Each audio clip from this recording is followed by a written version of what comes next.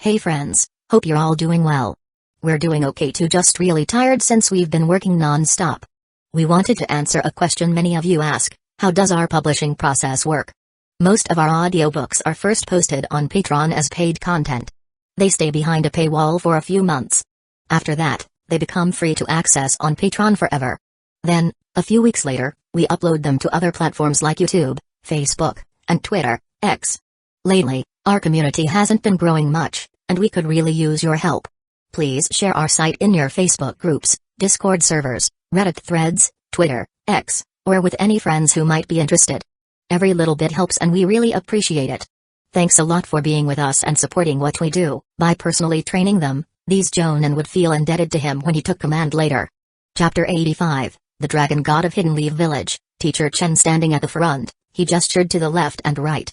The 8 gates and the breathing activation jutsu each have their strengths and weaknesses.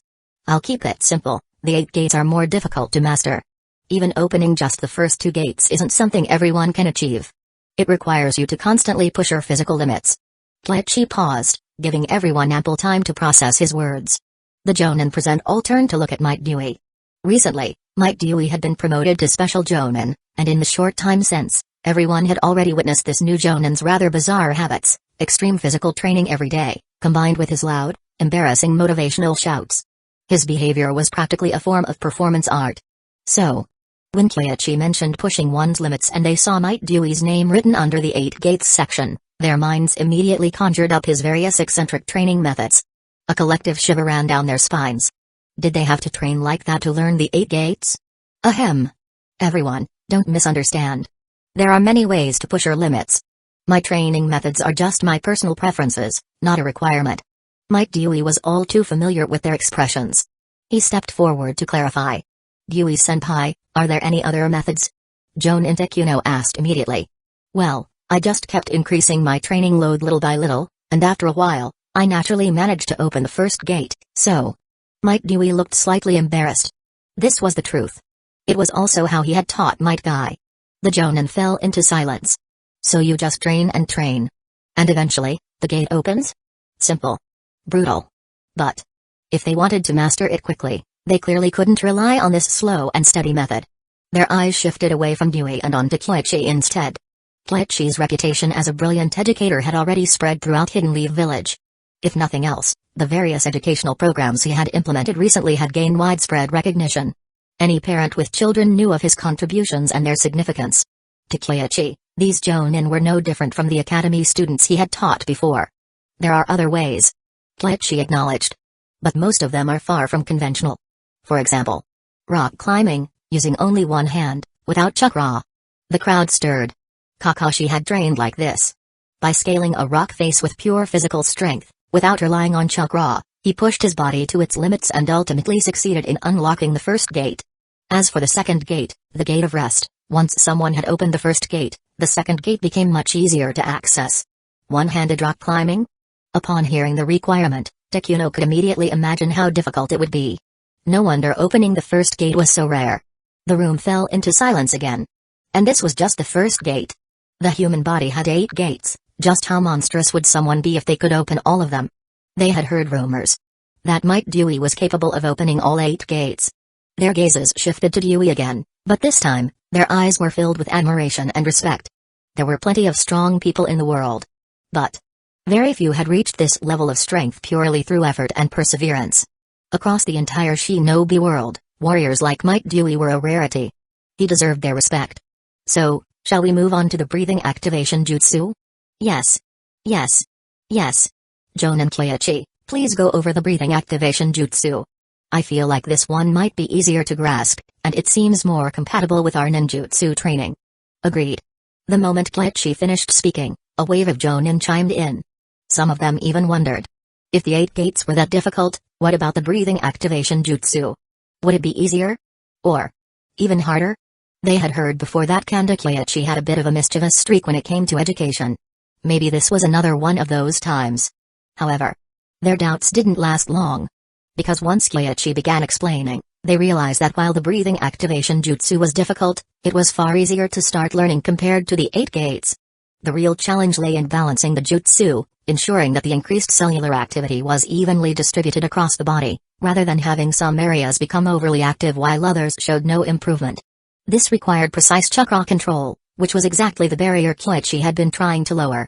Yet, after months of research, almost completing the 4th activation stage, he had been unable to lower the entry barrier to his satisfaction. In the end, he had to abandon that goal. The version the Jonin were seeing now was the finalized form. Increasing cellular activity by boosting oxygen intake is a lower entry barrier compared to the 8 gates, Tsunoda remarked. But at the same time, the cost is greater.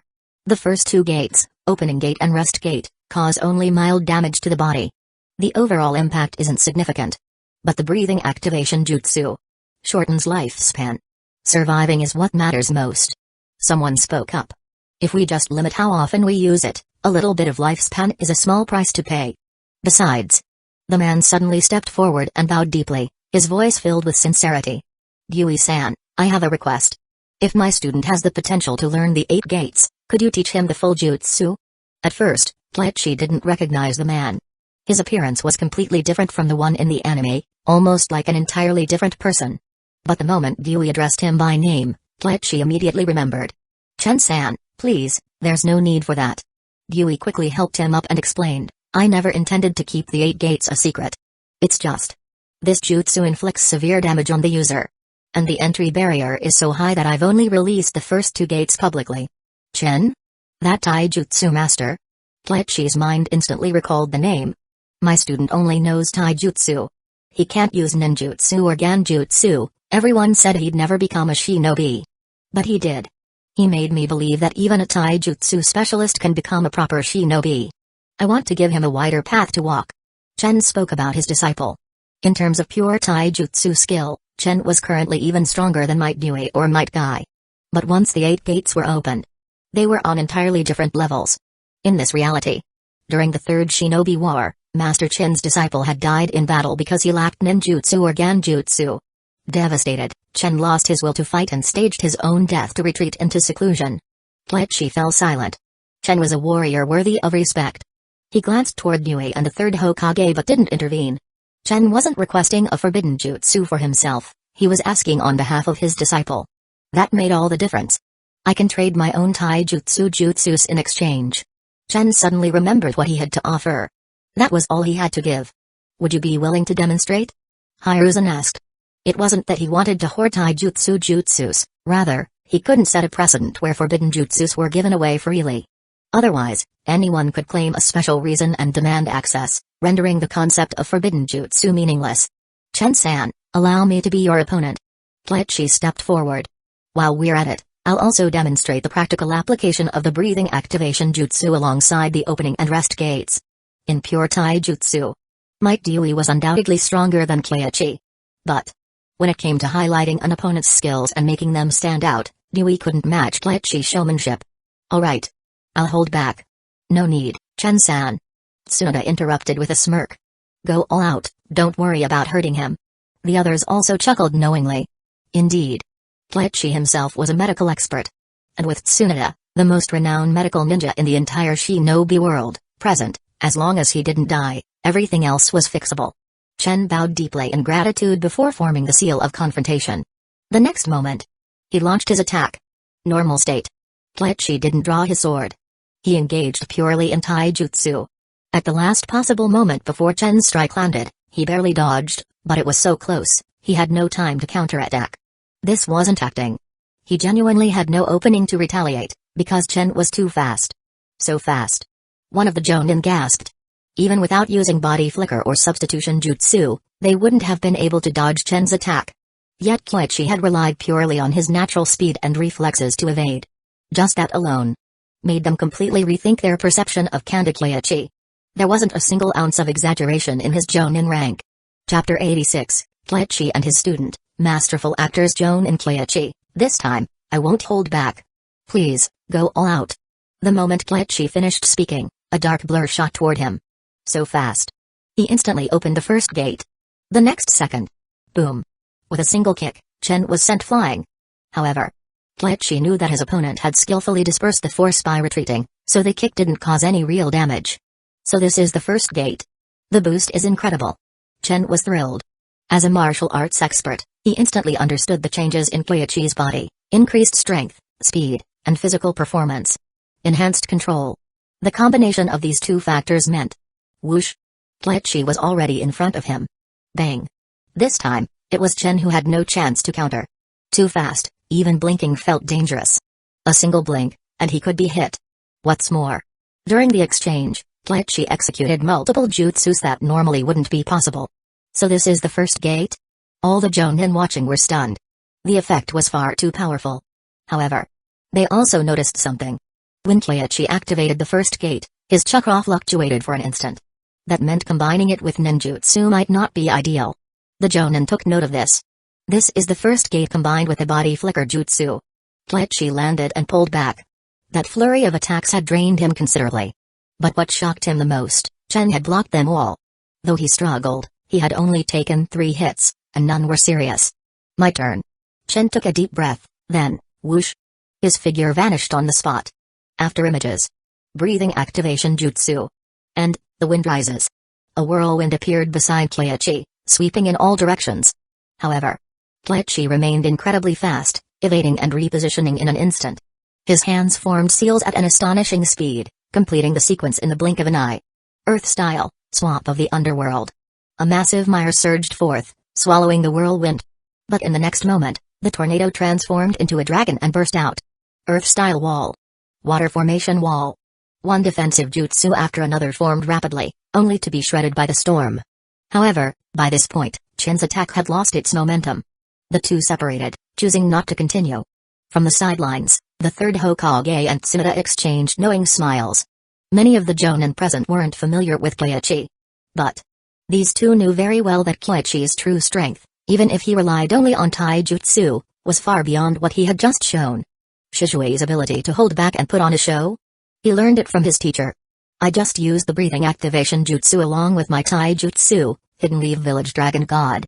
Chen closed his eyes for a moment before continuing. This jutsu enhances cellular activity rather than pushing the body beyond its limits, so it doesn't cause the same fatigue as the 8 gates.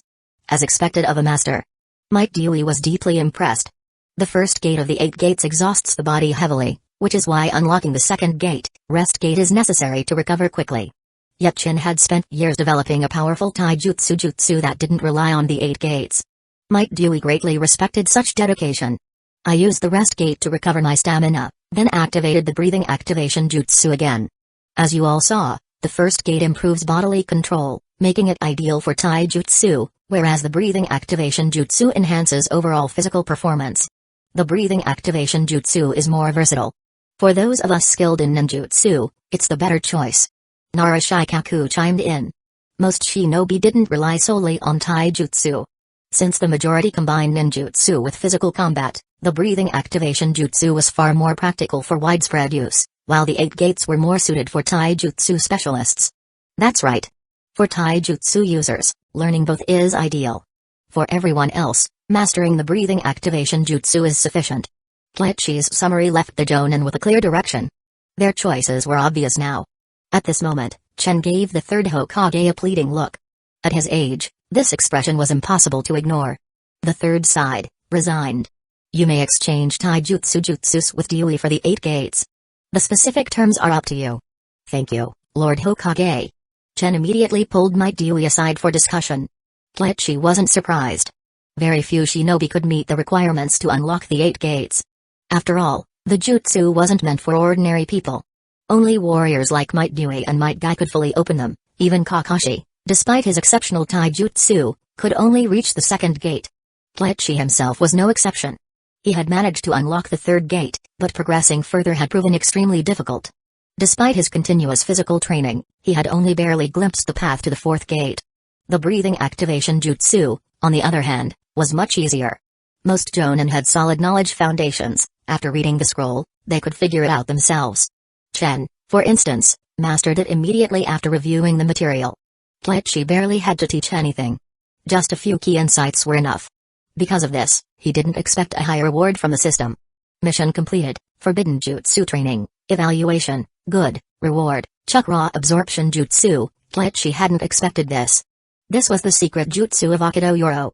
However, While it could absorb physical and spiritual energy, it could only do so through direct hand contact. It couldn't absorb chakra that had already been molded into ninjutsu. Not useless, exactly. Just situational. Still, it was a rare secret jutsu, so he couldn't call the reward disappointing. Kleichi pondered its applications. If the absorption rate was high and he could modify it to work through his feet or other body parts, it could pair well with his slug jutsus and prove valuable in battle. Something to experiment with later. Kleichi closed his system panel and refocused on reality. Everyone was practicing, except for Chen and Might Dewey. The two of them were fully absorbed in a heated taijutsu debate, their intensity completely different from the others. This dragon god jutsu is flawless. Taijutsu is performed by humans. No matter how strong a tornado is, if I hit you directly and stop your movement, the jutsu falls apart. That's the flaw. But I'm surrounded by wind, how would you even hit me? Chen was unconvinced.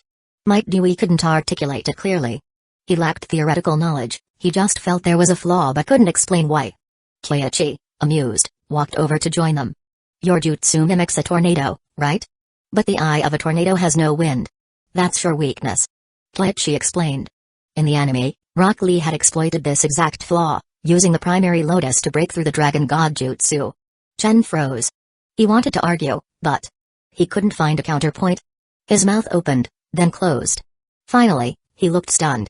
You saw that? At first, no. But after you broke through my two defensive jutsu, I noticed it. Ugh. Chen fell silent. He understood. Kleichi had figured it out and knew exactly how to counter it. He had simply chosen not to expose it, to save Chen's pride. Don't overthink it. The jutsu is still powerful. A flaw isn't necessarily a weakness, if you understand it, you can turn it into an advantage. Kleichi reassured him. What do you mean? Chen was deeply invested now. Might Dewey scratched his head. Isn't it simple? If he tries to enter the eye of the storm, just hit him directly. That's one method. Another is to adjust the wind's direction. Many problems have simple, brute force solutions. The Dragon God Jutsu was one such example. In the end, it simply became a test of speed. Whoever was faster, won. If Chen could master the 8 gates, few could rival his speed. But unfortunately, he was already in his 40s. At his age, his body was starting to decline. Maintaining his peak was already difficult. He had missed his best window. Even if he learned the 8 gates, his body might not withstand the strain. Kleichi thought for a moment and gave him a final piece of advice.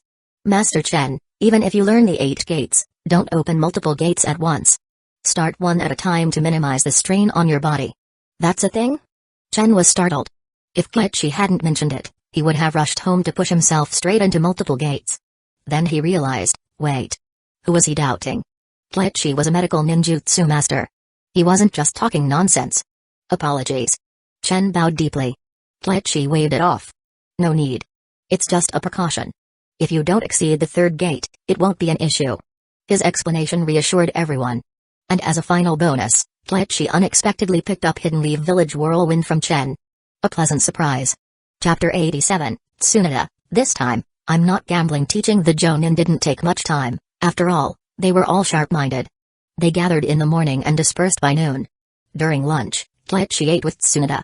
At some point, she brought up the true intention behind the 3rd Hokage's actions, promotion. Establishing authority. Every step was paving the way for Kleichi's upcoming deployment to the Eastern Front. And the shinobi benefiting from today's training? They were likely the very ones who would be heading east with him. Kleichi wholeheartedly agreed. As a seasoned commander, Tsunade knew exactly what was going on behind the scenes. A few days later. Sure enough, Kleichi received the deployment list. The Jonin on the list were those heading to the Eastern Front ahead of him. Most of them were the ones who had benefited from his teachings the other day. And on this very day, Kleichi also had to set out for his patrol mission in the eastern region of the Land of Fire. However, it wasn't because Hidden Mist Village was stirring up trouble. Quite the opposite. It was Hidden Clouds Village that had begun making moves first. Along the border of the Land of Lightning, Hidden Clouds Village Nin activity was growing more frequent, and there were even reports of their presence within the Land of Fire, alongside Hidden Stones Village Nin. At the same time, there was intel from Hidden Stones Village as Anbu. A significant number of Hidden Stones Village Nin were also active along the borders, showing signs of preparing for cross-border conflicts.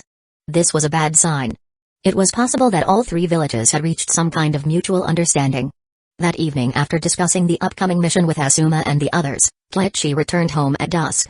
He was contemplating whether to go out for dinner when, the moment he opened the door, a rich aroma of home-cooked food greeted him. He froze. Turning his head, he saw Tsunoda and Shizune gathered around the table, which was filled with an array of dishes. "Welcome home. Come eat," Tsunoda said with a warm smile. Tsunoda, did you cook this?" Kleichi asked, skeptical. The food wasn't fancy, but it looked delicious, definitely not some culinary disaster. Could Tsunoda really cook this well? No way.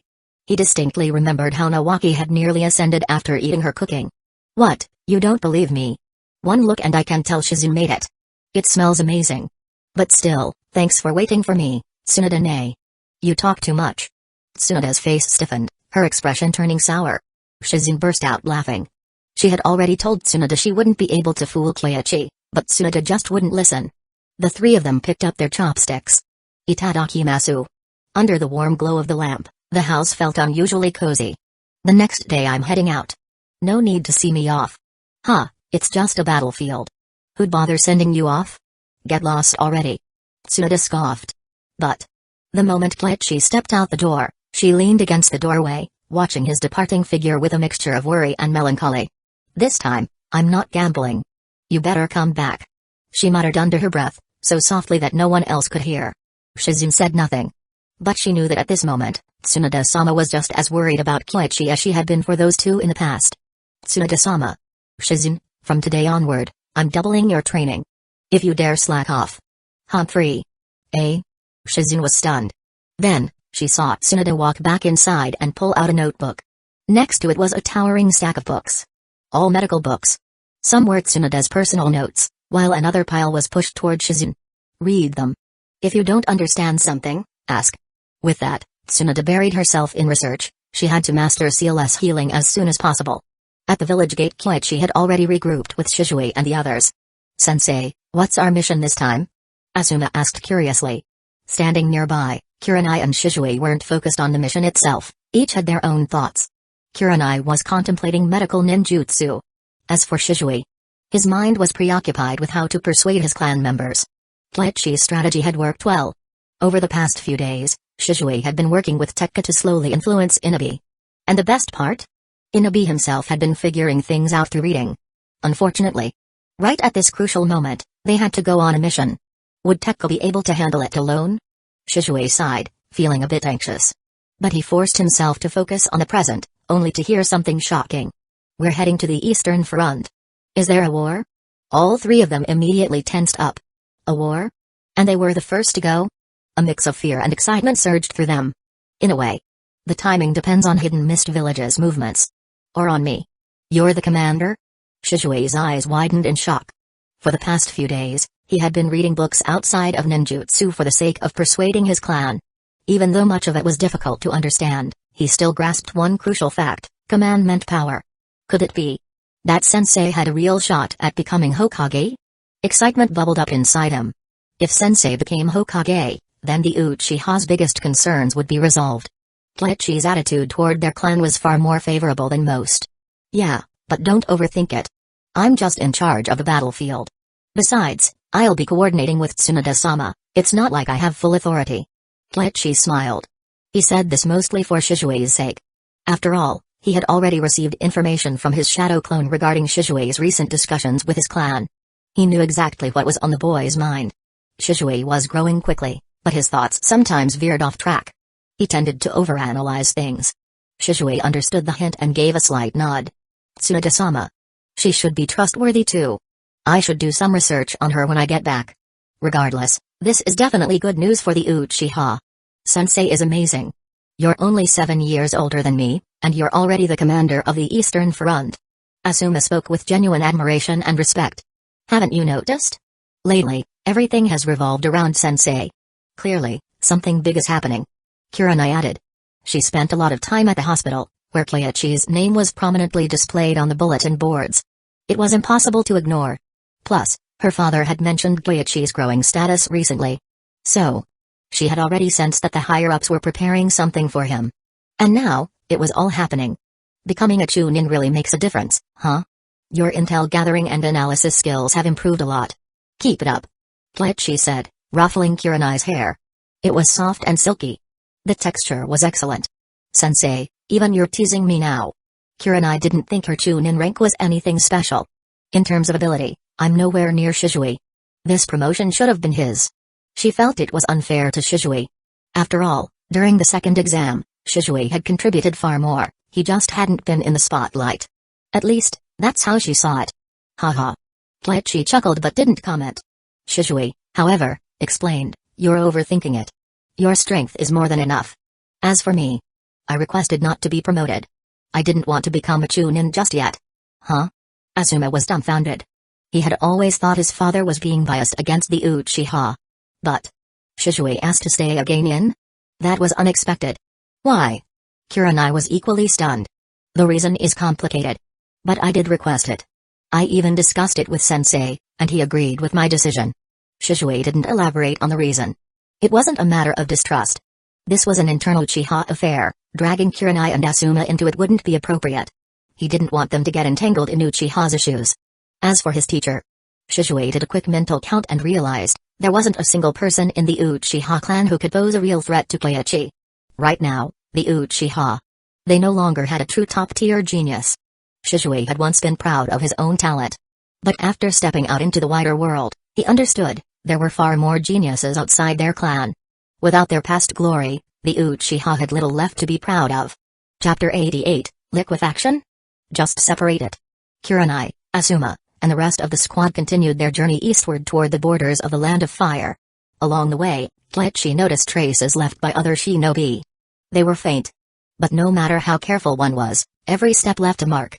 Shinobi operated with precision, yet some minor details always betrayed them. For example, crushed leaves on the path. Sensei, is this left by Hidden Mist Village shinobi? Not sure yet. We'll need to observe further. Let's keep moving in this direction. Kleichi didn't jump to conclusions. It could just as well be their own people. They continued tracking. Shizui, Asuma, and Kurenai maintained full alertness, scanning their surroundings for any signs. Thanks to their experience in the Battle Royale exam, their coordination had improved significantly.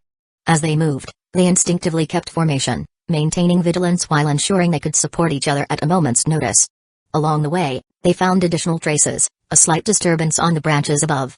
Following the trail, they advanced further. Before long, Sensei, we've tracked them down, but I think it's one of ours. Kurenai reported.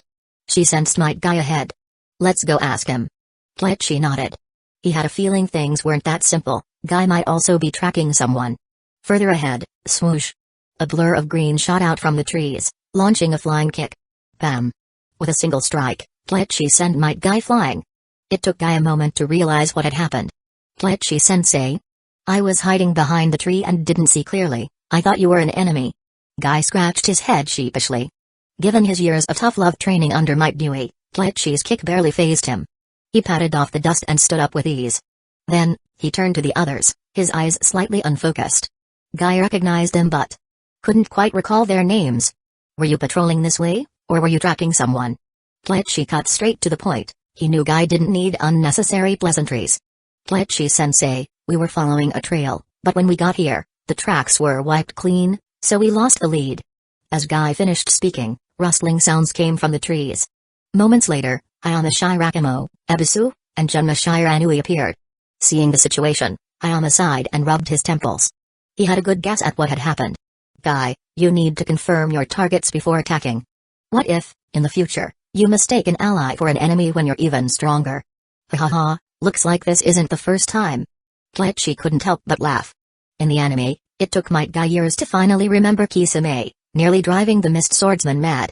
He had also failed to recognize Obito during their second encounter in the Chunin exams. It seemed, his strength had come at the cost of his memory. Nothing to be jealous of. Yes. I will do better next time.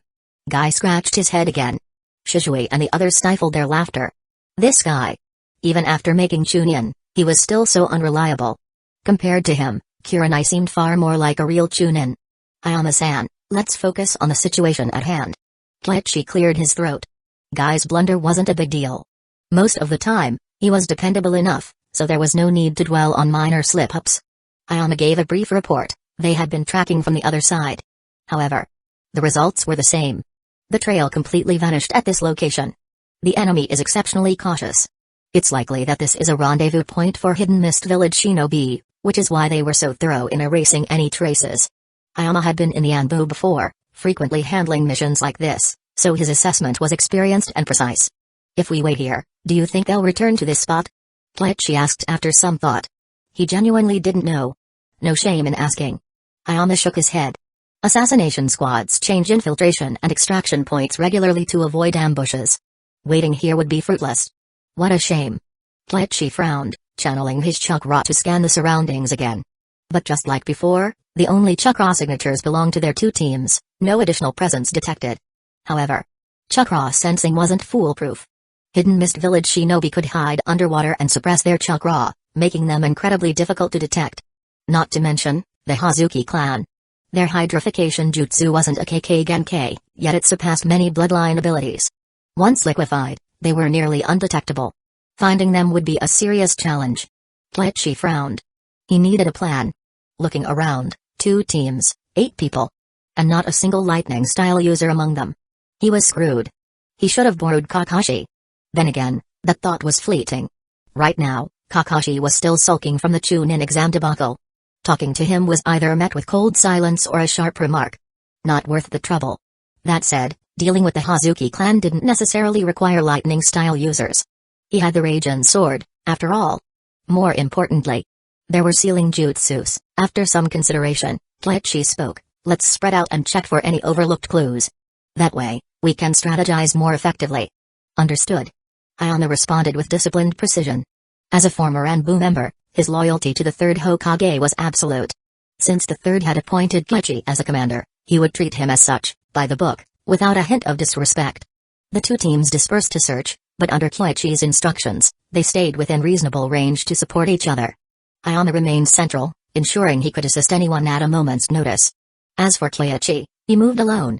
More importantly, he wasn't wearing a Jonin flak jacket today, just a simple, casual outfit, making him look no different from a regular Chunin or even a Geinin.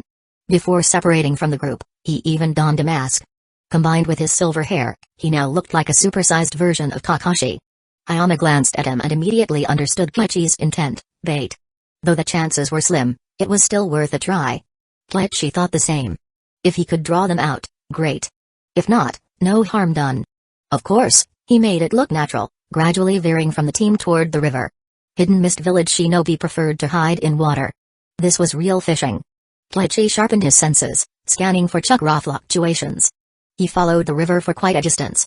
Then, a faint, nearly imperceptible disturbance in the water. Almost undetectable.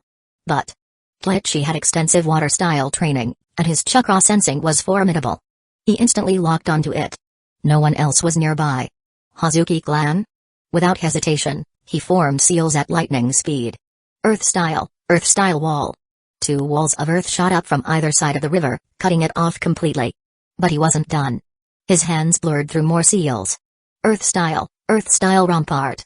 With the 2 walls as boundaries, the entire section of the river, water, riverbed, and surrounding terrain, rose into the air, completely severed from the rest of the water. My God. From afar, Guy watched in shock. That earth-style was absolutely insane. Chapter 89, Sealed. Capturing Hazuki Chikage alive. What are you standing there for? Support me. Asuma had already sprinted forward but noticed that this kid was still frozen in place, so he hurriedly called out from a distance. Might Guy finally snapped out of it. Kleichi placed his hand on the ground, sensing the terrain. His gaze sharpened as chakra flowed from his palm into the earth, extending outward and hardening the entire riverbed into jagged stone spheres. This was a jutsu he had developed himself. Not the most practical, but perfect for the situation. He had just sensed that the enemy was trying to escape through the riverbed. Splash. A burst of water shot up. Kleichi quickly formed another seal, and a dark rain fell over the area. Fire-style, wind-style. Yes. Shizue instantly teleported into position. From atop a wall, he had already finished forming seals. The next moment, a massive fireball erupted from his mouth. Asuma couldn't make it in time, but Hayama Shirakawa arrived just then, forming seals before exhaling a powerful wind blast. Raging flames, fierce winds, and black oil. The top of the earthen walls became engulfed in a sea of fire, so intense that even water couldn't suppress it. The river evaporated, filling the air with thick steam. Is this brat trying to dry up the entire river? What kind of monster is this? Hazuki Chikage cursed inwardly. He hurriedly activated a water-style jutsu. However, as the water level rose, so did the surrounding earth walls, trapping him within a burning inferno. Black oil and fire floated atop the water, turning it into a boiling cauldron. This wasn't going to work. Seeing no other choice, he finally abandoned his cover and leaped toward an unoccupied direction, his body still burning with searing flames. Some of the black oil had stuck to him, making it impossible to extinguish, even with his hydrification jutsu. Body flicker jutsu. His speed was astonishing. No wonder you dared to stay behind. Kleichi sneered. Fast? I'm faster. First gate, open. The next instant, he drew his sword, turning into a streak of light. Secret sword, moon shadow. At the same time, he combined it with the AI jutsu, draw, flash step, strike, all in one seamless motion. Too fast. There was no way to dodge. Hazuki Chikage's mind went blank. How can this brat move so fast?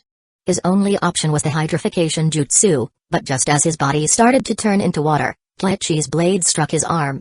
The next second, lightning surged from the blade, instantly paralyzing him.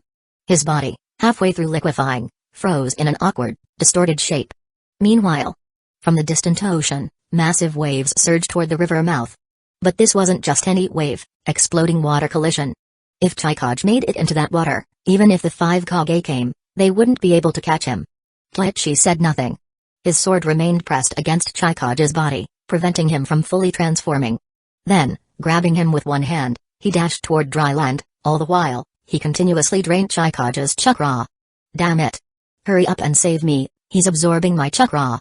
Chikage panicked. Though the hydrification jutsu consumed very little chakra, it wasn't free.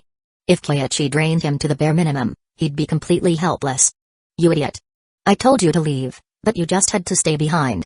A figure stepped onto the waves. Light green hair, a long hook in hand. Ayame Shirakumo and Shizue immediately rushed forward to intercept him, but, just as they reached him, the man extended his hand, and a water mirror appeared in front of him. Water mirror jutsu. Kleichi instantly recognized him. Yagura Karatachi. Avoid that mirror, it might be dangerous. He quickly warned.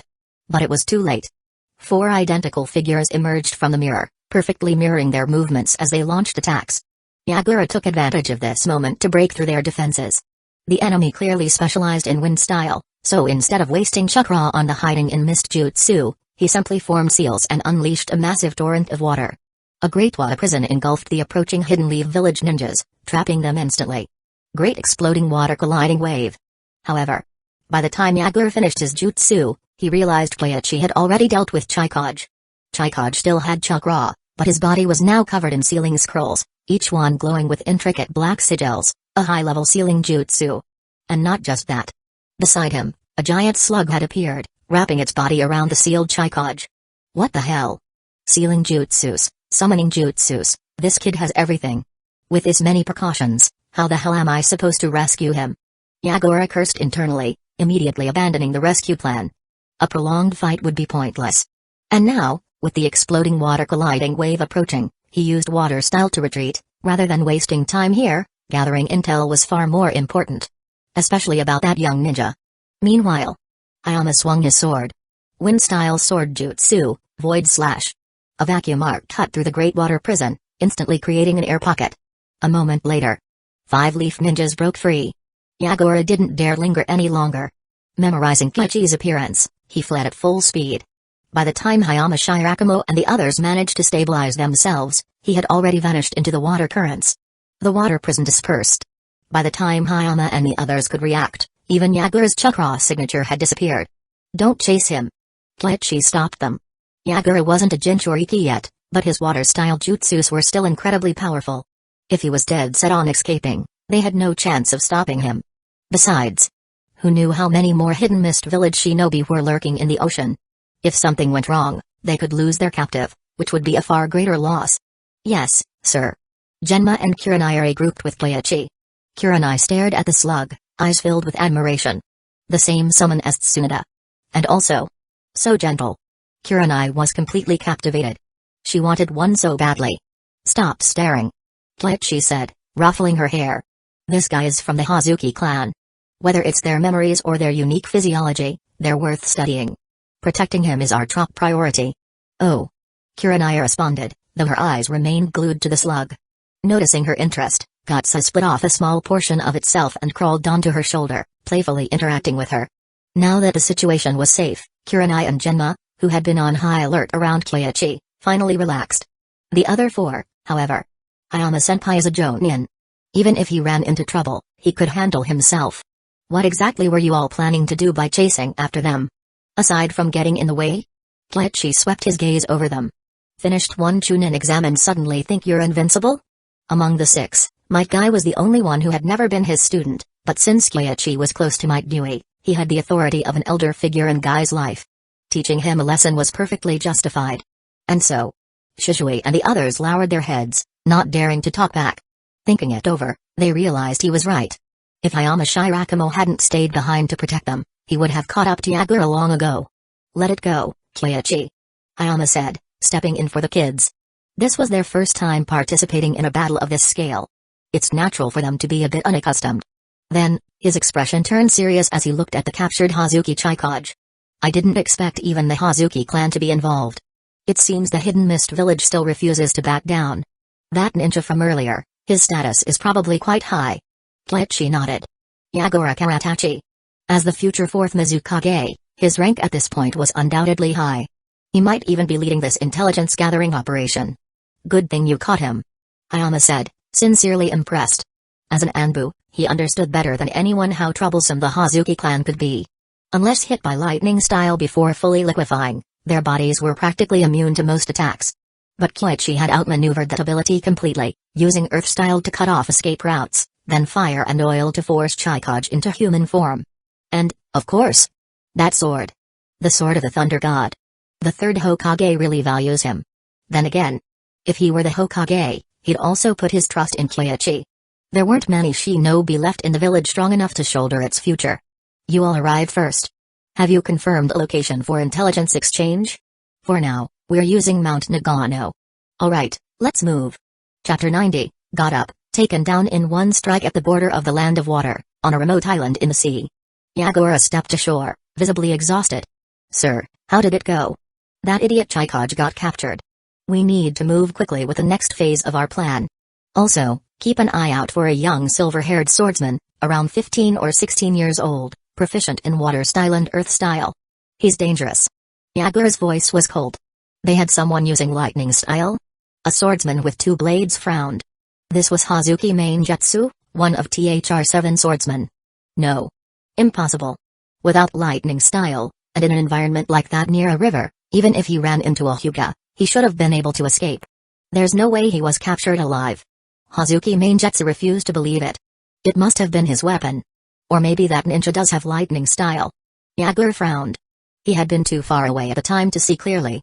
After he briefly described what happened, Hazuki Mangetsu's face darkened, and he fell silent.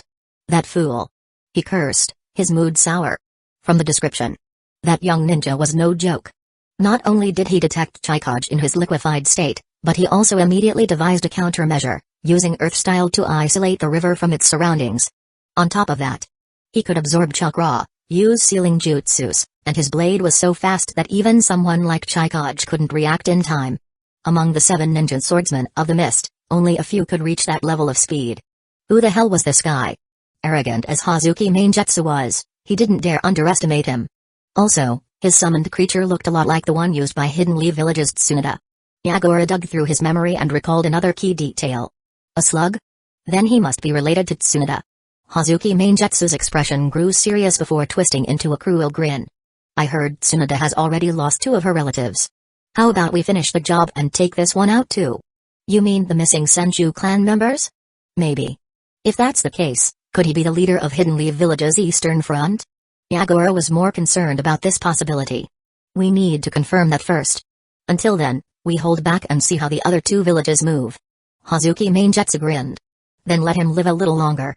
The 7 ninja swordsmen aren't all assembled yet. Once we gather, we'll cut him down together. Yagura nodded, a smirk forming at the corner of his lips. It seemed Chikage's capture might not be such a bad thing after all. Land of Fire, Nagano Mountain. Might Guy, with his endless stamina and speed, had been sent ahead to report and rally reinforcements. Meanwhile, Kyoichi and Shirakumo Hayama stayed with the others, ensuring their safety. After all, With the Hazuki clan involved, any place near water on the eastern front of the Land of Fire was unsafe, unless they were within Hidden Leaf Village's camp. The camp was guarded by the Hyuga clan. While the Hazuki could evade normal sensory jutsus, they couldn't hide their chakra from the Byakugan. So, when Kyoichi spotted the patrol squad at the mountain's base, he finally breathed a sigh of relief. Kurenai, you lead the others up the mountain. Gatsu will stay with you. Hayama and I will go ahead. Kyoichi turned to Yui Kurenai. She was a chunin. With Kyoichi and Hayama gone, she had the highest rank, making her the natural leader. The others all nodded. Move. Kyoichi's speed surged. In the blink of an eye, he and Hayama, carrying the sealed Hazuki Chikage, dashed up the mountain.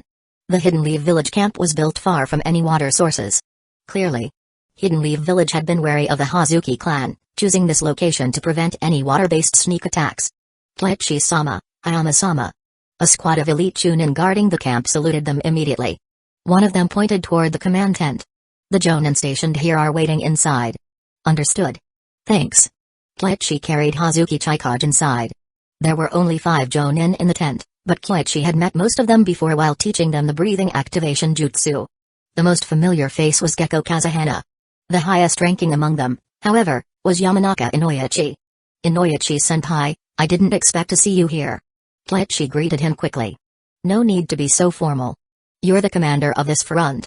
The third Hokage sent me to assist with intelligence gathering. Yamanaka Inoichi smiled warmly. He was still young, far more handsome than in the anime. Kyoichi understood immediately. Inoichi was the head of Hidden Leaf Village's intelligence division. A skilled shinobi, highly respected. If the third Hokage had sent him here, it was clearly to support Kyoichi. Perfect? Then this is great. We caught a Hazuki clan member. Oh? You actually managed to kill a Hazuki? Inoichi was surprised. The Hazuki clan's hydrification jutsu made them immune to conventional attacks, and their ability to evade sensory detection had always been a headache for Hidden Leaf Village. That's why so many Hyuga had been deployed to this front. But now, Kyoichi set down his captive. Inoichi checked and was utterly shocked. He was still alive. You captured him alive? Now Inoichi was truly in disbelief. Killing a Hazuki wasn't impossible. If they were found, there were ways to deal with them. But capturing one alive? That was a whole different challenge. Examining Chikage more closely, Inoichi saw his body covered in sealing marks, 4-symbol seal, high-level sealing jutsus. Good lord. This kid even knows sealing jutsu? A ninja's time and energy were limited. Mastering just 1 or 2 areas was difficult enough. But Kanda Kyoichi? Kenjutsu, Taijutsu, Water Style, Earth Style, Ganjutsu, Medical Ninjutsu. Now he had sealing jutsus too? Was there anything he didn't excel at? Inoichi was floored. Ahem. How I did it? Well, I just caught him. With everyone's help, it wasn't too difficult. Kyoichi kept it vague. What was he supposed to say? That he trapped him with Earth Style, then cut him down in one strike? Nothing much to explain. Inoichi was stunned for a moment but quickly regained his composure. He said seriously, if he's alive, that's even better. We'll summon the sealing team to secure him, then I'll extract the intelligence from his mind. Be careful of suicide attempts. Kyoichi warned. Haha, don't worry. This is my specialty. Inoichi chuckled. In terms of combat, he admitted he wasn't on Kyoichi's level. But when it came to extracting information, if he claimed to be second in Hidden Leaf Village, no one would dare claim first. Without wasting time, he immediately led a team to secure Hazuki Chikage. The Hazuki clan was a major family in Hidden Mist Village. Every single one of them carried critical intelligence in their minds. Hidden Leaf Village had never before captured a living Hazuki. Now that they had one, they wouldn't waste the opportunity. As Inoichi left, the tent fell into silence. Shirakawa Hayama was still processing everything that had happened. Meanwhile, the others were completely stunned. They had witnessed Kyoichi's strength before when he taught them the breathing activation jutsu, so they never underestimated him, the youngest Jonin and commander of Hidden Leaf Village's eastern front. But even so, they hadn't expected him to capture such a high-profile target so soon. A member of the Hazuki clan. This might just be the first time in history that a Hazuki had ever been captured alive. Chapter 91, The 7 Ninja Swords. Ran away? Kyoichi-sama, I have to hand it to you. This is the Hazuki clan we're talking about, how did you manage it? Gekko Kazahana couldn't suppress his curiosity. Hi-8 was saved by Kyoichi, so he had no qualms about addressing him as Sama. It was thanks to Hayame-san's help. Otherwise, capturing him wouldn't have been so easy. Kletchi smiled. Shirakamohayame's face flushed red as he waved his hand dismissively. Not at all. I only used a great breakthrough from start to finish. It was Koichi-sama who risked himself to sense the slightest disturbance, locked onto the target's position with Earth Style, and then paralyzed him with a single sword strike. Earth Style? A single strike? The three nearby Jonin exchanged glances. Using Earth Style to lock down a Hazuki clan member's position. They could picture it. Theoretically feasible, but the Hazuki clan weren't fools, they wouldn't just stand there waiting to be captured. Which meant that Koichi's hand seals and sword speed were incredibly fast. Fast enough that his opponent couldn't react in time. And then there was Raijin's sword, the sword of the Thunder God. As Jonin, they only needed a few words to deduce most of what had happened. Silently, they all felt a deep respect. If it had been them. Even with the sword of the Thunder God, capturing a Hazuki clan member would have been a tall order. By the way, aside from the Hazuki clan member, we also encountered a hidden mist village shinobi with pale green hair. Does anyone know who he is? I suspect he might be one of the leaders of this invasion. Kletchi spoke in a low voice. Pale green hair? Kazehana frowned, thinking for a long time before his eyes suddenly lit up. I remember now. His name is Yagura. Not sure about his surname, but he's definitely a big shot. I've heard that in recent years, the third Mizukage has been having health issues and rarely appears in public. Most matters are being handled by one of his subordinates. Shirakamohayama added. Before this year, he had been in Anbu and had traveled to many places, including Hidden Mist Village. If that's the case, then he's likely the one. Kletchi said seriously. No wonder he was so strong. Hayama nodded. He then explained how Yagura had attempted to rescue Hazuki Chikage. Hearing this, Gecko Kazehana and the others immediately became solemn. That level of strength. At the very least, he was an elite Jonin. Kletchi's suspicion was highly probable. For now, let's wait for Inoichi-senpai's intel. Kletchi pondered for a moment and decided not to dwell on it. Overanalyzing wouldn't help. They still didn't know the exact location of the enemy's base, so identifying individuals wasn't particularly useful. Besides, he couldn't yet reveal Yagura's full identity and abilities. Everyone nodded in agreement. Inoichi worked quickly. Soon enough, he body flickered back into the tent. Hit the jackpot. This one's a big fish. Inoichi was visibly excited. What did you find? Kletchi immediately stood up. This guy's name is Hazuki Chikage. His older brother, Hazuki Mangekyō, is the wielder of the twin swords Hamada among the 7 ninja swordsmen of the mist. Also, the person you fought was Karatachi Yagura, one of the strongest contenders for the position of the 4th Mizukage. He's been handling Hidden Mist Village's affairs recently and is incredibly powerful. However, the Hazuki clan is also vying for the 4th Mizukage position, so the clan and some members of the 7 ninja swordsmen don't fully obey Yagura's orders. Inoichi laid out the intel piece by piece. Everyone's expression grew solemn. This was information that, if they had tried to gather slowly, would have cost them countless spies, if they even managed to obtain it at all. But now, after capturing just one living Hazuki clan member, they had everything. As expected. The Hazuki clan knew plenty of secrets. Kletchi pondered for a moment before clapping his hands. Damn. I caught Hazuki Chikage, which means the enemy is now on alert. If Yagura applies pressure, the 7 ninja swordsmen will likely follow his orders. We had no choice. If we didn't capture anyone, how would we have gotten this intel? Inoichi shook his head. He understood what Koichi meant. If the 7 ninja swordsmen hadn't been following orders, it could have led to internal chaos, potentially causing them to self-destruct. But now that there was a powerful enemy who could capture a Hazuki alive, the whole situation had changed. Kletchi could only sigh. He and Inoichi weren't exactly thinking the same thing. With this development, the 7 ninja swordsmen wouldn't be sneaking in like in the enemy.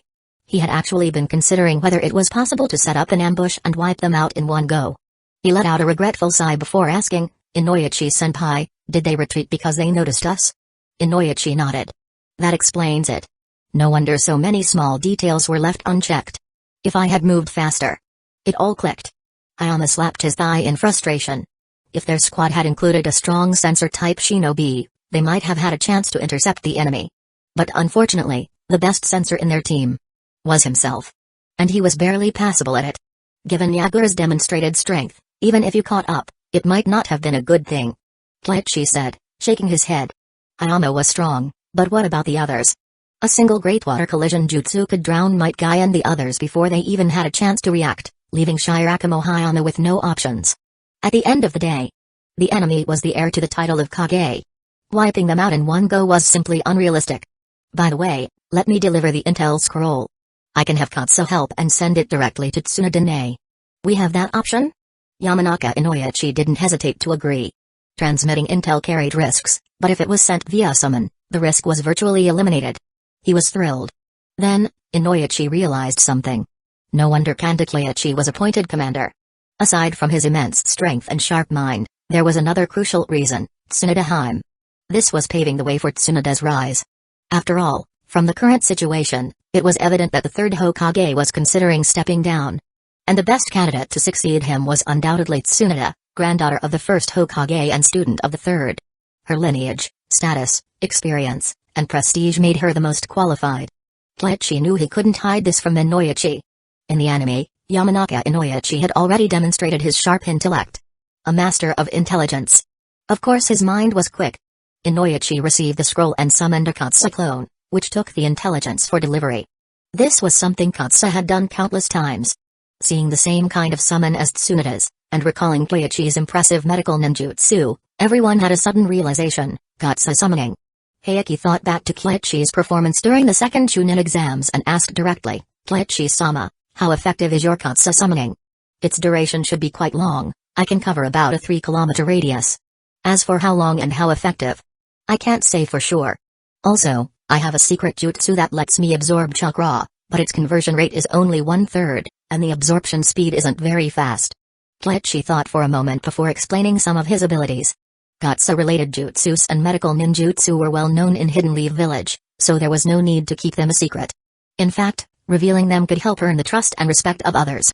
What he didn't expect was how much his revelations would shock Yamanaka Inoichi. Inoichi had assumed that Keiichi's abilities were only effective within a small radius and for a limited duration. But the reality? While not on the same level as Tsunade, his capabilities were still astonishing. And more importantly, Keiichi had the ability to absorb chakra. Even if the conversion rate was only 1/3, on the battlefield, such an ability could have an immense impact.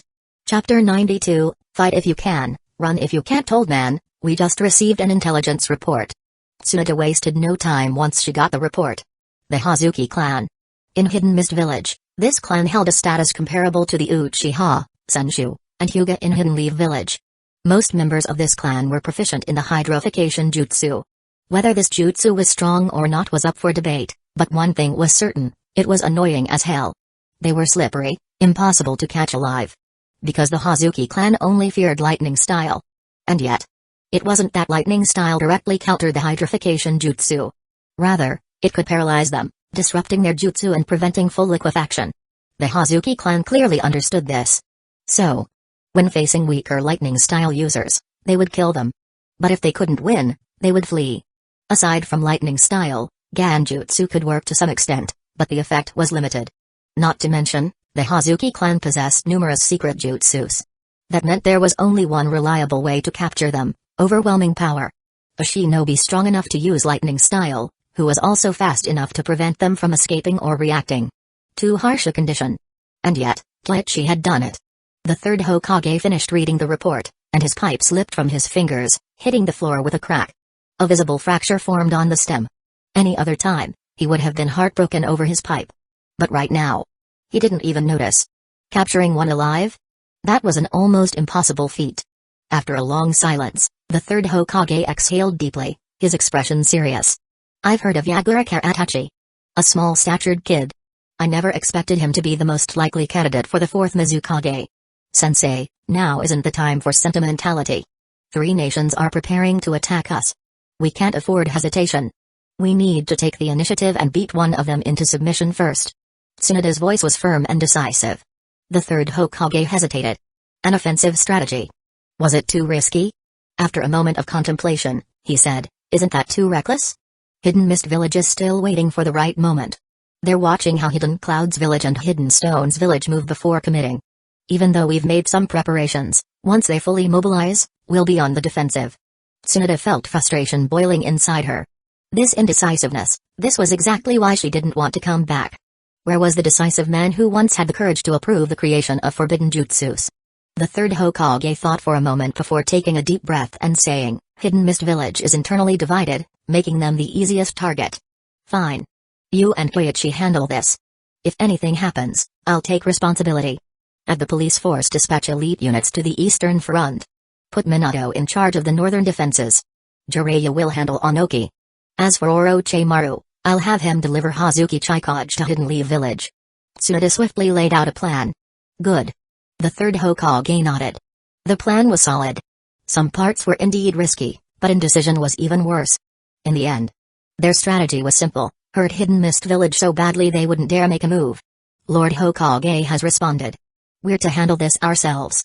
Once we've extracted all the intel from Hazuki Chikage, he'll be sent to Hidden Leaf Village. Koichi relayed the village's decision. Yamanaka Inoichi's expression turned complicated. On one hand, he was relieved. But on the other, this wasn't the third Hokage's way of doing things. If it were up to Hiruzen Sarutobi, he would have waited and observed rather than attacking preemptively. This was Tsunade's style. Direct and aggressive. What was there to wait for? They had already captured an infiltrator, and the suspected leader, Yagura Karatachi, had personally appeared. That was enough justification to strike. And that was Tsunade's call. Koichi agreed with this mindset. They already been provoked, what were they waiting for? For Hidden Mist Village to coordinate with Hidden Clouds Village and Hidden Stones Village first? Inoichi passed the intelligence report to the others. Koichi-sama, what's your plan? His brows furrowed. They were critically short on manpower. Some squads had returned, but they only had 10 teams total, far too few. Most shinobi had already been reassigned to the northeastern front due to unrest from Hidden Clouds Village. As for Tsunade's call for reinforcements? That sounded great, but they would take at least 2 or 3 days to arrive. Inoichi referred to Koichi as Lord out of respect. Koichi understood this, so he didn't act pretentious. Since Inoichi asked, he answered frankly, Tsunade-sama is having the police force dispatch elites here, but that'll take at least 2 to 3 days. The police force. That's good. Then we'll wait. Inoichi nodded. The Uchiha police force. Tsunade truly was one of the Sannin, she knew how to position her forces. But in the meantime, I'm not planning to sit around. I'm going after their base. Koichi grinned. Everyone present was a Jonin, they immediately understood his intent. You want to disrupt their retreat? Exactly. At the very least, I want to make their evacuation miserable. Koichi nodded. If they simply waited for reinforcements, Hidden Mist Village's forces would be long gone by then, and all their intelligence efforts would have been wasted. That's too dangerous. Inoichi frowned. It wasn't that he was inflexible. It was a simple numbers problem. They had fewer than 50 upper-rank shinobi, including Jonin and Takebutsu Jonin. Meanwhile, Hidden Mist Village had far more. It's not an all-out battle. If we can fight, we fight. If we can't, we run. That's why I'm only taking those skilled in assassinations and fast enough to escape. Koichi explained. Guerrilla warfare. Not just tactics, intelligence gathering was just as important. After finishing, he turned to Inoichi and asked, are there any Hyuga with exceptional speed? Speed. That was a strict requirement. Of course. A Hyuga shinobi immediately answered. They need to be at this level. Koichi used the body flicker jutsu, instantly disappearing from the room and reappearing far outside. The Hyuga Takebutsu Jonin was stunned. That fast. Only Lord Hisashi can manage that. Koichi wasn't trying to be harsh, it was just the reality. The Hyuga could only answer weakly before looking down in silence. Seeing this, the other reconnaissance specialists also stayed quiet. Everyone understood how crucial intelligence gathering was in war. And when fighting Hidden Mist Village shinobi, pretending to be more skilled than they actually were would only get them killed. Koichi scanned the room, then turned to Inoichi. After a brief hesitation, he grinned and said, how about it, Inoichi-san? Want to go crazy with me this once? You actually know you're being reckless?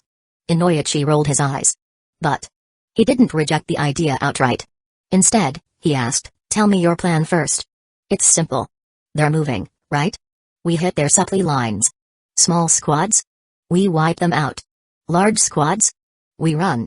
Koichi laid it out plainly. If I leave, what about the base? I'll leave a shadow clone here. I can absorb chakra, so I'll need some donations from time to time. Koichi had everything planned out. The others listened, their expressions twitching. This plan seemed viable. But somehow, it felt off. If you weren't fast enough, you were just a chakra battery. Chapter 93, a decision that defies tradition. Candidate selection? Yamanaka Inoichi pondered for a moment before continuing. You, me, Hyate Gecko, and Shirakumo Hayama. What about me? I can do it too. Might Dewey interjected eagerly. When it came to other matters, he might lack confidence, but in terms of speed, Might Dewey believed he was second to none, even compared to Kleiichi. Before, he never dared to put himself forward because he didn't realize his own strength. Or, as Kleiichi might put it, a powerful warrior born with the temperament of a coward. But now, things were different. Especially after interacting with the Jonin. He had a clearer sense of his actual capabilities, and his confidence had soared.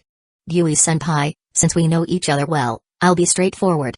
Your strength and speed are undoubtedly exceptional, but this mission is about disruption, strict discipline, tactical flexibility, and knowing when to strike or retreat. In this regard, you're still lacking. To put it bluntly, Might Dewey had more than enough raw power, but his strategic thinking and adaptability still needed improvement. Once engaged, he tended to charge straight ahead without considering alternative approaches. This mission wasn't about direct combat, it was about hit-and-run tactics. Bringing him along simply wasn't necessary. Might Dewey looked disappointed but understood Kleiichi's reasoning. He had spent years as a Geinin, mostly completing minor D-rank tasks like farming and fetching water, with little battlefield experience. He was simply unsuited for this kind of fluid combat. So, he didn't insist. Kleiichi-sama, how exactly did you capture Hazuki Chikage? And could you explain your battle strategy in detail? Hyuga asked curiously. Kleiichi glanced at him, feeling a quiet appreciation. Why do the Hyuga clan maintain good relations with the other major families in Hidden Leaf Village?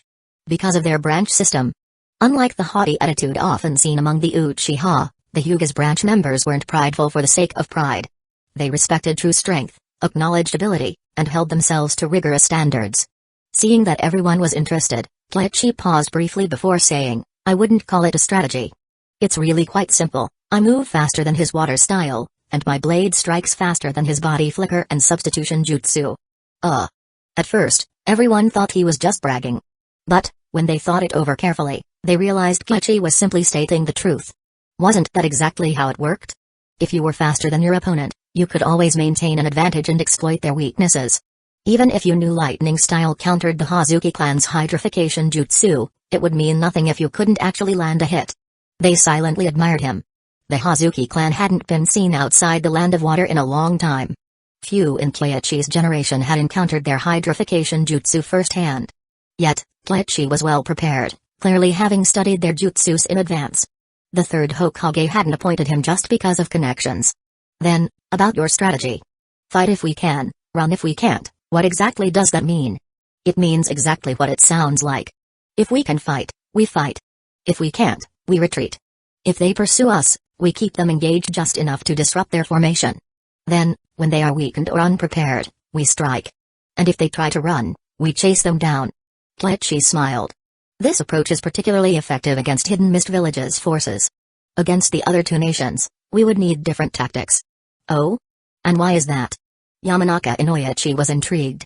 Kleiichi's strategy sounded excellent, he was already considering adapting it for use in the other battlefronts.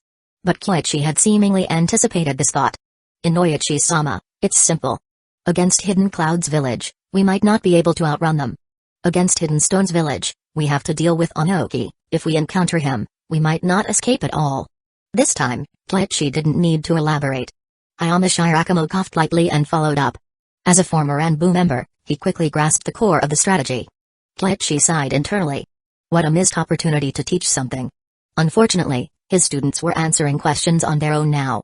Besides that, Hidden Stone's village's earth-style jutsus can drastically alter the terrain, allowing them to set up ambushes and explosive traps. They're not easy to deal with. Kleiichi left some parts of his reasoning unsaid. He was particularly wary that Hidden Stone's village might adopt similar guerrilla tactics. If both sides relied on hit-and-run skirmishes, the battles could drag on indefinitely with neither side gaining a clear advantage. By comparison, Hidden Mist Village was the least threatening. Naval battles wouldn't affect Hidden Leaf Village's infrastructure, and even if Hidden Mist Village suffered heavy losses, the Land of Water's leadership would remain rational enough not to push for mutual destruction. I understand. Kleiichi-sama, when do we set out? First, we eat. We depart this afternoon. Kleiichi left behind a shadow clone in the command tent and summoned Katsu, splitting her into several smaller slugs. He distributed them to Hyuga, the other sensory ninja, and his own squad. This afternoon, we'll launch our raid. The scouting team will continue recon and patrols. Any developments must be communicated immediately. Yes. Hyuga-2's expression was serious. Even Yamanaka Inoichi straightened up, treating this as a crucial battlefield order. Tactical coordination in warfare was of utmost importance. If you encounter combat within 3 kilometers, notify my clone. It will handle healing. However, I'll need those staying behind to assist in managing chakra distribution. Kleichi didn't state it outright, but everyone understood. He was talking about supplying chakra. It was an unusual request, but considering it was for the team's survival, there were no objections. As for the deployment at Nagano Mountain, Kleichi didn't interfere. That wasn't his area of expertise, and meddling would only invite ridicule. However, after Kleichi's strategic briefing, morale had noticeably improved. Hidden Mist Village didn't seem so fearsome anymore. Outside the tent, Asuma, Shisui, Kurenai, and the rest were gathered with Might Guy's squad. What do you guys think our task will be this afternoon? Asuma was itching for action. Although they had fought earlier, he hadn't felt involved enough. Now, he was eager to clash with the enemy. Shisui and Kurenai didn't say it aloud, but they shared the sentiment. Only Might Guy. He sat quietly, looking somber. As the others grew more excited, he finally spoke. We won't have much to do this afternoon. This is war, people die. Usually, the senior shinobi fight on the front lines while we stay behind. Why? Asuma was taken aback, as if his expectations had been shattered. You keep talking about the will of fire, don't you? Might Guy's tone was neutral, but he didn't elaborate further. In his last team, aside from himself and his Jonin instructor, everyone had died. And the instructor had been gravely wounded and left disabled. The battlefield wasn't as simple as they thought. According to the first and second Hokage's original vision, you weren't supposed to enter battle until you were at least 12. The third Hokage has already made a decision that defies the will of his predecessors. Do you think he'll let you charge into the front lines? A voice interrupted them. Everyone stood up instantly. Kleichi had appeared on a tree branch above them. A few leaves fluttered down, the next moment, he was standing right in front of them. Sensei. I have a solo mission this afternoon. You 2 squads will stay with Dewey-senpai and coordinate with each other. Yes. They had many thoughts, but there was one thing Kleichi was confident about. Kleichi was confident that when he gave instructions, they would listen. Kurenai glanced toward the camp and asked, Sensei, are you planning to take the initiative and attack? Oh? The little girl is getting good at analysis. Not bad. While I'm away, make sure to guide them well. Kleichi enjoyed teasing Kurenai. Her reactions were always amusing, like now, where she furrowed her brows and turned her head away, pretending to be indifferent. But the slight curve at the corner of her lips betrayed her amusement. She was nothing like the composed, mature woman she would become in the future. Chapter 94, Tactics, Guerrilla Warfare on the Supply Lines. Sensei, where are you heading this afternoon? Asuma asked in a hushed tone. They wouldn't get a chance to fight, but at the very least, they could satisfy their curiosity, right? The others were just as eager. This was seriously intriguing. 6 pairs of eyes locked onto Kleichi, their anticipation clear. Kleichi couldn't help but chuckle. As your commander, I shouldn't be revealing classified information. But since this intel will soon be outdated, let's make it a learning opportunity instead. With that, he shared part of the information with them. The 6 listened intently. And then, their eyes widened in shock. They had uncovered a temporary Hidden Mist Village outpost on the sea. That wasn't an easy feat. With Inoichi-senpai here, uncovering this was hardly difficult. Kleichi gave a brief explanation. Kurenai immediately understood. She had heard of Yamanaka Inoichi before, one of Hidden Leaf Village's top intelligence specialists, an absolute master in his field. Shisui thought for a moment and asked, Sensei, are you planning to attack their base? Take a guess. There's a reward if you get it right. Kleichi smiled slyly. The 6 of them fell silent. Kleichi's mischievous side was showing again. But they did start seriously considering the question. Suddenly, Guy clapped his hands excitedly. Everyone turned to look at him, even Kleichi, slightly surprised. Then, the next moment, Guy declared, I got it. Sensei is definitely planning to destroy them head-on. Expecting anything else from you was my mistake. Kleichi sighed internally and turned to the other 5. Shisui pondered for a while before speaking. I've been observing our numbers. We have, at most, a dozen squads in the mountains. If we launch a direct assault, we'll likely get surrounded by the Hidden Mist Village. Good, and then? Kleichi nodded approvingly. Shisui was becoming much sharper, his analytical thinking had improved significantly. Compared to his portrayal in the anime, he was already ahead by quite a bit. Shisui frowned in deep thought, while Asuma also looked puzzled. If you have an idea, just say it. Be bold. You're planning to find an opportunity to assassinate their leader? Shisui carefully chose his words. Sabotage or harassment didn't quite fit their teacher's decisive style, so he opted for a more refined description. But deep down, he knew, Hidden Mist Village wasn't stupid. If their leader were left unguarded after a capture, there were only two possibilities. Either they were truly incompetent, or it was a trap, waiting for them to take the bait. Ha ha ha, you phrase it nicely, but yeah, it's basically just messing with them. Kleichi patted Shishui's shoulder. Once the elite reinforcements from the guard arrive, that's when the full assault begins. When I get back in the afternoon, I'll teach you a new Ganjutsu. Shishui's eyes lit up, and he nodded eagerly. The guard. That was great news. Alright, that's all I'm revealing. Keep this information to yourselves, no spreading it around. Stay put for the next few days. Kleichi stood up. He wasn't saying this for some kind of reward. In fact, the reward for this operation wasn't anything special, just a jutsu called Instant Water Jutsu. Not bad, but not quite what he had hoped for, considering he was up against Jonin-level opponents. He understood why. To outsiders, this mission seemed more like a mere harassment tactic rather than a decisive battle, so it wasn't viewed as particularly significant. Lunchtime arrived. It was simple and modest. A ration pill each, just enough to keep them going. Making a fire would have given away their location. After eating, the four-man team set out. Since they already knew the location, their approach was swift and precise. Before long, they reached the waters near the Hidden Mist Village outpost and submerged themselves in preparation. Inoichi-senpai, I'll catch some fish. You can use your clan's jutsu to control them and scout ahead. Alright. The Yamanaka clan's jutsu had broad applications, not just controlling people, but also animals for reconnaissance. Kleichi used instant water to dart swiftly through the water. Before long, he caught two large fish.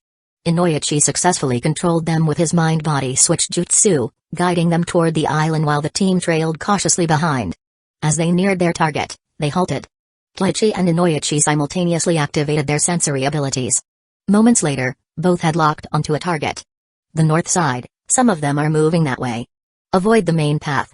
Kleichi didn't hesitate. A group moving in a cluster like that? It had to be a ship. Sinking it would hurt them no matter what, it didn't matter if they took out people or just supplies. They circled around and sped toward the location. Before long, Inoichi's fish reached the area. It's a large transport ship with 4 squads on board. Inoichi reported. Regular ninja relied on military ration pills, meaning food wasn't the primary concern. However, interrogation tools, medical supplies, and specialized equipment couldn't be easily stored in sealing scrolls. That's what the outpost was for. So, a supply ship meant valuable cargo. I'll sink it. You all follow up.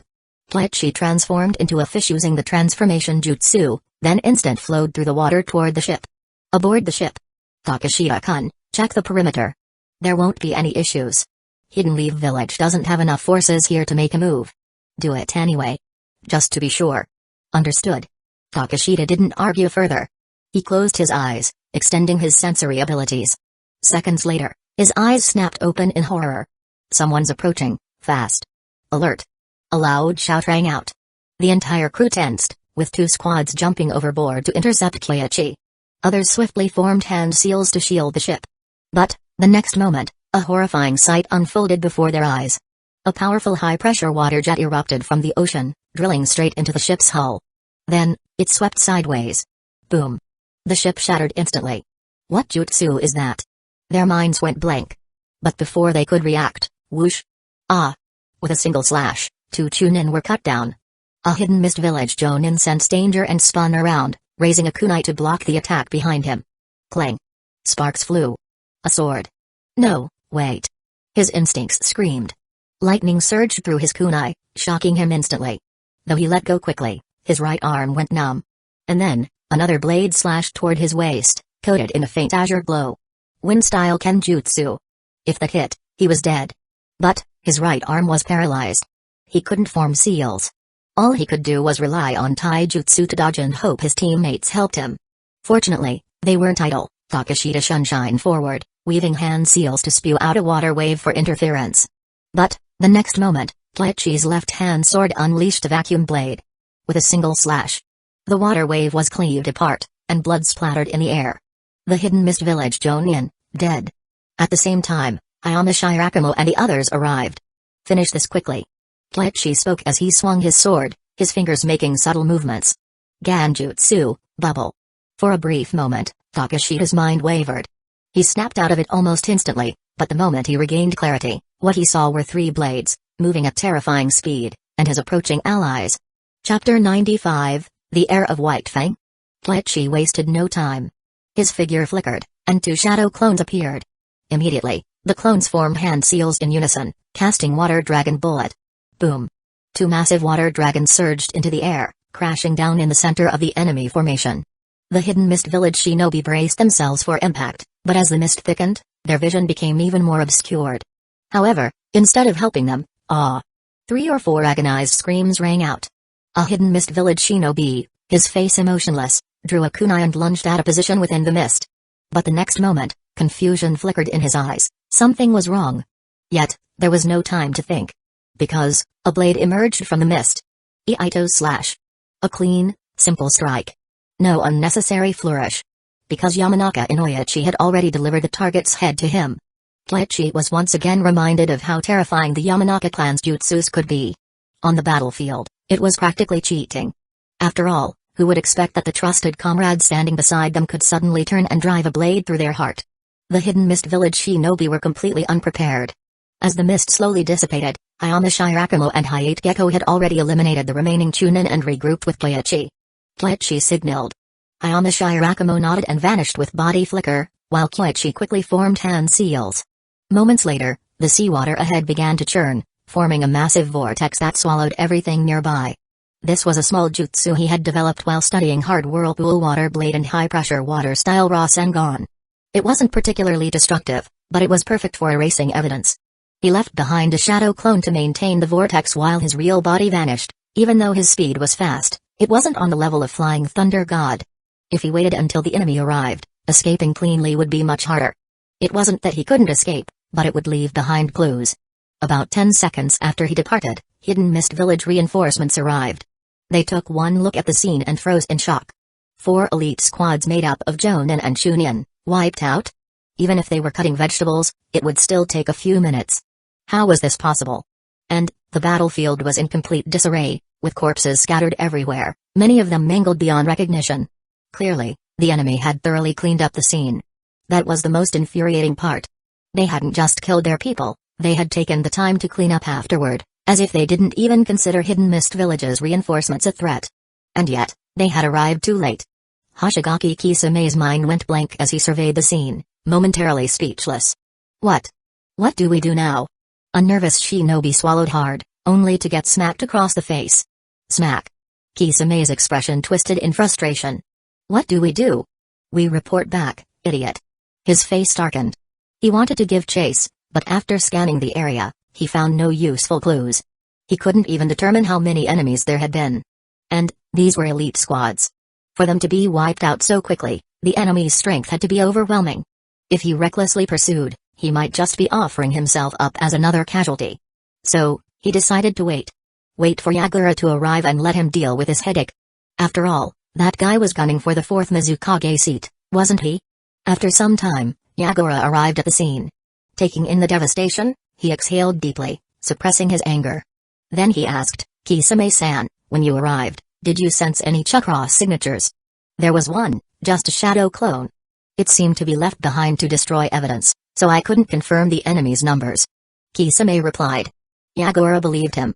After his initial fury passed, he calmed down and analyzed the scene. Surveying the carnage, he said, gather as many bodies as possible. Even if we can't recover everything, we might still find some useful clues. Yes. In truth, they had already started, but the results weren't promising. Kleichi's final vortex had been too effective. That jutsu wasn't meant for direct combat, but for erasing traces. It was unparalleled.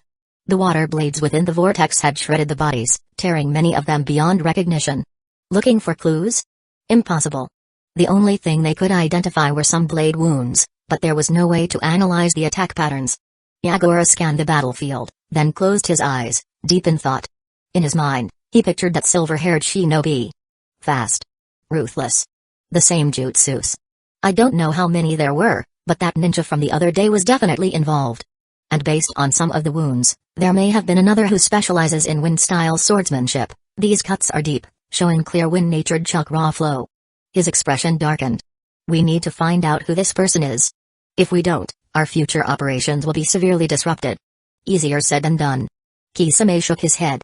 Before, he might have simply sent the 7 swordsmen to assassinate the target. But now, the enemy had already proven capable of annihilating 4 elite squads in moments. And if they were the same shinobi who captured Hazuki Chikage alive, then they were fast. Very fast.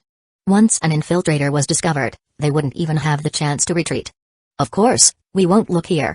We'll have our assassination squads infiltrate the Land of Fire and investigate any young jonin from Hidden Leaf Village who have made a name for themselves recently.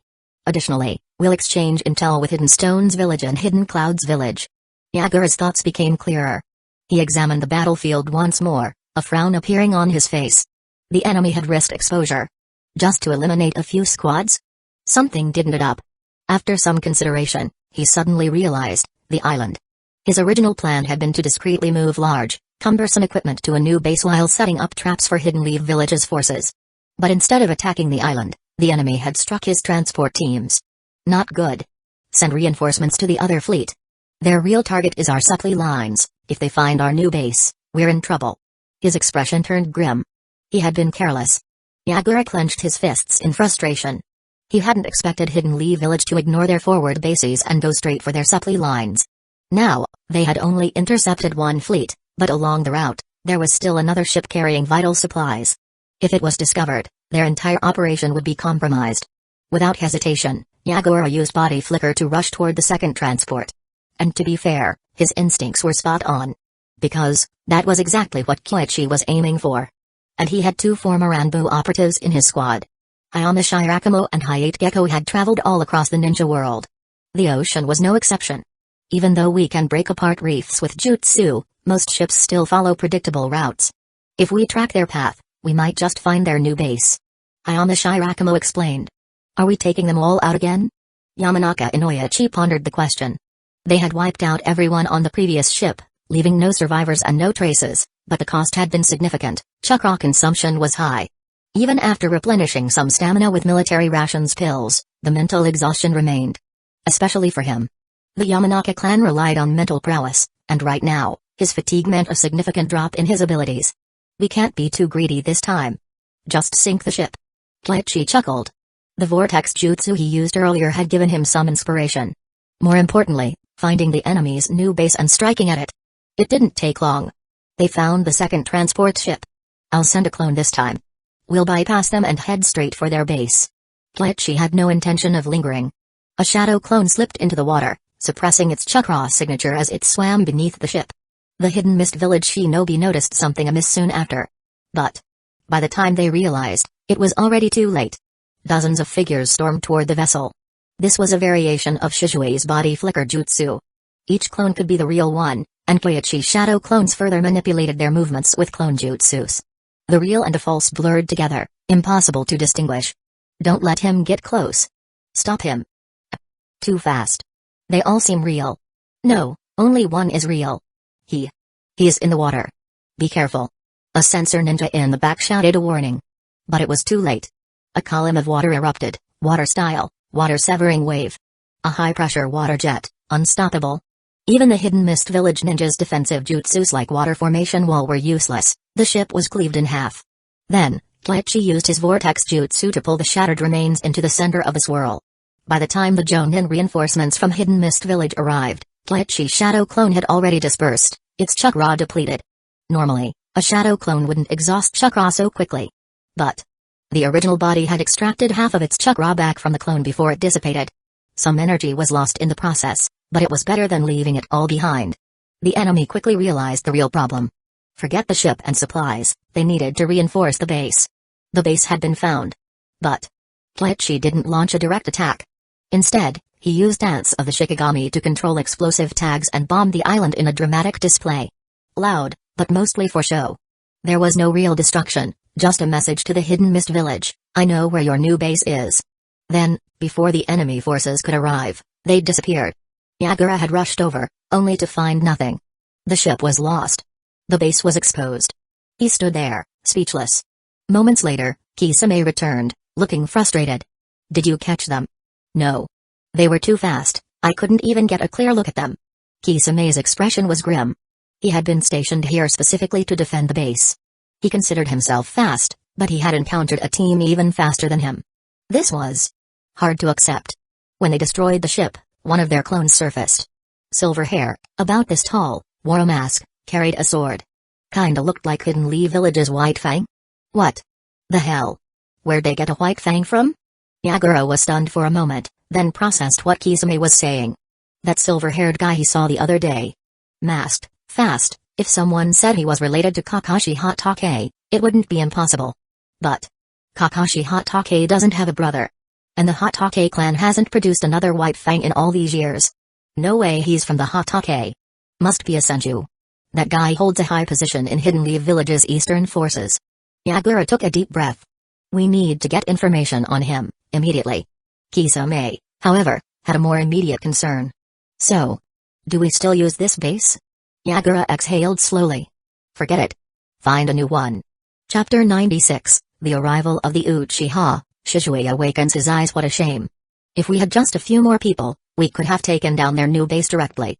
Hayama Shirakawa sighed with regret. They had found the enemy's base, but all they could do was cause some minor damage before retreating. The result? It wasn't quite enough. However, Kleichi merely chuckled and shook his head. If we had more people. No, if we had even just Minato, do you think I'd be attacking this place? We'd be going straight for their previous base. The previous base? Gekko Kazehana was momentarily stunned before realization dawned on him. Now that they had struck here, a significant portion of the enemy's forces would be drawn to this location. If Minato Namikaze were present, he could use the Flying Thunder God Jutsu to transport their team back to the enemy's old base in an instant, leaving them completely unprepared to defend it. Unfortunately, there's nothing we can do. The northern front is just as dire. Before I left, the intel I received said that the Hidden Clouds village forces had already gathered at the Land of Lightning's border. Who knows what's happening there now? Yamanaka Inoyachi sighed. Hidden Leaf Village was strong. But there were simply too many enemies, and they had just endured a war. If they were only facing a single village, the situation wouldn't be this difficult. No matter. We've already profited this time. Moving their base again will cost them time. Kleichi used a sealing jutsu to restore the Yin Seal's reserves. As the main force in this battle, he had no choice but to tap into his Yin Seal, but the results were worth it. 4 enemy squads completely annihilated, 2 transport ships destroyed, and the location of Hidden Mist Village's new base uncovered. Yagura must be fuming right now. Unfortunately, they'll definitely strengthen their scouting efforts from now on. Then we take out their patrol squads. This time, Gekko Kazehana answered before anyone else could. After following along on this mission, he had came to understand the essence of Kleichi's tactics. Manipulate the enemy's movements, then strike at their weakest points. The same principle applied to his crescent moon dance. Kleichi smiled, then turned to Yamanaka Inoyachi and asked, "What do you think, Inoyachi-senpai? If we're just targeting their scouting units, we don't need to assemble an elite strike force like this time. We can form smaller teams of Jonin and elite Chunin specifically to hunt down their reconnaissance squads." Yamanaka Inoyachi was still analyzing everything that had happened. Kleichi's strategy seemed simple in theory, but its execution was incredibly complex. His 3 engagements earlier weren't just about tracking down enemies and killing them. Each battle was a calculated decision, with incredible flexibility. It required absolute mastery of both the enemy's psychology and their own combat strength. This can to Kleichi. Unbelievable. Inoyachi had already held a high opinion of Kleichi. Now, that evaluation had been raised even further. Exactly. From now on, we won't mobilize the entire force. We'll adopt a more guerrilla-style approach, slowly chipping away at their numbers. And there's no need to rush, we'll send out only a portion of our forces each time. What if they decide to go all out and attack us directly? Hayama Shirakawa voiced his concern. They all knew the reality of their situation. Among Hidden Leaf Village's 3 battlefronts, the eastern front had the fewest available ninja. If the enemy became desperate and launched a full-scale assault, it would be difficult to handle. This was also something the 3rd Hokage worried about. No need to fear. If they come charging in, we just assassinate their leaders. Naval warfare is all about speed. Kleichi's tone was confident. Hidden Mist Village shinobi were deadly in water, especially the Hazuki clan. But he had a trump card. Might Nui. Of course.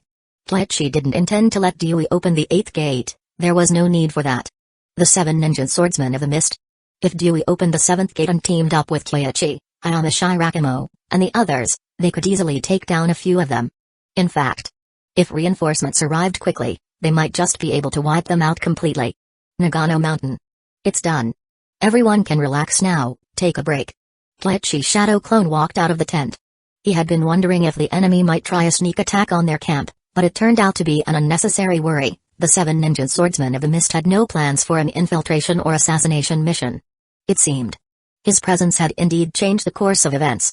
However, Kleichi didn't dwell on it too much. Hidden Leaf Village was stronger than Hidden Mist Village. The 7 ninja swordsmen were formidable, but they weren't worth sacrificing an 8 gates user for a trade. It simply wasn't worth it. After saying this, he returned to the tent to rest. The others finally let out cheers of relief. Looks like Sensei succeeded.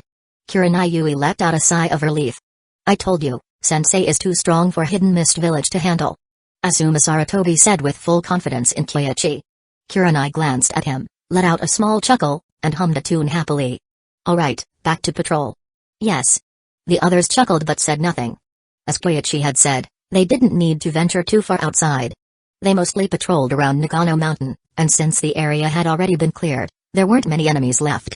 After patrolling for a while, Kurenai suddenly paused for a moment before a look of joy spread across her face. Shizui, I think your clan has arrived. Already? Shizui was momentarily stunned, then immediately activated his sensory abilities.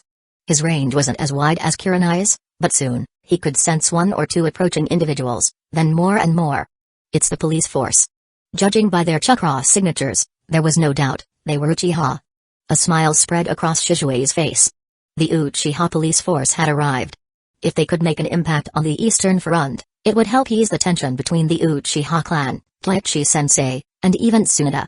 That would be beneficial for the future. Judging by the chakra signatures, the clan had sent strong members. But who exactly had come? He wondered.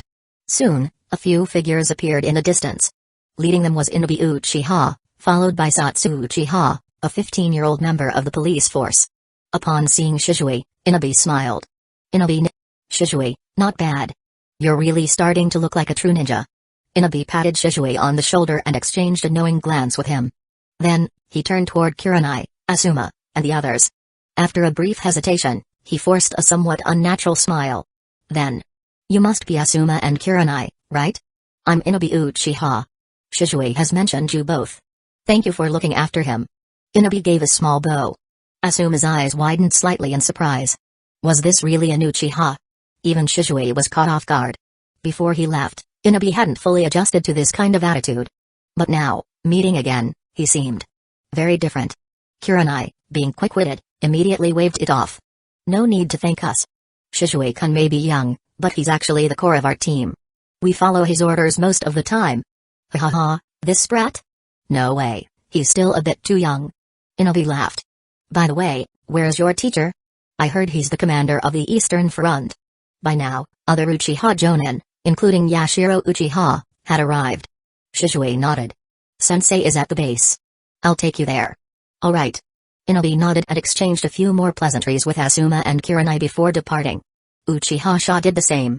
But the later arrivals weren't as friendly. Even so, Asuma and Kurenai were still surprised. And Shiranui Genma? He was utterly shocked, staring blankly for a long time. Only after everyone left did he whisper, that was an Uchiha. Yeah. Kurenai, still a little puzzled, nodded. Is he Shizui's real brother? The ones at the back felt more like typical Uchiha. Maybe that first guy was just particularly close to Shizui. Ebisu wasn't too surprised. No, Shizui doesn't really have many close friends in the clan. Asuma shook his head. He remembered Shizui mentioning that he had no siblings and that he didn't have much in common with most of his clanmates. That's why they were so surprised. Was the sun rising from the west today? Maybe. Either way, it's none of our business. Let's head back. Kurenai didn't understand it either. But she had a feeling, it had something to do with their teacher. By the time they returned to the base, Kleichi had already returned to Hidden Leaf Village and had met with the Uchiha members who arrived. All of them were elites. But this was just the first group. According to Yashiro Uchiha, a total of 30 Uchiha were being sent to reinforce the Eastern Front. 10 of them had rushed ahead at full speed to avoid delaying the battle, while the remaining 20 were still en route and would arrive within the next 2 days. Since it was already late at night, Kleichi had sent them to rest. They could discuss everything in detail tomorrow. When arranging accommodations, Inobe and Shizui went out for a short patrol. Shizui-kun, I heard from my younger brother. Shizui's heart skipped a beat. What did Tekka say? He wouldn't have blurted out something reckless, would he? No. If he had, Inabi wouldn't be acting like this. Shizue relaxed a little, glanced around, and asked in a low voice, Inabi, what do you mean? The clan head was right. We should unite and deal with external threats first before resolving internal conflicts. Inabi glanced around cautiously before leaning in close to whisper in Shizue's ear. I told Yashiro-senpai about it. Ah. Crap. Of course, something had to go wrong. Yashiro Uchiha was in his 30s. How could he just casually tell him something like that? Didn't Tekka explain things properly? If only I had stayed in the village a few more days. Shizue was filled with regret and anxiety. At that moment, he felt his breath catch and his heartbeat race. He read the book, listened to our reasoning, and he agrees with the clan head's perspective. Huh? Shizue was dumbfounded for a moment before cursing internally. Damn it. Couldn't he just say the whole thing in one go? Did he have to be so suspenseful? He nearly scared the life out of me. Ha ha ha, Shizue, don't war. Inabi started laughing but suddenly froze. He stared at Shizue, his face filled with shock.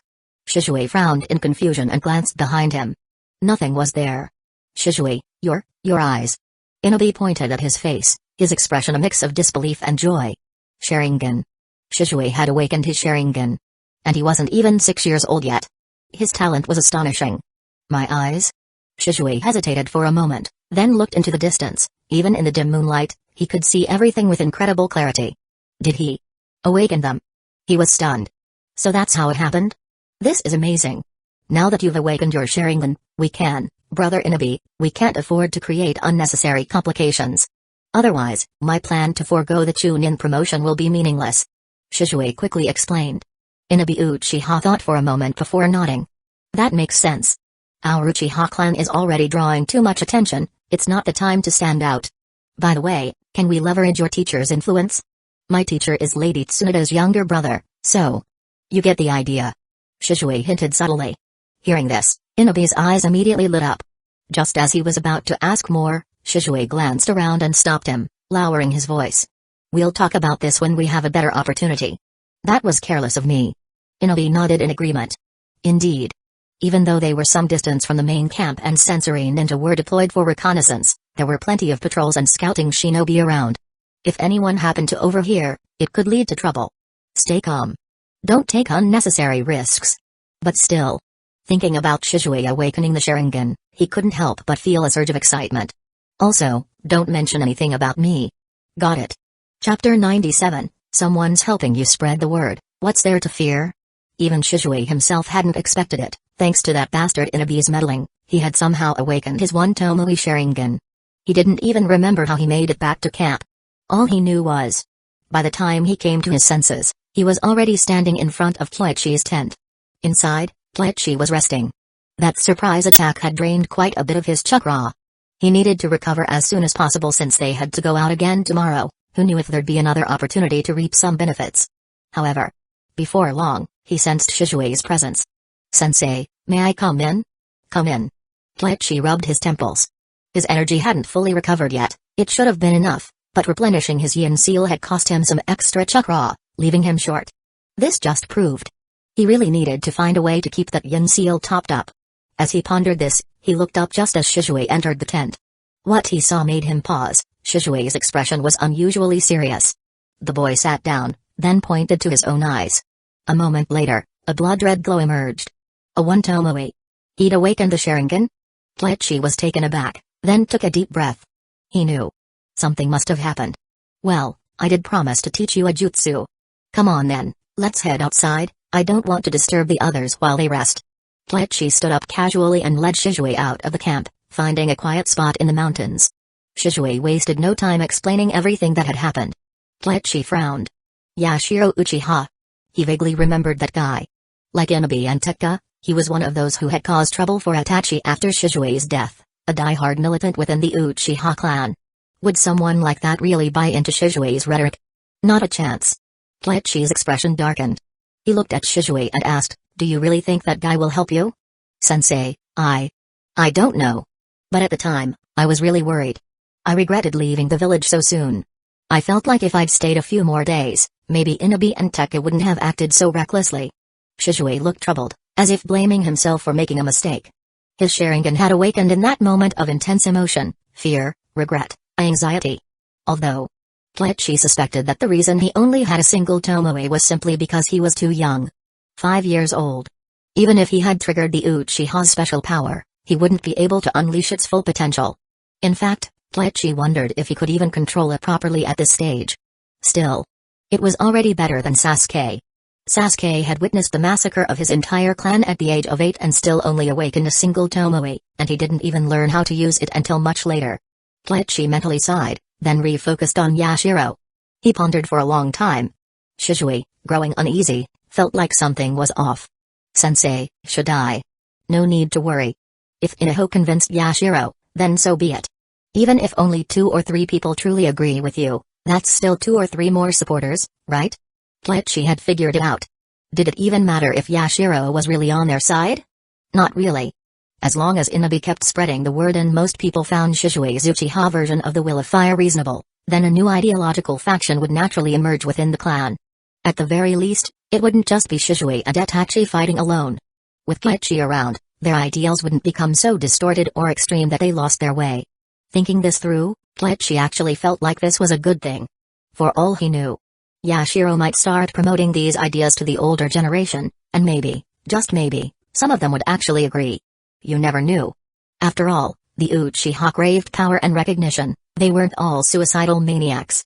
He shared these thoughts with Shizui. Shizui was dumbfounded. Could it really work like that? It actually made sense.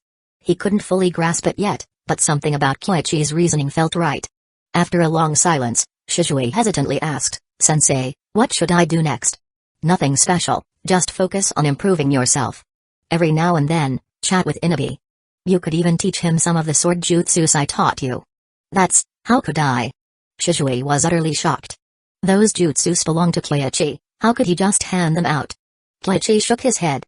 "It's nothing too important. You need them to believe you're truly dedicated to the Uchiha." "I see." Shizui thought for a moment, then understood. If he was stealing even his teacher's jutsus, it would only make the clan more convinced that he was devoted to the Uchiha cause.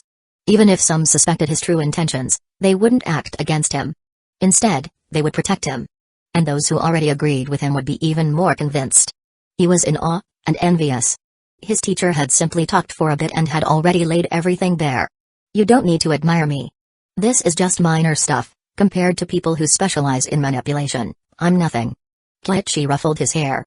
Shizui nodded, then hesitated before asking, "You mean Danzo? Him? I guess he counts. But out of the 3 old fossils I can't stand, he's at least somewhat competent.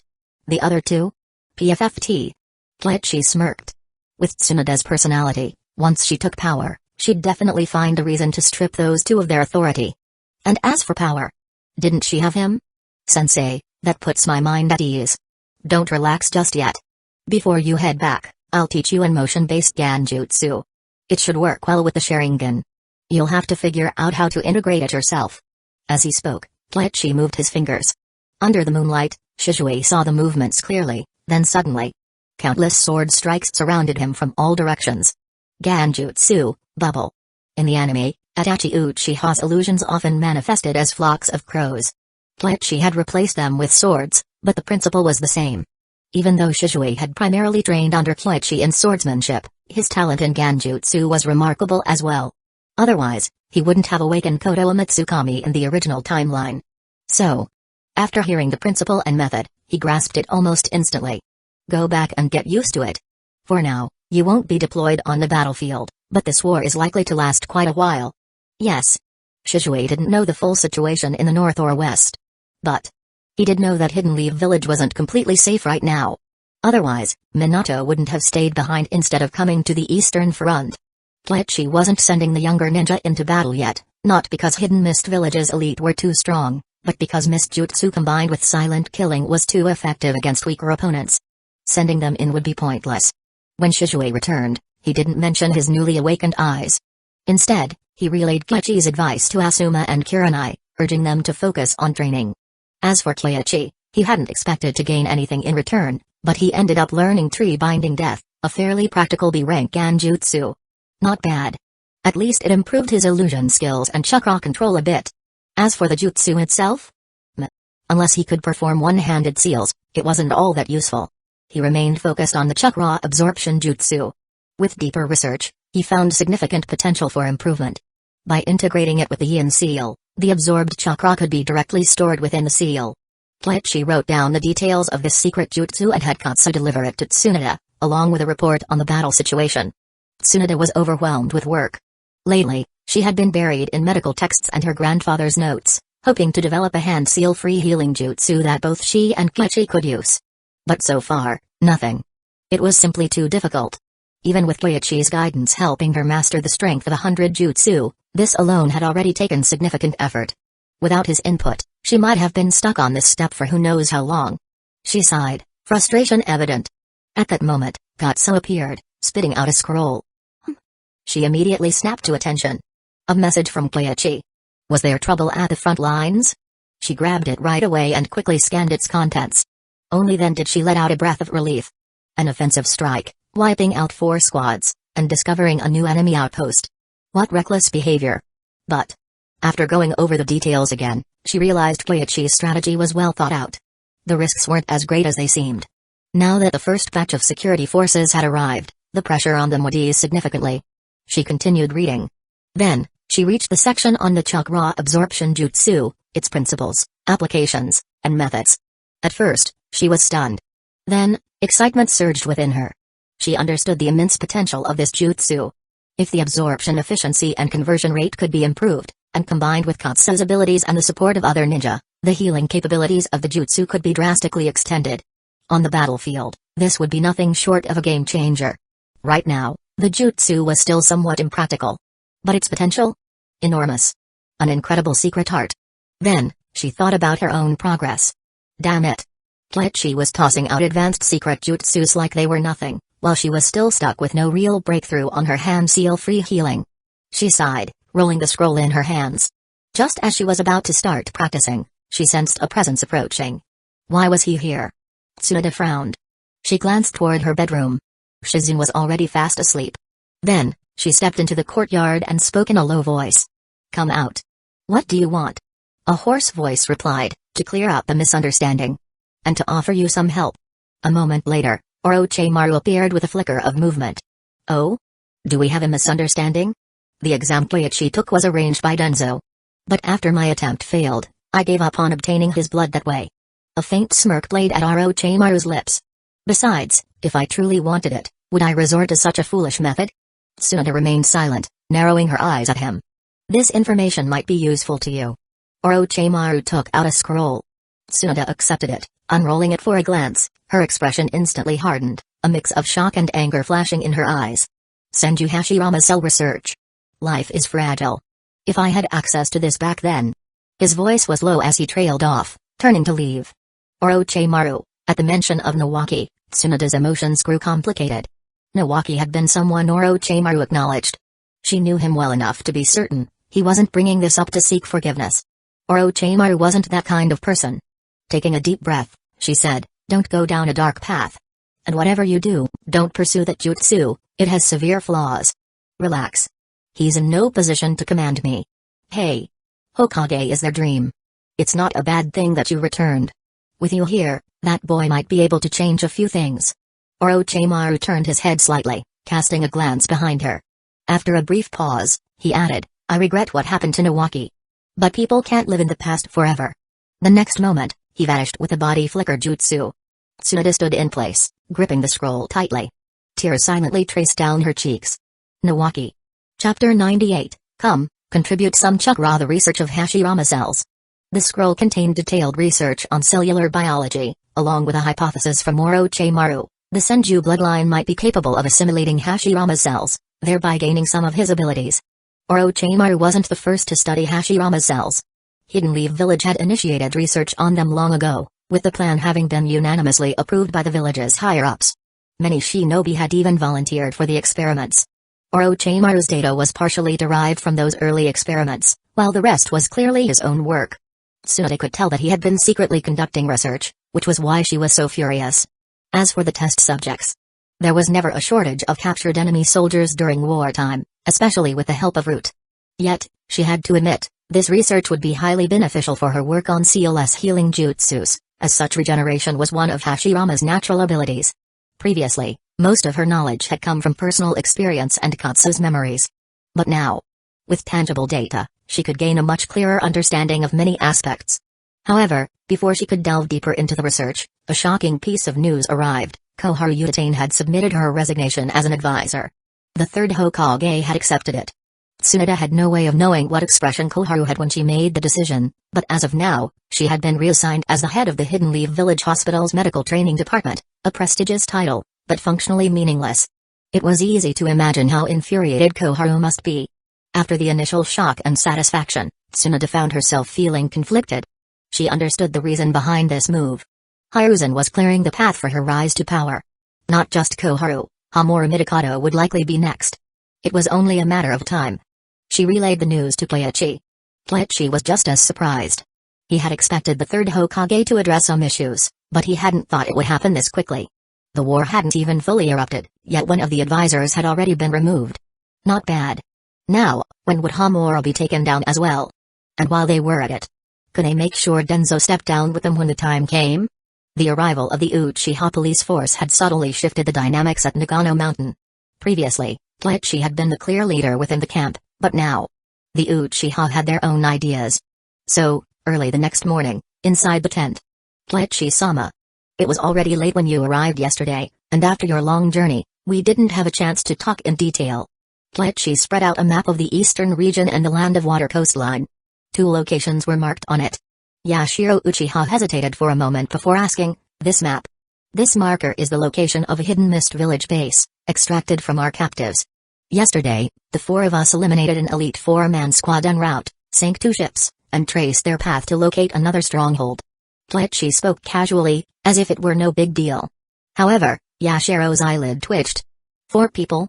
Just 4 of them had the audacity to infiltrate Hidden Mist Village's territory, kill an elite squad, and escape unscathed. That was hard to believe. He suspected Keiichi was exaggerating to establish dominance over the Uchiha members. But a glance at the others showed that none of them seemed to be joking. Yashiro's expression grew serious. Is this true? It is. Yamanaka Inoichi nodded. Yashiro exchanged glances with Inabi, momentarily at a loss for words. 4 people had taken down 4 full squads of Jonin and made it out of Hidden Mist Village territory. That level of strength. They were familiar with the abilities of Yamanaka Inoichi and Gekko Kazahana. As for Shirakamu Hayama, while they weren't as acquainted with him, he couldn't possibly be that strong. Given the circumstances, the only explanation was that Kanda Keiichi had played a decisive role. Inabi's thoughts raced as he recalled Shishui's words. He quickly stepped forward and said, Keiichi-sama, the police force has just arrived and is unfamiliar with the situation here.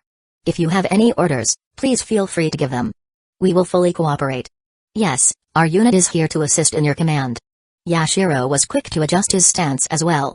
Since Keiichi was both exceptionally strong and had been designated by the village as the battle commander, there was no point in going against him. The tension between the Uchiha and Hidden Leaf Village hadn't escalated to an irreconcilable point. Yashiro himself had no intention of directly opposing Keiichi, he had simply wanted to assert some authority. Now that the situation had changed, it was better to go with the flow. Today, we're not going to rely on elite squads for surprise attacks. Instead, we'll form multiple high-speed teams, supported by sensory ninjas, to hunt down enemy squads. But wouldn't that mean we're engaging them in open battle? Exactly. We need to end this quickly. Keiichi glanced at Yashiro and Inabi, and seeing that neither objected, he continued explaining. The strategy for today was simple. Yesterday, only the fastest and most capable Jonin had been selected for the mission. But today, the entry requirements were lower, anyone skilled in speed could participate. Without the Uchiha, Keiichi had estimated they could form about 4 teams. But now, they should have at least 5. After a brief explanation, he dismissed Yashiro and Inabi. As they walked back to the police force's camp, their emotions were mixed. It looks like Shishui was right. The 4th Hokage might really beat Tsunade. This entire strategic approach is unmistakably her style. Yashiro said gravely. Yesterday, when Inabi relayed Shishui's speculation, Yashiro had been skeptical. He thought the boy might have been deceived by Kanda Keiichi. But now, after seeing it firsthand, he realized, it was all true. The 4th Hokage. Tsunade Heim. If that was the case, aligning with Keiichi might not be a bad move. At the very least, Shizue might be able to gather more intelligence from him. Yes. Shizue is now under Tsunoda's faction, Obito is with Jiraiya, we're slowly reconnecting with the village. If we stay the course, we'll eventually succeed. Hey. Yeah. Yashiro narrowed his eyes, his smile somewhat enigmatic as he walked ahead, on an island at sea. Yagura personally oversaw the transportation of equipment. Anything that could be stored in sealing scrolls was sealed, and only what absolutely couldn't be carried was left to be shipped by boat. At the same time, he had deployed most of the Hidden Mist Village forces, stationing them across various islands along their route. As for ambushes, Yagura wasn't considering that for now. His plan was simple: wait for Hidden Clouds Village and Hidden Stones Village to make their moves, then decide whether Hidden Mist Village should act. Engaging Hidden Lee Village now was absolutely not part of his plan. However, who the hell could have predicted that Hidden Lee Village would go insane and launch aggressive raids beyond their borders? Was Hidden Lee Village still under the third Hokage's rule? To find out, Yagura had already sent scouts to gather intelligence. He expected a report soon. But before he could even receive his Anbu's findings, another frontline report arrived. Hidden Lee Village had attacked again. Was it that same squad? No. This time, they deployed 5 squads simultaneously, launching assaults on 5 of our island outposts. Most of our forces retreated as per your orders, but a few. They engaged the enemy? Yagura's expression darkened. He didn't even need to hear the outcome, his forces had definitely lost.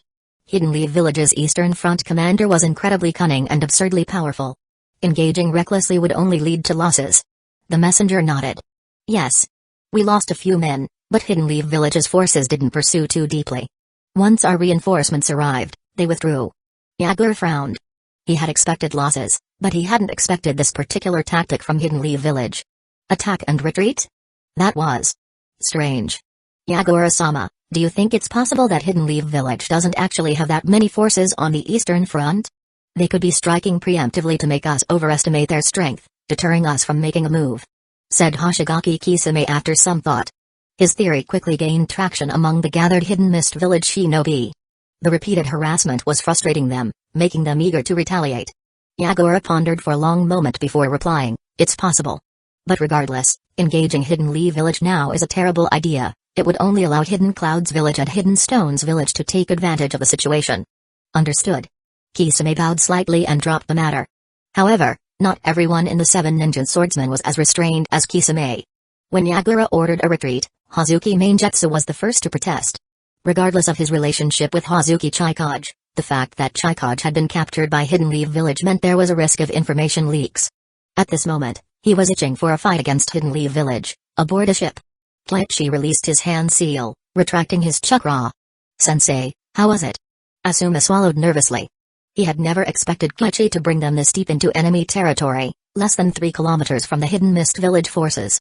The thick mist over the distant island and the faint sounds of explosions created an overwhelming sense of pressure. This was real war. It's fine, of course. Kleichi smiled. If he had the confidence to bring a group of Gain in here, he had no intention of engaging in a head-on battle. Besides, he was certain Yagura wouldn't want that either, especially after finding no trace of Hidden Mist Village forces on the islands near the Land of Fire's coast. Kleichi-sensei, have the Hidden Mist Village shinobi all retreated? Might Guy looked a bit disappointed. He had been hoping for a fight, but instead, he had only watched from the sidelines. They've pulled back. There's nothing more for you all to do here. Now, come on, time to contribute some chakra. Kleichi waved them over. The group of kids froze for a moment.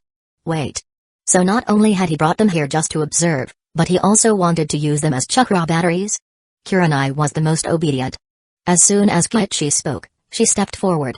Before long, most of her chakra had been drained. Then, one by one, Shizue, Asuma, and the others followed, including Shirakawa Hayama, who was steering the ship. No one was spared from the chakra drain. Kleichi's reserves were replenished significantly. Sensei, where are you going? I'm going to locate their new base. This time, I'm going alone. You guys head back. Before they could react, Kleichi was already a blur in the distance.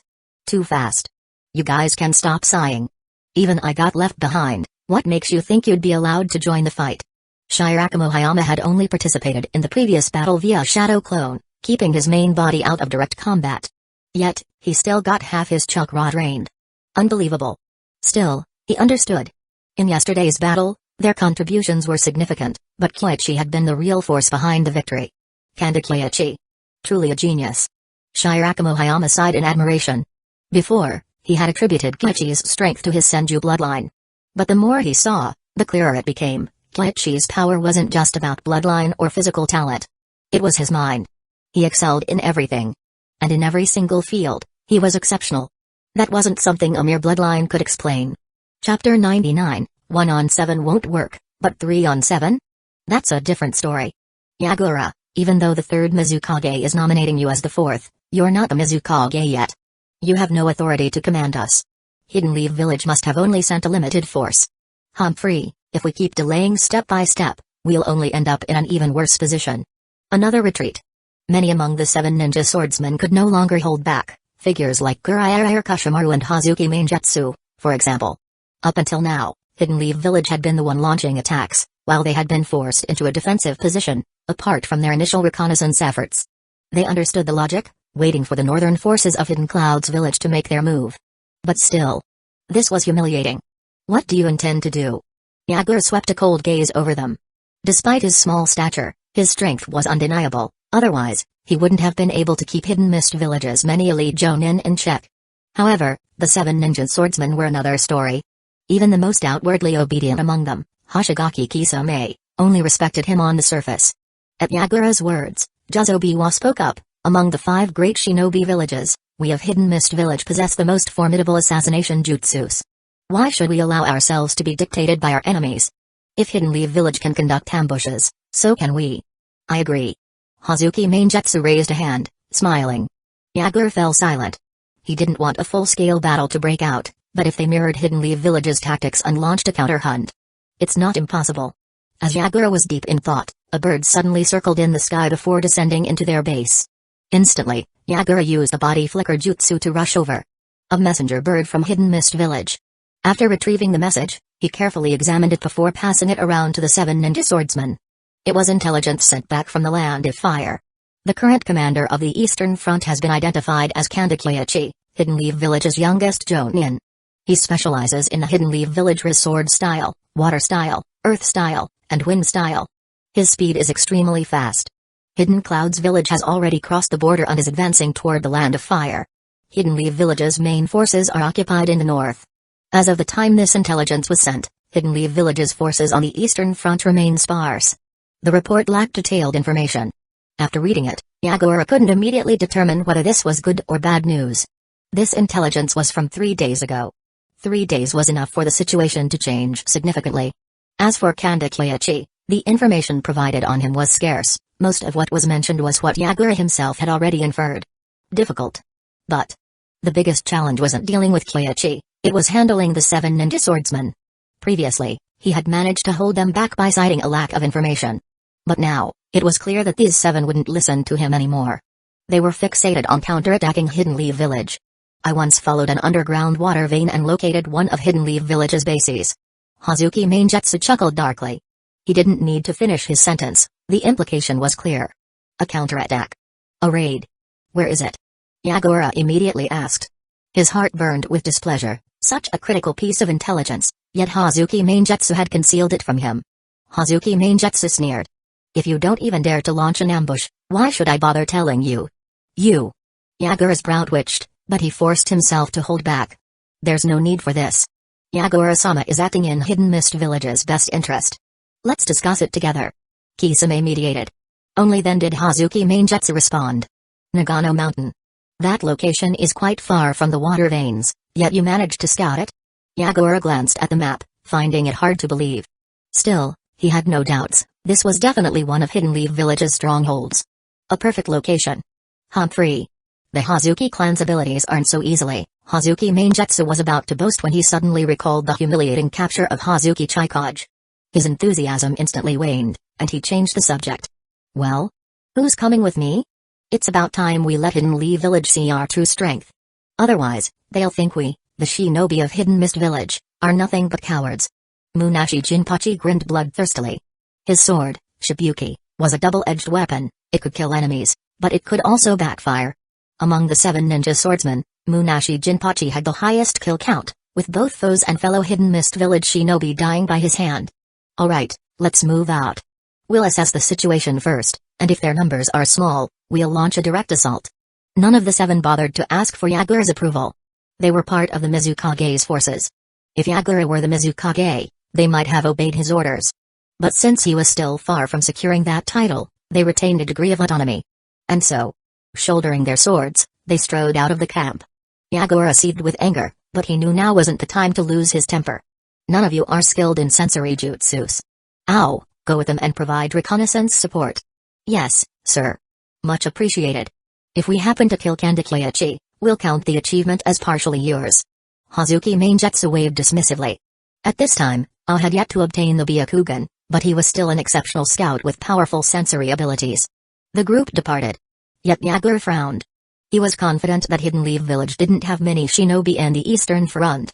A hunt by the 7 ninja swordsmen shouldn't be an issue, but something about this didn't sit right. He stared at the map. Just yesterday, Kandekiachi's forces were still relatively small. And yet, from the moment they first discovered him, to the attacks on the second ship, to the bombardment of their new base, so fast? Yagura's heart sank. Now he understood what was wrong. Hidden Leaf Village's attacks were methodical, with every strike executed seamlessly, taking all variables into account.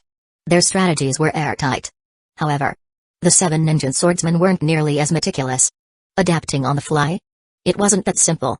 I need to bring them back immediately. Meanwhile, Kleichi maintained just enough distance to stay at the edge of his sensory range, keeping track of the 8 approaching figures. He had located their main base. However, to his surprise, he had barely arrived when he sensed 8 individuals leaving the island at high speed, heading in his direction. Had he been discovered? Kleichi continued running while analyzing the situation. He had tested his sensory abilities before and knew that his range exceeded most conventional sensory jutsus. Hidden Mist Village shouldn't have anyone capable of detecting him from that distance. What was going on? Puzzled, he changed direction after a short run. His pursuers did not. Wait. Their target isn't me? Kleichi observed for a while before realizing the truth. If not him, then their destination was Nagano Mountain? He had already eliminated 4 of their squads, yet they still dared to take the initiative and strike back? How bold. Hidden Mist Village had very few shinobi who were both daring and reckless. Given their numbers, it had to be the 7 ninja swordsmen. As for the 8th individual, he wasn't sure yet. After some thought, Kleichi increased his speed, moving toward the coastline. Once he was completely out of range of the 7, he used the summoning jutsu to send a message to his shadow clone via Katsu. Nagano Mountain. The moment his comrades received the intel, their expressions shifted in shock. Hidden Mist Village is launching an offensive? Shirakawa Asa was dumbfounded. Had Hidden Mist Village lost its mind? Even Yamanaka Inoyachi was baffled. But soon, another Katsu clone arrived at Kleichi's shadow clone.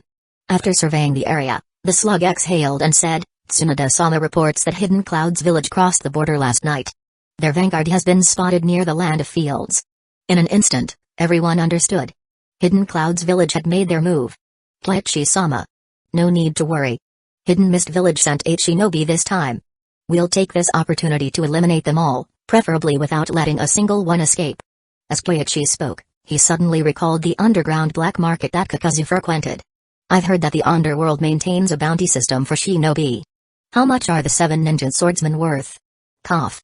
Yamanaka Inoyachi coughed lightly, his expression torn between amusement and disbelief. The 7 ninja swordsmen. Even their corpses would be immensely valuable. Selling them to the black market? Unthinkable. Kleichi-sama, I believe the bigger issue is whether we can actually keep them here. Yashiro, showing some respect, offered his perspective. The 7 ninja swordsmen weren't just 7 random warriors, they were nearly on par with the Kage. Aside from Kleichi, who remained an unknown factor, most of their forces in the camp were likely no match for the 7. But what puzzled Yashiro Uchiha was, even Yamanaka Inoyachi seemed to believe that the 7 ninja swordsmen weren't a serious threat.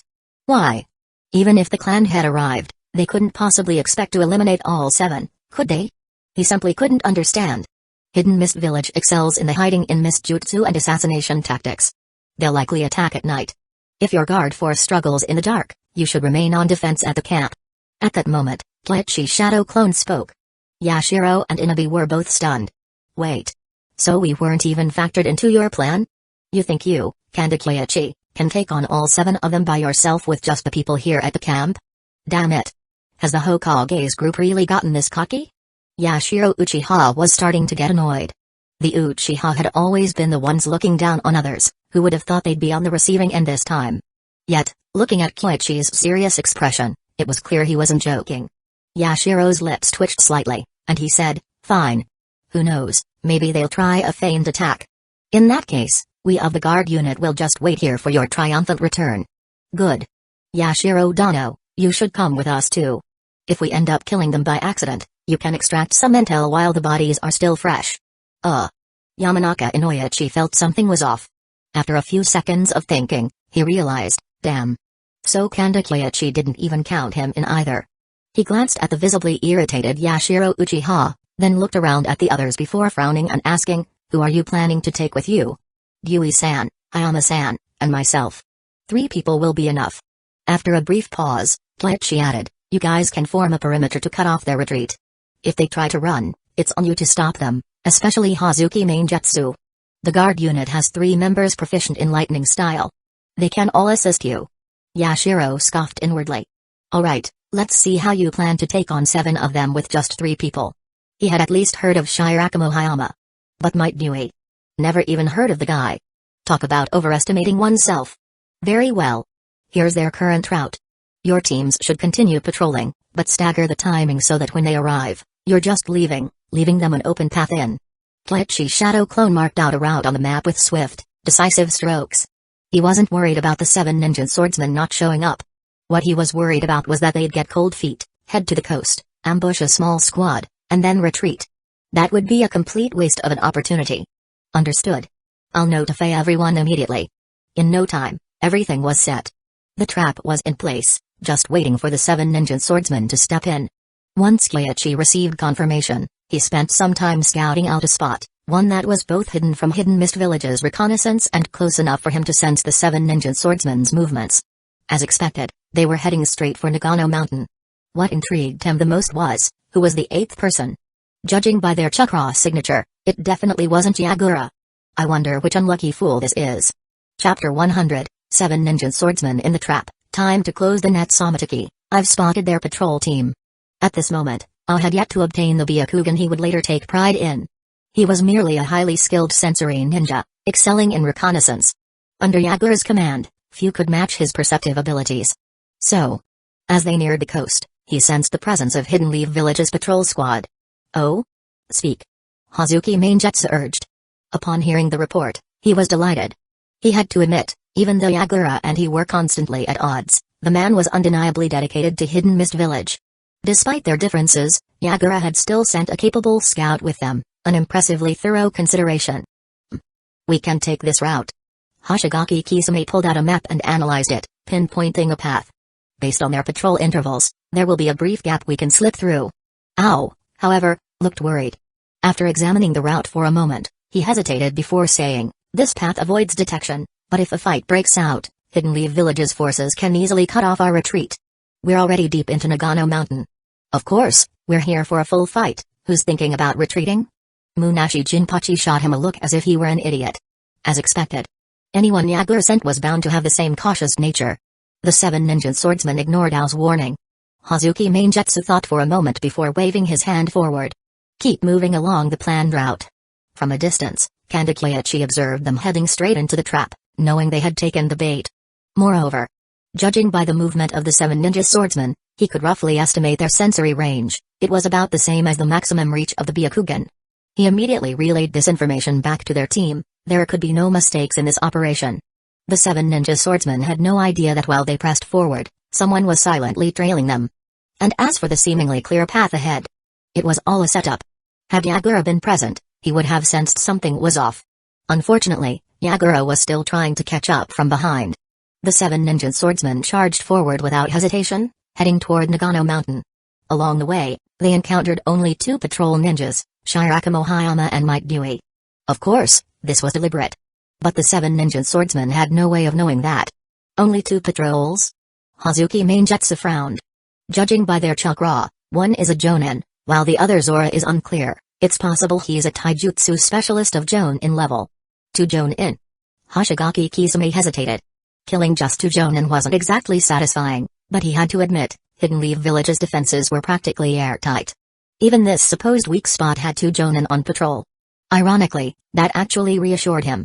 After pondering for a moment, he said, 2 Jonin will do. Let's take them out first, then adapt as needed. Agreed. The 7 ninja swordsmen hesitated no longer. They charged in recklessly. As Koichi followed them, sensing their movements with chakra detection, he couldn't help but sigh inwardly. The 7 ninja swordsmen were truly arrogant. To put it bluntly, even if you stacked all 7 of them together, they might barely reach Kage-level combat strength.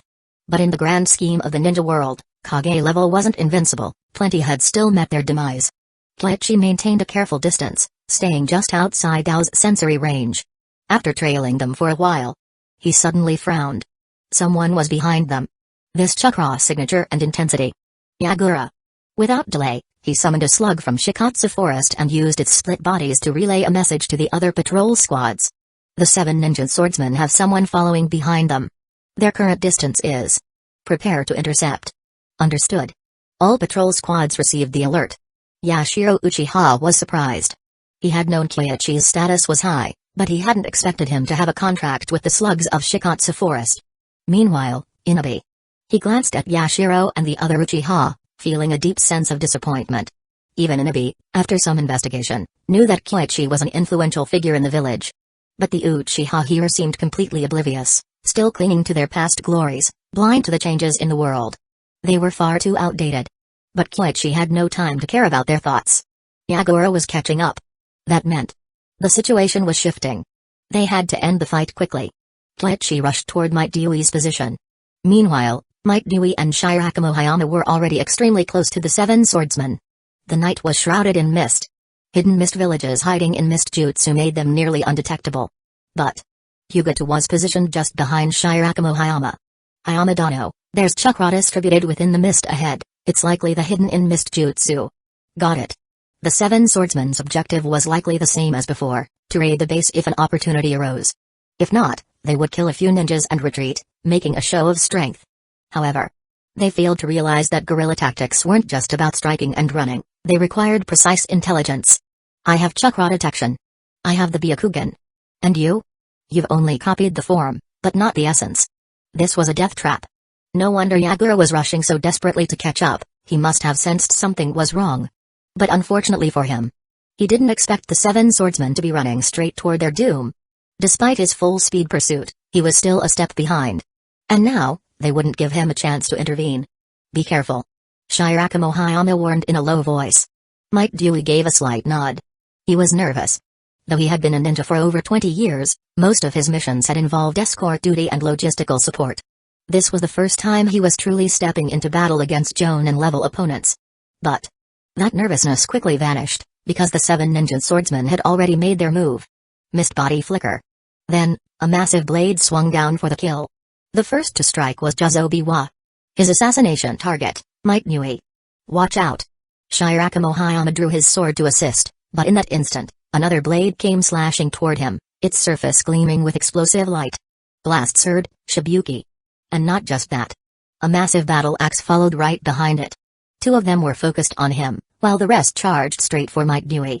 The 7 ninja swordsmen had judged Might Dewey as the weaker target, hoping to take him down first. Behind them, Hyuga grew anxious and immediately rushed forward. However, before he could take more than a few steps, an overwhelming chakra erupted from Might Dewey's body. This is the 8 gates.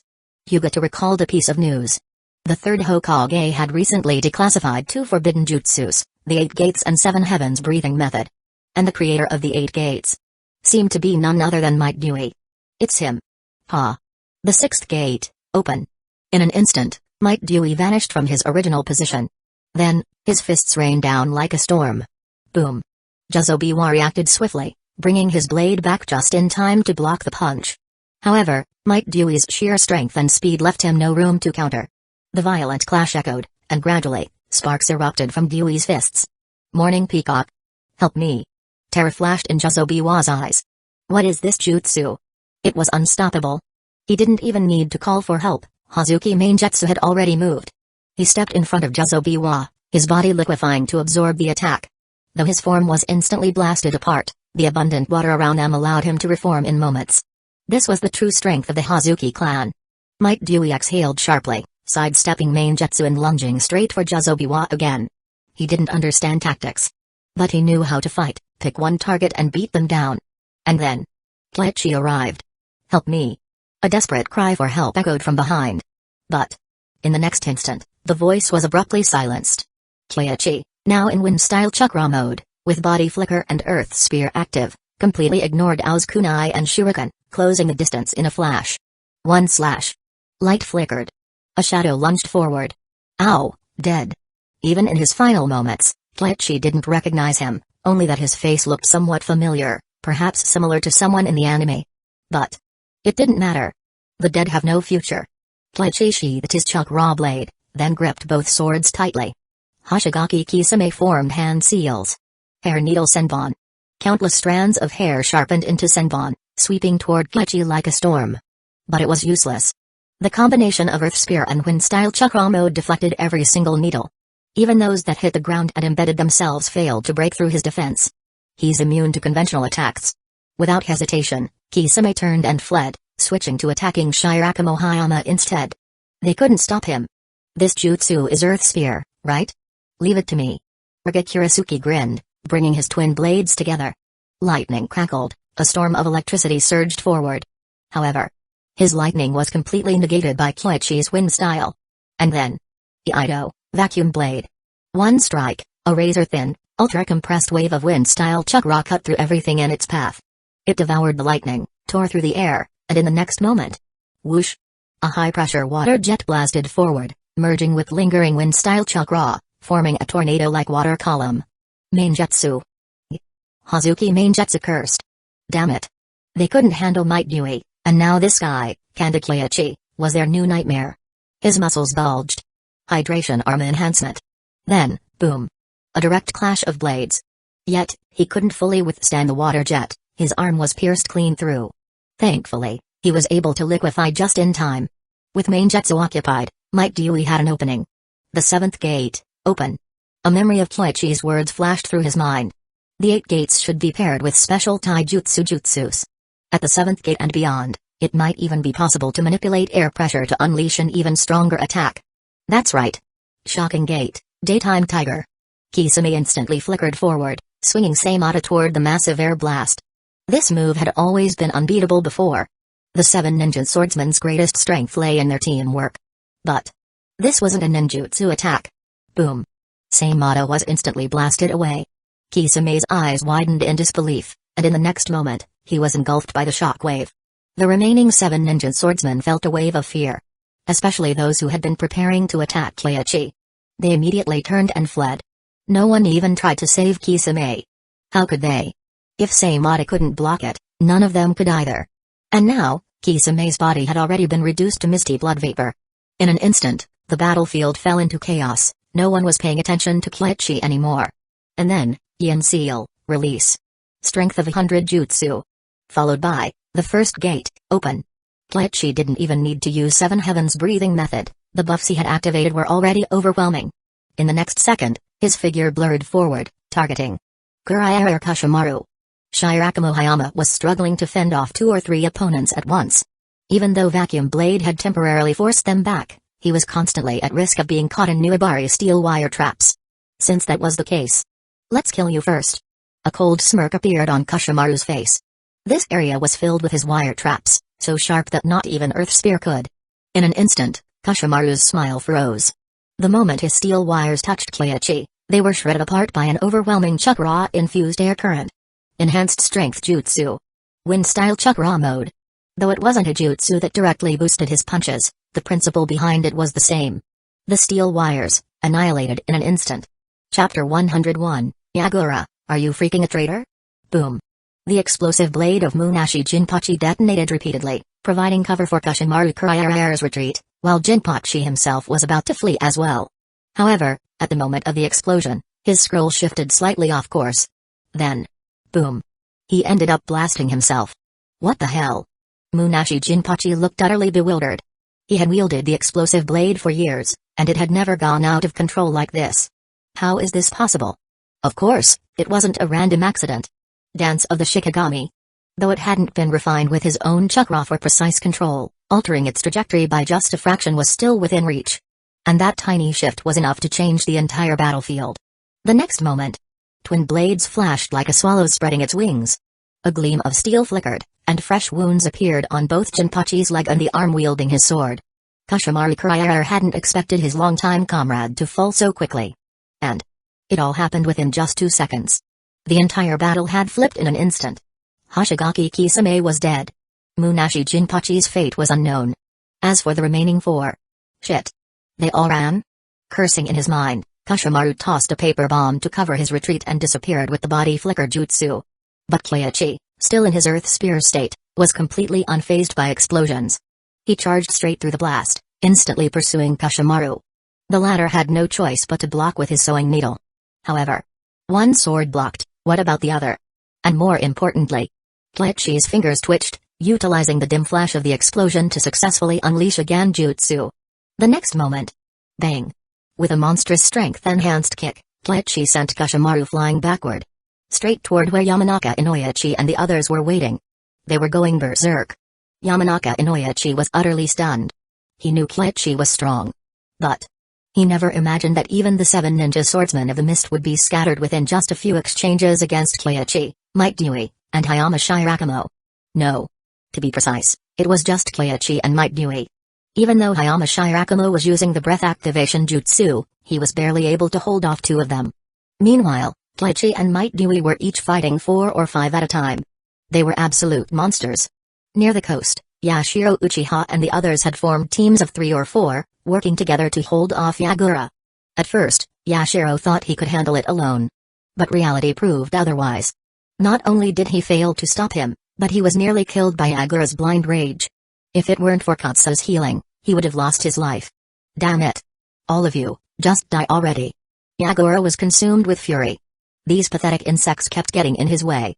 If he arrived too late, the 7 ninja swordsmen might be wiped out entirely. 4 or 5 squads charged at him. He stretched out his hand, forming a water mirror.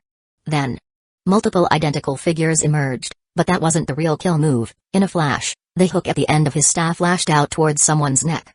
Yagura had gone completely berserk.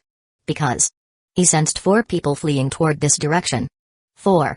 Among the 7 ninja swordsmen and Ao, only 4 remained alive. A group of Hidden Lee village shinobi intercepted them, cutting off their escape route. Yagura was strong, but even he dared not provoke so many enemies at once. A deep sense of despair crept into his heart. These reckless fools. How dare they charge in alone like this? At best, only one of them might escape. And Yagura was right. The remaining 7 ninja swordsmen were being ruthlessly hunted down. Keiichi and Might Dewey were relentlessly pursuing from behind, while Hidden Lee Village's forces closed in from the front. In just moments, Biwajuzo was dead. He had already been partially hit by Morning Peacock. Severely injured, it was a miracle he even made it this far. But in the end, Might Dewey caught up and finished him off. But by now, Might Dewey was running on fumes. If not for Keiichi using Katsu's healing jutsus at the base, he wouldn't have lasted this long. Meanwhile, Genin Akebino fell to Keiichi's blade. Hazuki Mangetsu was in despair. He glanced behind him, then ahead, and made a quick decision. He jumped into the river, liquefying his body. Instead of immediately escaping, he seeped into the underground water veins. He was far more decisive than Hazuki Chikage. He knew when to cut his losses. His maneuver left Riga dumbfounded, and even Keiichi was briefly stunned. He hadn't expected Hazuki Mangetsu to be this slippery, even taking the trouble to dive underground before escaping. Was he actually trying to avoid being caught? Smart move. There was no catching him now. However, Keiichi quickly realized why. The Hazuki clan had a summoning contract linked to the 7 swords. Even if Mangetsu didn't make it back, the Hazuki clan could likely summon the 6 swords home. Unless he did something about it. Keiichi pondered for a moment but didn't waste time chasing Mangetsu. Instead, he dispelled Earth Spear and turned his full focus on Riga Kurasuki. Riga wasn't weak. In the anime, he was one of the few who survived Might Dewey's 8 Gates release massacre. But now, with Mangetsu having fled, Riga was left alone. He brandished the thunder swords, crackling with lightning. Lightning feast. But this time, Keiichi didn't even need to intervene. Hayama Shirakumo rushed in, slicing through the attack with a vacuum blade. The next moment, Keiichi spat out wind blades. With both swords empowered by vacuum blades, his sword style shifted to Flying Swallow. Meanwhile, the Hidden Leaf village shinobi closed in, exhausting Riga with relentless jutsu attacks. The Hyuga clan had also activated their Byakugan, preparing to strike with gentle fist. A flicker of despair crossed Ryuga's eyes. He raised both swords to the sky. Blazing thunder gathered above. Then, a bolt of lightning struck down from the heavens. Kleiichi, unable to judge its path, swiftly formed seals and raised a mud wall to block the currents. But the lightning wasn't aimed at him. Instead, it struck Ryuga himself. Lightning style, thunder burial. The descending lightning consumed everything. Ryuga held his own grand funeral. Apart from his two swords, nothing remained. The residual lightning obliterated everything nearby. If not for Kleiichi's mud wall, even he would have been caught in the blast. A moment ago. Had he stepped even a bit closer, he might have had to rely on a shadow clone to save himself. Even with his senju physique, there was no way he could have withstood that thunderous onslaught. In the distance, Hyuga saw the dazzling display of thunder burial and sensed 3 life signatures vanish. He immediately knew what had happened. The 7 ninja swordsmen were gone. At that moment, despair consumed Hyuga. Hidden Mist Village didn't have many elite fighters to begin with. Over the years, only a handful had risen to prominence: himself, the 7 ninja swordsmen, and a select few others. While there were still Jonin and elite Chunin, none were capable of shouldering such a heavy responsibility. And now, they were all gone. Sure, one had survived, Hazuki Mangekyō. But honestly, Hyuga would have preferred if he had died, too. If it weren't for this idiot, none of this would have happened. And just like that, as if the heavens themselves wanted to mock him, Hazuki Mangekyō emerged from the sea. Move. Now. Whether from exhaustion or sheer guilt, his voice lacked all confidence. Hyuga wanted nothing more than to rip him apart, but now wasn't the time for rage. He had to stay rational. While retreating, he quickly weaved hand seals. In an instant, the sea roared to life, sending massive waves crashing onto the battlefield. Hazuki Mangekyō didn't bother attacking, he was too focused on running. Hyuga shot him a sharp glare but used the exploding water shockwave to cover their escape. Yashiro-sama. Let him go. Yashiro Uchiha sighed bitterly. That one's too strong. Even if we caught up, we wouldn't stand a chance. Hyuga was a monster. His chakra reserves were vast, and his mastery of water style was unparalleled. He was simply beyond their level. Yashiro couldn't even begin to imagine how the hell had Kleiichi managed to run rampant in Hidden Mist Village with only 3 people. It wasn't long before he found his answer. As they moved inland, Yashiro saw the aftermath of the battle. The devastation was undeniable. Among the fallen lay the charred remains of Rikakurasuke and Hoshigaki Kisame. Meanwhile, 4 other members of the 7 ninja swordsmen had been captured alive. 3 names stood out: Jinpachi Munashi, Kushimaru Kuraiere, and Jina Akebino, all subdued. But the most shocking part? The entire operation had been carried out by just 3 men. What kind of ridiculous battle record was this? Yashiro could hardly believe it, but the evidence was right before his eyes. At that moment, he saw Kleiichi gathering up 6 of the legendary swords. Kleiichi turned to him and asked casually, "Yashiro-san, did you manage to intercept Hazuki Mangekyō?" I failed. I couldn't stop him or Hyuga." Yashiro hung his head in shame. Kleiichi had actually fulfilled his promise, 3 men against 7, and they had wiped out the infamous 7 ninja swordsmen. Meanwhile, even with multiple Hidden Leaf Village squads at his back, Yashiro hadn't been able to deal with just 2 people. The difference in their performances was painfully obvious. You couldn't stop them. Kleiichi smiled and waved his hand dismissively. No worries. Hyuga is rumored to be a candidate for the next Mizukage. He's absurdly powerful. It's normal that you wouldn't be able to beat him. Thank you, Kleiichi-sama, for your generosity. He called it reassurance. But to an Uchiha, those words cut deeper than any blade. Yashiro felt as if he'd been utterly humiliated. Kleiichi-sama, what's our next move? Nearby, Shirakawa Hayama was busy collecting the fallen ninja swords. Kleiichi tapped his chin. First, let's seal all 6 swords. We don't want Hidden Mist Village summoning them back. These are our spoils of war. Where's the sealing unit? We're here. Alright, use every sealing jutsu you've got. Kleiichi personally placed multiple seals on each sword. Once the sealing unit was finished, he wrapped them in a massive scroll and applied additional layers of sealing jutsus. Then, he summoned Katsu and had her transport the swords to Shikatsu Forest for safekeeping. He did not send them back to Hidden Leaf Village.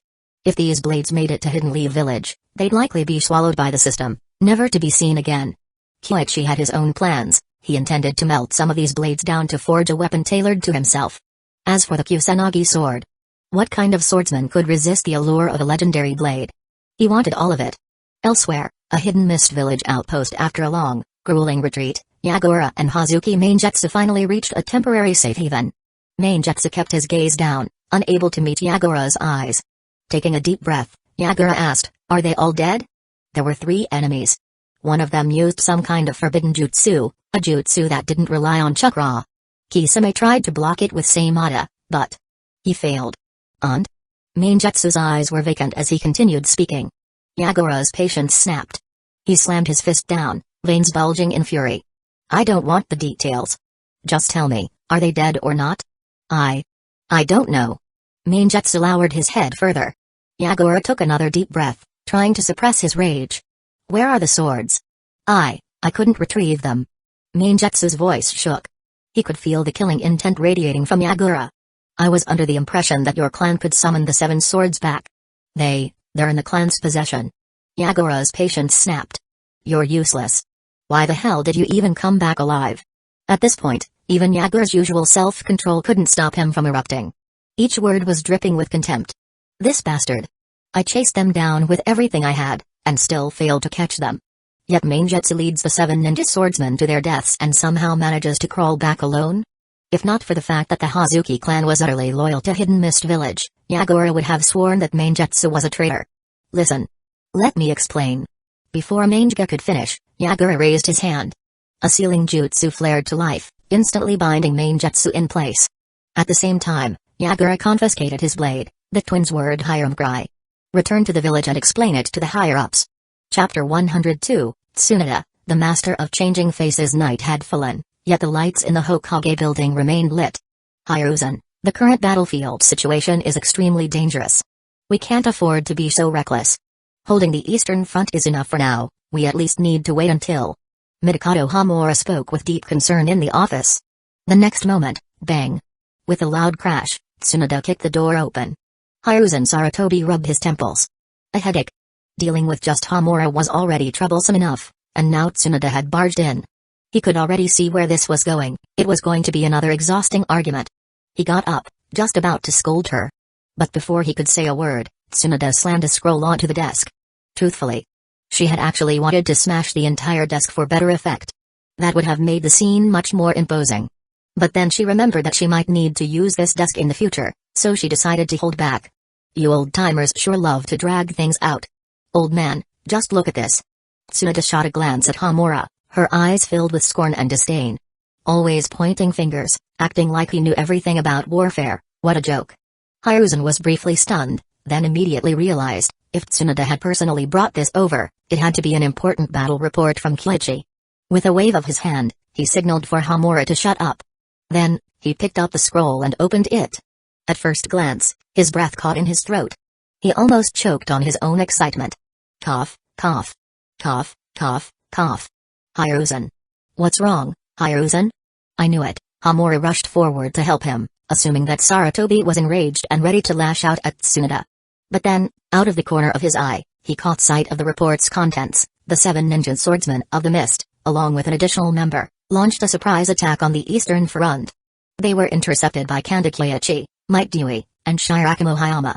4 were killed, 3 were captured alive, and only Hazuki Mangetsu managed to escape by liquefying into water. The Hazuki clan is notoriously difficult to capture. That was common knowledge in the ninja world. The last time Kiichi had managed to capture Hazuki Chikage had been a rare exception. So it wasn't surprising that Hazuki Mangetsu had escaped, but what was surprising was that 3 people had managed to wipe out the 7 ninja swordsmen. Was this some kind of joke? Hamura opened his mouth but couldn't find the words. Incredible. Absolutely incredible. I agreed to let you coordinate with him because I trusted Kiichi's abilities and knew he wouldn't suffer a loss, but I never expected him to completely crush the Eastern Front like this. Hiruzen was at a loss for words. He was too excited. The 7 ninja swordsmen were each armed with a legendary blade, utilizing the hiding in mist jutsu and assassination jutsus to wreak havoc in battles. Their presence alone posed a massive threat to Hidden Leaf Village's forces. But now, with 4 dead and 3 captured, the threat from Hidden Mist Village's Eastern Front had been cut in half. Hey, I really don't get your generation. You clearly have the strength, yet you all act so timid, like a bunch of cowards. 3 villages are attacking us. We need to break the deadlock somewhere. If we don't take down Hidden Mist Village first, are you suggesting we should start by taking on Hidden Clouds Village instead? Tsunade swept her gaze across the room, her tone dripping with contempt. Mikado Hamura fell silent. In the face of undeniable facts, Words became meaningless. Minakato Hamura stared at the battle report, still finding it hard to believe. But reality was more convincing than any argument, especially when Yamanaka Inoyachi's seal was stamped on it. Yamanaka Inoyachi would never falsify something like this. Hiruzen Sarutobi remained silent. Tsunade wasn't just verbally blasting Hamura, her words were directed at him too. But he had nothing to say in response. Holding the report, Hiruzen was both thrilled and ecstatic. After a long pause, he lightly tapped the desk and turned to Hamura. "Old friend, why don't you head to the front lines?" Hamura was stunned for a long moment. He looked at Sarutobi, then at Tsunade. Seeing the determined, almost desperate expression on Tsunade's face, he let out a bitter laugh. "Perhaps I truly am old. Forget it. If I go to the battlefield, I might end up being more of a hindrance than a help. But if the village ever needs me, I won't hesitate." "Hamura-sama, don't say that. Everyone knows the contributions you've made. But now that you're older, it's our turn, the younger generation, to step up and protect the village. We won't let you risk your life on the battlefield. Hidden Leaf Village isn't that desperate yet." Tsunade's tone softened in an instant. Just a moment ago, he was one of the old geezers. And now he had become Hamura-sama. Her change in attitude was so fast that even Hiruzen was left speechless. But Hiruzen understood Tsunade's true intentions. She simply didn't want Hamura at the front lines. His seniority and status were too high. If he went, it would interfere with battlefield command. And if he started nagging during a battle, even Jiraiya would find it unbearable. It was better for him to stay in the rear. Hiruzen felt a little guilty, but Hamura's decision to step back voluntarily was already the best outcome.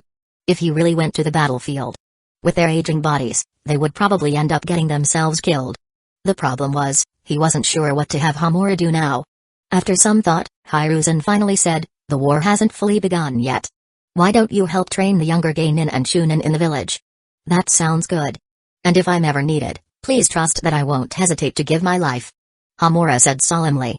With that, he didn't linger any longer, sighing as he walked out of the office. Now that he was gone, Tsunade had no reason to be harsh anymore. She grinned and said to Hiruzen, "Sensei, Hamura-sama has made plenty of contributions. Ah. It's good that you understand. In the end, it's just a difference in ideology." Hiruzen shook his head and said no more.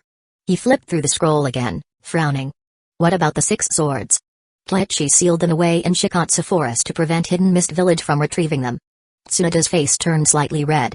Kleichi's intentions were clear. Part of it was indeed to keep Hidden Mist Village from reclaiming the swords, but more importantly, he was preventing Hiruzen from using them as bargaining chips, such as handing them over in exchange for a truce. She had to admit, Hiruzen might actually do something like that. Hiruzen was silent for a few seconds before he finally spoke again. "Tsunade. Is your illness better now?" Tsunade's expression darkened, and she slowly shook her head. But after a moment, she said, "It's eased a little, though not completely gone. But since I've decided to take over, I will carry their will and become a worthy Hokage." "Good. If that's how you feel, I'm truly relieved. When this war is over, you will take over as Hokage." Hiruzen let out a breath. Kanda Kleichi's performance had far exceeded his expectations, and this battle was critical. It had nearly secured the Eastern Front. He could already foresee, by the time this war ended, Tsunade and Kleichi's combined prestige would make her succession as the 4th Hokage undisputed. His only lingering concern was Tsunade's illness. If it was improving, it meant her emotional wounds were healing. Back at the camp, Kleichi-sama. Reduce patrols by half and have the teams rotate shifts. If Hidden Mist Village sends envoys for peace talks, just ignore them. We'll deal with them in a few days. Yes. After returning, Kleichi issued a series of orders. The 7 ninja swordsmen were almost entirely wiped out, but Hidden Mist Village's main forces were still intact, posing a significant threat. Unless they suddenly decided to stab Hidden Cloud's village in the back, there was no way Kleichi could lower his guard. After finishing the arrangements, he dispelled his shadow clones. Then, he headed toward Might Dewey's tent. "Kleichi-sensei." Might Guy wiped away his tears, his face full of worry. "Let me check first." Dewey was unconscious. He was used to opening the 6th gate, but the 7th gate and Daytime Tiger, this was his first time using them. Kleichi carefully examined him. After a moment, he smiled. "Guy, your father is fine. He's just exhausted." "Really?" Hearing that, Might Guy's eyes lit up with joy. "Yes. But when he wakes up, he'll need to rest for a few days. Make sure he doesn't train during that time. Your job is to take care of him." "Yes." Might Guy was overjoyed. Kleichi patted his shoulder and stepped outside. Asuma and the others looked worried but didn't dare to approach. He's fine. Everyone, get some rest. Yes. Hearing that, they all sighed in relief. Sensei, that jutsu from Gyui-san. Shizui was curious. It didn't seem like ninjutsu, but it was far beyond ordinary taijutsu. I suspected that beyond the sixth gate, each gate might bring a different transformation, possibly leading to unique taijutsu jutsus. That move must have been something Gyui-san developed himself. Kleichi glanced at them and continued, if you lack talent, then just stay focused. Even mastering a single jutsu can make you strong. Yes. Everyone was encouraged. Their teacher was right, if they focused on one thing, they could still become powerful. Of course. That was a half-truth. Focusing on one thing could make someone strong, but not necessarily to a remarkable level, certainly nowhere near the level of the 8 gates. Take Kurenai Yui as an example. She specialized in Ganjutsu. And in the end? She was just decent. In fact, Kurenai was a year older than Asuma and the others, yet she didn't become a jonin until just before the new generation graduated. So really, inspirational speeches were nice and all, but reality was a different story. A system notification appeared. Kleichi glanced at it indifferently. Just another ordinary ninjutsu. Nothing particularly valuable. After exchanging a few words with his students, he went to see Yamanaka Inoichi. Inoichi was working overtime. The 3 captives weren't urgent matters, but Amiri Ringo, who had died, needed to be dealt with quickly. Seeing Inoichi's exhausted face, Kleichi had a sudden thought, could his chakra absorption jutsu be modified into a chakra transmission jutsu? It seemed worth trying. But it wasn't a priority for now. Chakra absorption was already difficult to master. It required precise chakra control, and without that, the absorption rate would be terrible, just like Hokkaido Yoro. Later that night, the Uchiha's second wave of reinforcements arrived. This time, Fugaku led the team personally. He had originally assumed he was walking into an intense battle, where he would play a key role in turning the tide. In fact, he had even debated how much effort the Uchiha should put in, worried that showing too much strength would make Hidden Lee Village wary. But when he arrived, the battlefield was completely calm. After a brief conversation with Yashiro Uchiha, Fugaku was left utterly dumbfounded. The 7 ninja swordsmen were already dead? The eastern front was practically secured? All that strategizing, and in the end, he had been outwitting himself. Fugaku stared blankly, momentarily at a loss for words. After a long silence, has anything else happened? The next Hokage will likely beat Tsunade. I figured as much. Anything else? Fugaku wasn't surprised. With Kleichi's influence and Tsunade's return, it was clear she was being positioned as the next leader. Yashiro shook his head. Fugaku stared blankly at the night sky. So, he had rushed all the way here, only to be left with nothing but scraps. If Hidden Mist Village surrendered, would he have to head back to Moro? Chapter 103, Tactical Lessons, Ice-Style Land of Water, Hidden Mist Village. Yagura ordered all Hidden Mist Village shinobi to withdraw to the islands and remain on the defensive. Then, he returned to the village with Hazuki Mangetsu to report on the situation. The 7 swordsmen were dead. This was a burden far too great for Yagura to bear alone. Besides, it was Hazuki Mangetsu who had pushed for the attack. What did this have to do with him, Yagura? Upon hearing the news, the ailing 3rd Mizukage personally came forward. So, my 7 ninja swordsmen are gone? The 3rd Mizukage sat there, his aged and sickly face tinged with sorrow. He had already listened to Yagura's report. So, without waiting for an answer, he paused for a few seconds before continuing, the Hazuki clan.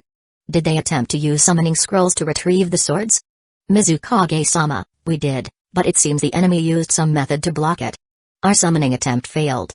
An elder of the Hazuki clan stood and responded. The swords were lost as well. The Mizukage opened his mouth slightly but, in the end, only let out a long, helpless sigh. Explain everything in detail. The surrounding elders all looked deeply concerned. The truth had already been verified. This was too significant an event to rely solely on Yagura's testimony. When Hazuki Mangetsu returned, the first thing they did was have the Anbu investigate. And the results. Everything was true. Hazuki Mangetsu had indeed taken the lead in the attack. Yagura had tried to stop him but failed, and in the end, he had sent Tao, a young but capable sensory ninja, to ensure the operation's success. Yet, even with all these precautions, the 7 swordsmen were still wiped out. These were 7 elite warriors that the 3rd Mizukage had painstakingly cultivated. Given his already fragile health, wouldn't this news be enough to push him over the edge? However, The Mizukage merely struggled to steady his breathing for a few moments before regaining his composure, though his expression became even more sorrowful. So Yagura began his account from the beginning. An elder interrupted. The focus should be on the 7 swordsmen. No, Elder Shohiko. Yagura said firmly. The 7 swordsmen are already dead. The loss is irreparable. The real focus should be on the unique tactics Hidden Leaf Village employed in this battle. The third Mizukage coughed a few times, then nodded. Continue. With the Mizukage's approval, the other elders dared not interrupt. Yagura proceeded. His focus was not on the deaths of the 7 swordsmen but rather on Kyoichi's battle strategy, because the 7 swordsmen were undeniably gone. With only 1 sword remaining, could they even still be called the 7 ninja swordsmen? At first, the elders seemed uninterested. After describing the first phase of the battle, Yagura paused and asked, "Did any of you notice something?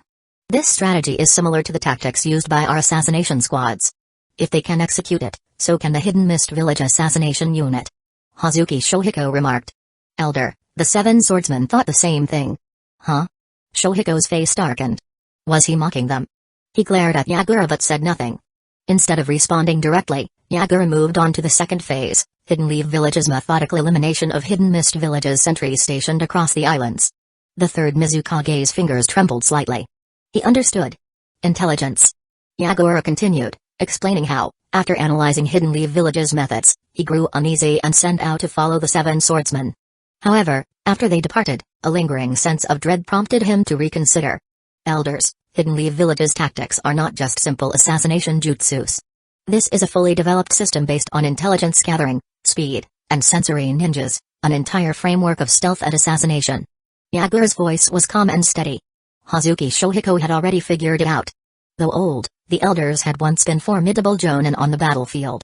They understood the critical importance of intelligence, and Hidden Leaf Village's system was built entirely upon it. Why was Hidden Leaf Village able to ambush them so effectively, while their own ambushes were effortlessly countered and turned into death traps? Because their opponent could sense them first. Simple, brutal, and nearly impossible to counter. In terms of perception and reconnaissance, no one in the ninja world could rival the Byakugan. The room fell silent. What are you suggesting? Mizukage-sama, elders, I believe this is an excellent tactical system, one that suits Hidden Mist Village perfectly. We should study and learn from it. Huh? The conference room was silent again. Study it? That would be easier said than done. Shohiko wanted to argue, but when he glanced at the tightly bound and sealed Hazuki Mangetsu, he hesitated. Moreover, remembering Yagura's earlier remark, he found himself unwilling to voice his opposition. The third Mizukage tapped his fingers against the table, lost in thought for a long moment before saying, "This strategy is ineffective against the Byakugan. Hidden Leaf Village can use it because they have the Byakugan and the Yamanaka clan, who excel at sensory jutsus." Yes. Yagura nodded without denying it. He looked up, a slight smile appearing on his face. Naturally, we wouldn't use this strategy against Hidden Leaf Village. But we can use it against Hidden Cloud's Village. You mean? Attack Hidden Cloud's Village. The third Mizukage was stunned. That had never even crossed his mind. You plan to negotiate with Hidden Leaf Village? The elders were sharp. They immediately picked up on Yagura's underlying message. Do we have another choice? Yagura didn't answer directly but instead posed the question to them. Negotiating with Hidden Leaf Village would mean admitting Hidden Mist Village's strategic failure in this war, essentially an alternative form of surrender. That was unbearably humiliating. But those 6 swords. As they thought about it, the elders sighed softly. The anger in their eyes toward Hazuki Mangetsu only intensified. This was all his fault. Had they followed Yagura's plan, staying in the Land of Water and waiting for Hidden Cloud's Village and Hidden Stone's Village to escalate their conflicts before making a move, none of this would have happened. Useless. Completely useless. For now, let's not discuss negotiations. We can delay and observe the other villages. But this strategy is indeed worth studying. You'll handle the arrangements. The third Mizukage's energy was waning. After such emotional turmoil, he had already pushed himself to his limits. A weaker-willed person might have coughed up blood and died from sheer anger.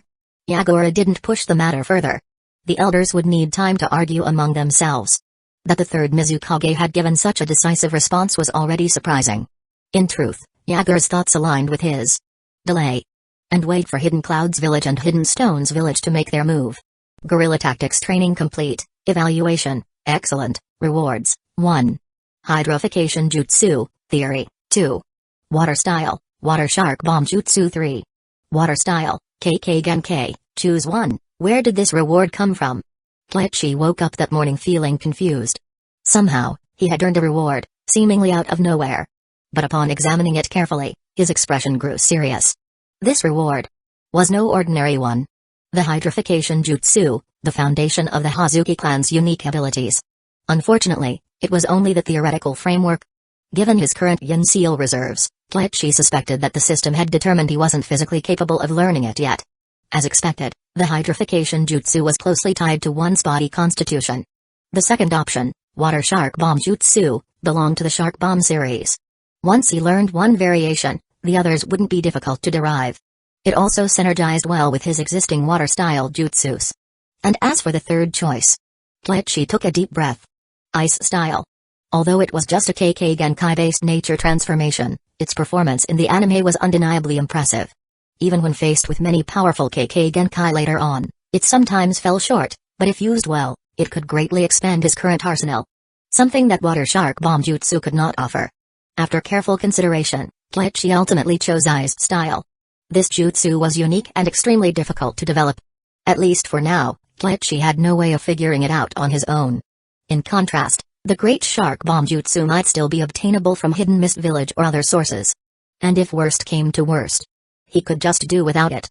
The Great Shark Bomb Jutsus were strong, but they weren't absolutely necessary. Ice style, however, was different.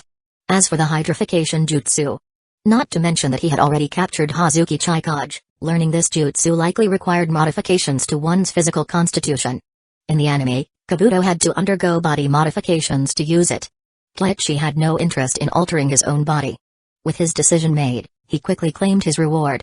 Before long, knowledge of ice style surfaced in his mind, along with some insights into the fusion of water and wind nature transformations. Nature transformation fusion. Kleichi immediately focused on comprehending it. However, he was a little disappointed. The methods for fusing different elemental natures varied. Which meant the knowledge of ice style wouldn't help him with wood style. Kleichi didn't mind. Although this path was a dead end, wood style had an easier alternative. Besides, he understood one thing very clearly, it wasn't wood style itself that was powerful, but rather Hashirama's wood style. Kleichi experimented for a while. Soon, a small ice crystal formed at his fingertips. That was easy. Yet without an innate understanding of water-wind fusion, achieving this would have been impossible without the Kekkei Genkai. Kleichi marveled at it for a moment and was about to continue his research when he heard approaching footsteps. Dispersing the ice, he stepped out of his tent. Fugaku Uchiha. Kleichi wasn't surprised. The Uchiha's military police force had been deployed to the Eastern Front, and naturally, they were eager to make their mark. Fugaku-senpai. Kleichi-sama, I've already heard the details from Yashiro. Thank you for your generosity. Fugaku bowed deeply. If Kleichi had wanted to pursue the matter, he could have easily used yesterday's bet to make things difficult for Yashiro. But since he hadn't mentioned it at all, it was clear he had no intention of targeting the Uchiha. Kleichi shook his head and said, it was just a joke. Yashiro-senpai and the others did their best yesterday. Losing to Yagura wasn't their fault. We truly appreciate your understanding. Fugaku bowed again. Just as he was about to ask something, Kleichi turned and entered his tent, motioning for him to follow. Fugaku had no choice but to step inside. Kleichi-sama, will Hidden Mist Village continue to fight? Right now, they definitely don't want to, but they haven't explicitly stated they won't. That means we can't let our guard down, we'll maintain our standoff for now.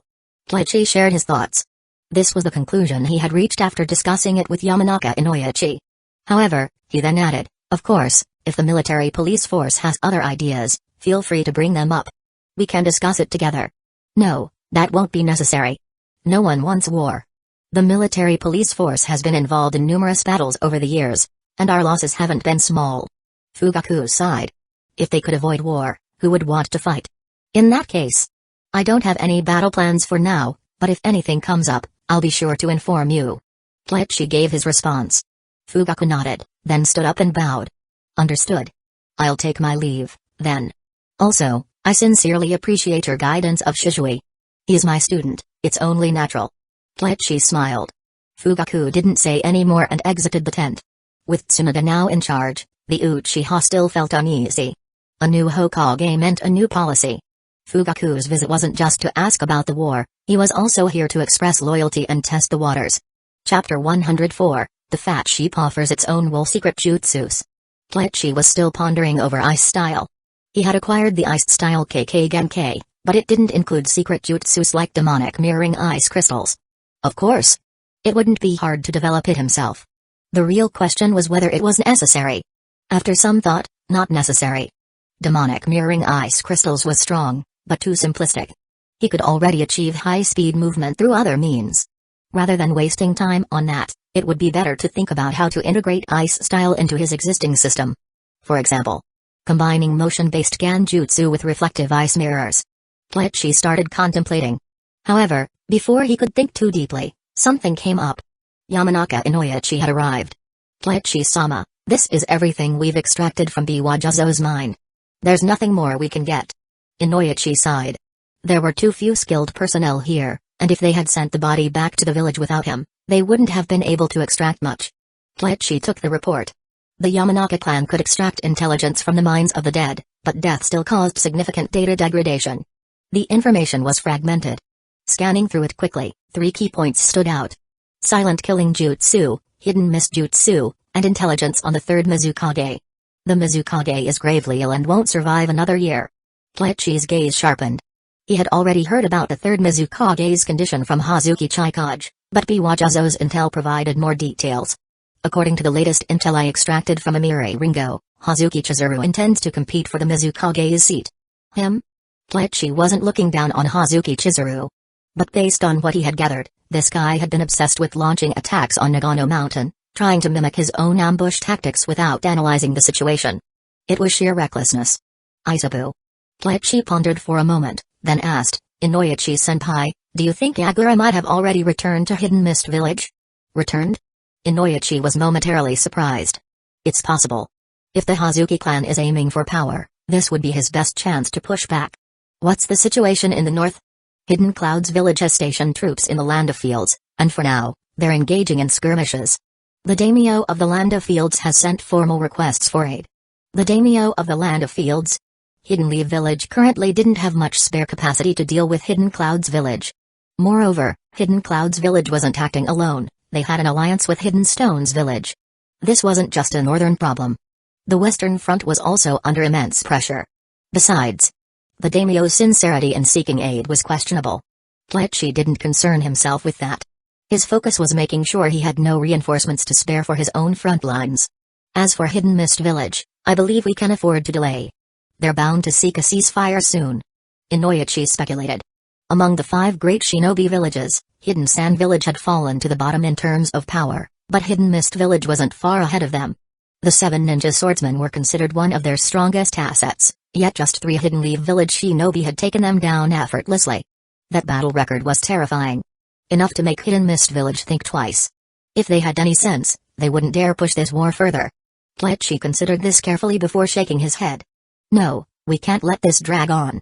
Right now, Hidden Clouds Village and Hidden Stones Village haven't begun their full-scale offensive. Once they do, Hidden Mist Village's stance could change drastically. We need to secure their complete surrender now. You mean? We won't wait for them to negotiate. We'll force them to surrender. Kleichi's voice was resolute. The Land of Water was no pushover. Besides Hidden Mist Village's current forces, they still had the Kaguya clan and the Yuki clan. A full-scale war wouldn't be easy to win. But, if they waited until the other villages launched their attacks, any negotiations with Hidden Mist Village would become a completely different game.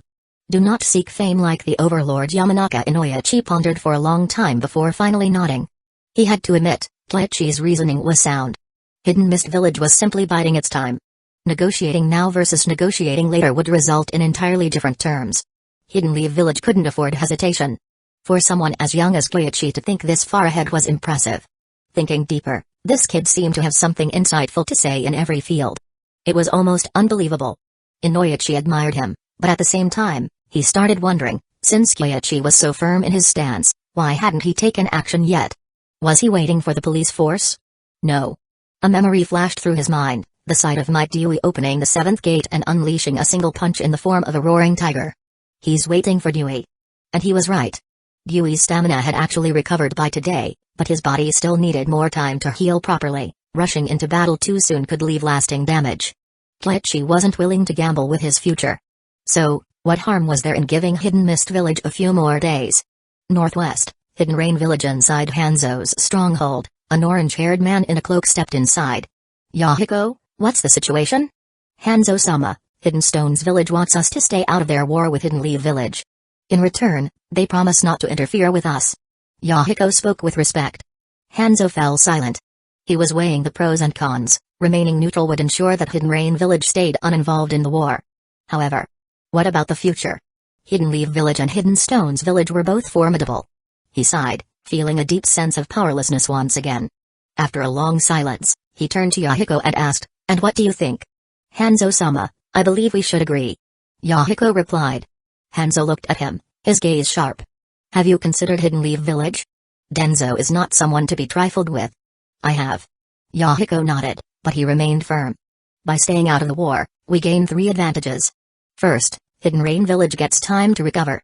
Second, as neighboring countries descend into chaos, our stability will attract a wave of refugees, increasing our population." Hanzo looked at Yahiko curiously as he pulled out a map. It displayed the current power distribution of the shinobi world. Third, without experiencing the suffering of war, the smaller villages will never support our vision of unification. Only by letting them endure war, by letting them feel pain, will they finally come together. Yahiko's voice was resolute. Tletchi's words flashed through his mind. Over the past few weeks, he had been contemplating how to change their current situation. This war had helped him truly grasp the meaning behind those words, filling him with hope. Hanzo fell silent. He was well aware of Yahiko's ideals.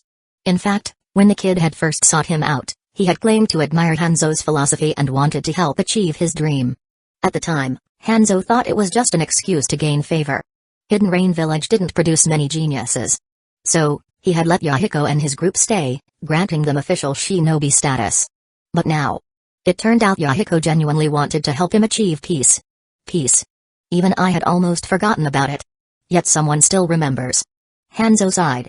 That dream felt too distant. However, he couldn't deny that Yahiko's logic made sense. Without experiencing the horrors of war, smaller villages wouldn't seek unity. They would continue believing war had nothing to do with them. At worst, they could just side with a stronger village. That kind of thinking was laughable. After a long silence, Hanzo finally spoke. "And if Hidden Leaf village and Hidden Stones village decide to unite against us first? Then we side with Hidden Sand village." Yahiko answered without hesitation. Hidden Sand village is the weakest of the 5 great nations. Right now, they're barely any different from us. If we join them, we'll hold significant influence, and they need our strength just as much as we need theirs. Go ahead. Hanzo didn't say much more. Yahiko was overjoyed, quickly bowing and running out of the office. After a long pause, Hanzo got up and walked to another location. Someone was waiting for him. "Hanzo-sama, have you made your decision? We can't afford to offend either you or Hidden Stones village. So, in this war, Hidden Rain village will remain neutral. However, we are willing to trade ninja tools and explosive tags with you." Hanzo stated his decision. Danzo raised an eyebrow, then smirked coldly. "Still clinging to your old ideals? I'm simply tired of war and don't want to be involved anymore. As for my old ideals. Hey, who hasn't been young and naive before? Danzo, you should leave.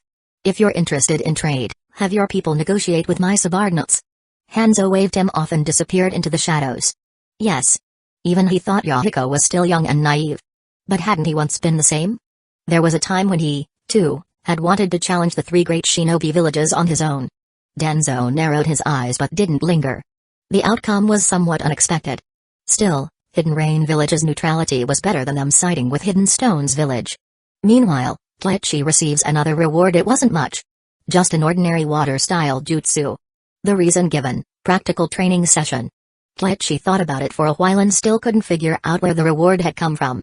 Looks like my students have grown up, they're even repaying their teacher now. How touching. He sighed in amusement. It was a small token, but it was the thought that counted.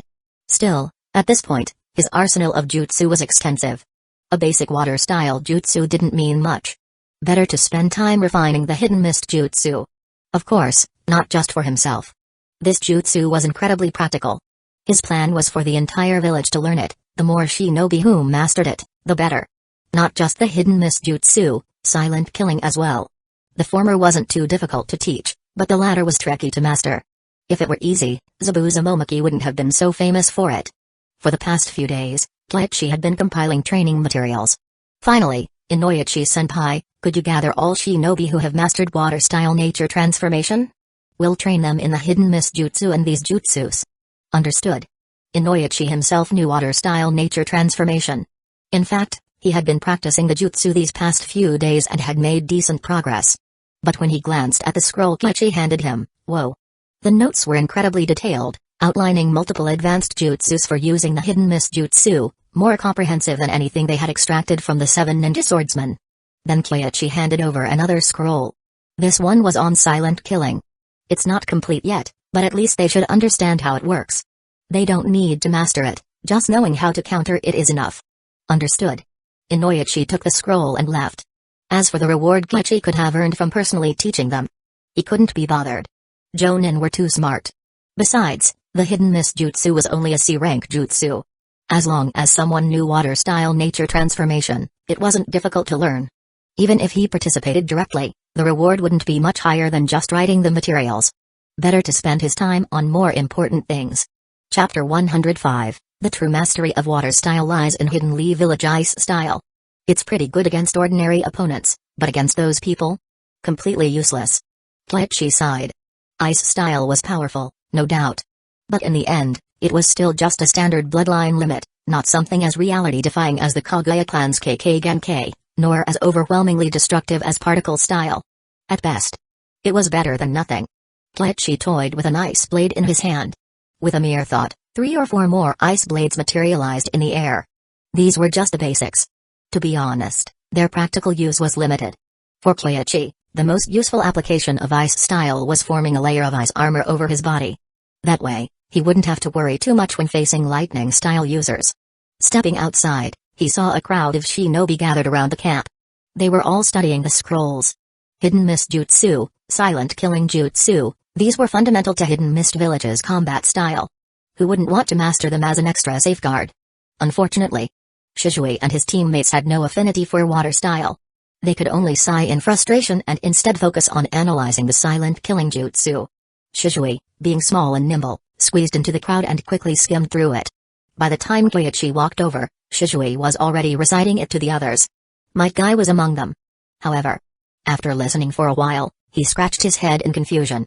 Hey, Guy, do you understand it? Ebisu whispered. Nope. I don't think this silent killing jutsu is practical. We don't even know the hidden mist jutsu. Guy had no concept of keeping his voice down. Genma Shiranui covered his face in exasperation. These 2 idiots. And they're my teammates. They're not asking you to learn it. Kurenai said, stepping in. Sensei wrote down not just how to use it, but also how to counter it, so we don't get killed if we face someone skilled in this jutsu. The only Kunoichi in the group spoke, and naturally, no one objected. They all nodded in agreement. Just then, Kurenai noticed Keiichi approaching. She quickly stood up, dusted off her clothes, and grinned. Sensei, did I get that right? Exactly. Keiichi chuckled. There weren't many shinobi on the Eastern Front, but those who were here were quite capable. Among them, only these 6 were still geinin. That said, he planned to take them along on his next trip to Hidden Mist Village. So, train well. This mission has been relatively easy, and you haven't truly experienced the brutality of war. I'll make sure you do next time. Yes. Shisui felt a mix of excitement and nervousness. Even the 7 ninja swordsmen could die on the battlefield. What chance did they have? On the battlefield, neither clan name nor genius status mattered. Only strength did. The others quickly realized what he meant. Keiichi was taking them to the front lines. You're not joking, are you? I never joke. Work hard. Keiichi patted Ebisu on the shoulder. Ebisu's face fell.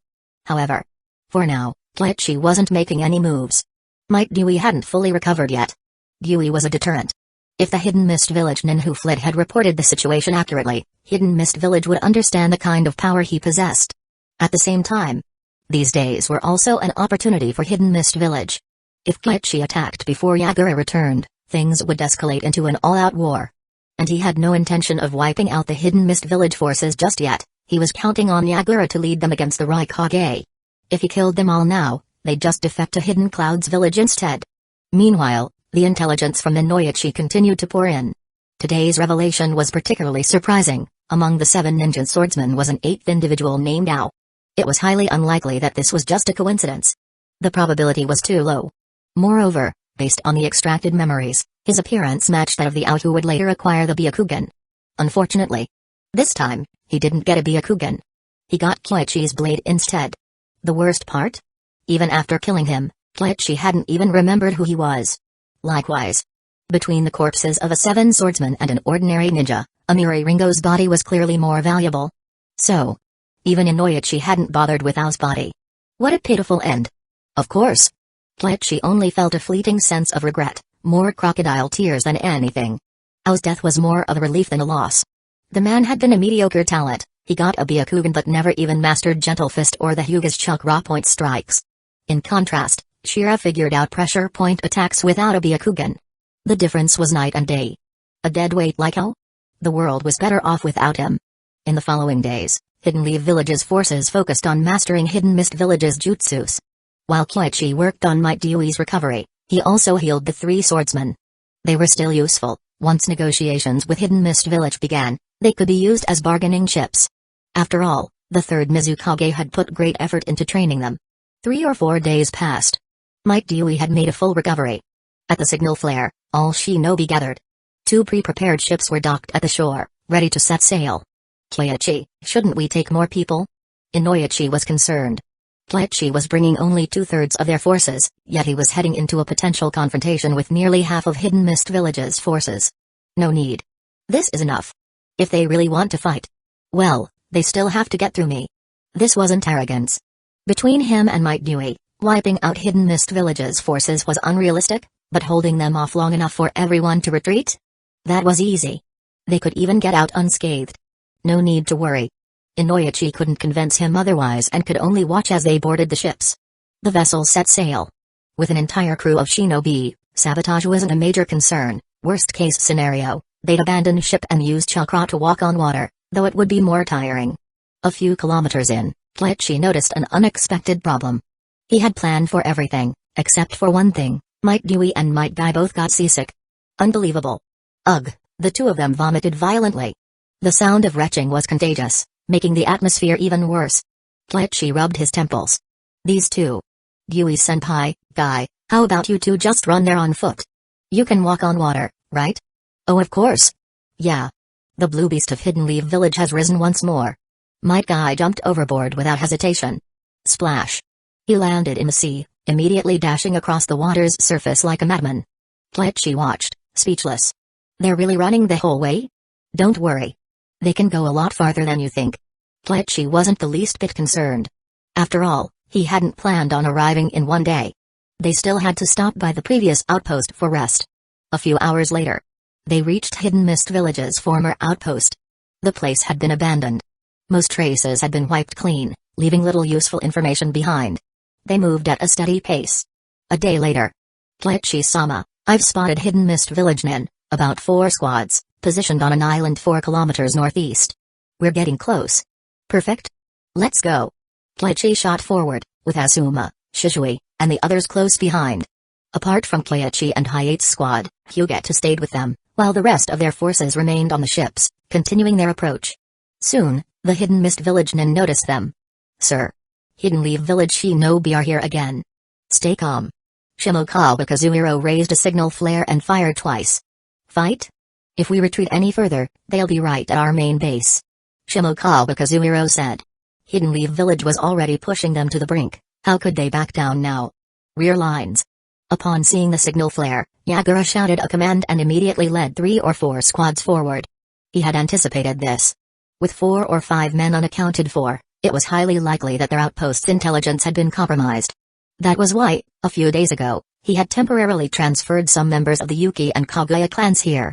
When the expected attack didn't come, he sent them back. After all, the Kaguya and Yuki clans were notoriously difficult to deal with. They didn't follow orders well, and keeping them at the outpost was more of a liability than an asset. However, a few days later, Kyoichi arrived. He had let his guard down. Yagura cursed himself internally and quickened his pace. Before long, he saw a thick mist rising over a distant island. Yagura-sama, this doesn't seem to be our hidden mist jutsu. A sensory ninja urgently reported. The chakra signature was different. Yagura's expression darkened. Of course, he knew. If he wasn't mistaken, this was Kanda Kyoichi's chakra. That damn Kanda Kyoichi. Infuriating. Absolutely infuriating. It had only been a few days. Not only had the enemy acquired the hidden mist jutsu, but he had also mastered it to such an extent that even their own mist jutsu was being overwhelmed. This brought back unpleasant memories. According to the village elders, long ago, the most renowned water-style user in the ninja world wasn't from Hidden Mist Village, but rather the second Hokage, Senjudobi Rama. Now, Yagura could finally understand that feeling. Damn it. On the island, Kleichi's mist engulfed the enemies. Around the island, dozens of paper bombs hovered in midair, sealing off the 4 squads of Jonin within. Move in. Yes. Asuma and the others hesitated, but at the command, they charged forward without question. The thick fog was the perfect cover. At the same time, as outsiders unfamiliar with the mist, Asuma's team couldn't claim much of an advantage. However, within this chakra-infused haze, Kleichi was in his element. A voice suddenly echoed. Throat, spine. 8 vital points. Which one would you like me to strike next? What? Shimokawa Kazuhiro was momentarily confused, then his anger flared. That Hidden Leaf Village bastard.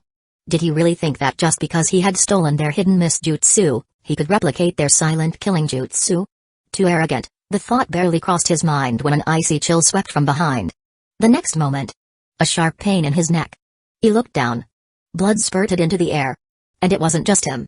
Another Jonin had also been struck, but unlike him, that one was impaled clean through. His feet had been frozen in place, completely immobilized, before Kleichi's water-forged blade had pierced his heart.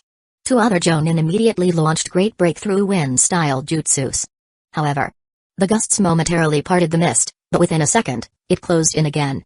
In that brief instant, they hadn't even caught a glimpse of their attacker. This was the true silent killing jutsu. No sound. No shadow. The only thing they could see was their comrades dying. Damn it. Retreat. Fall back. Panic gripped the remaining shinobi. For the first time, they truly understood just how terrifying the hidden mist jutsu and silent killing jutsu were, and the worst part? The one wielding them wasn't even from Hidden Mist Village. He was from Hidden Leaf Village.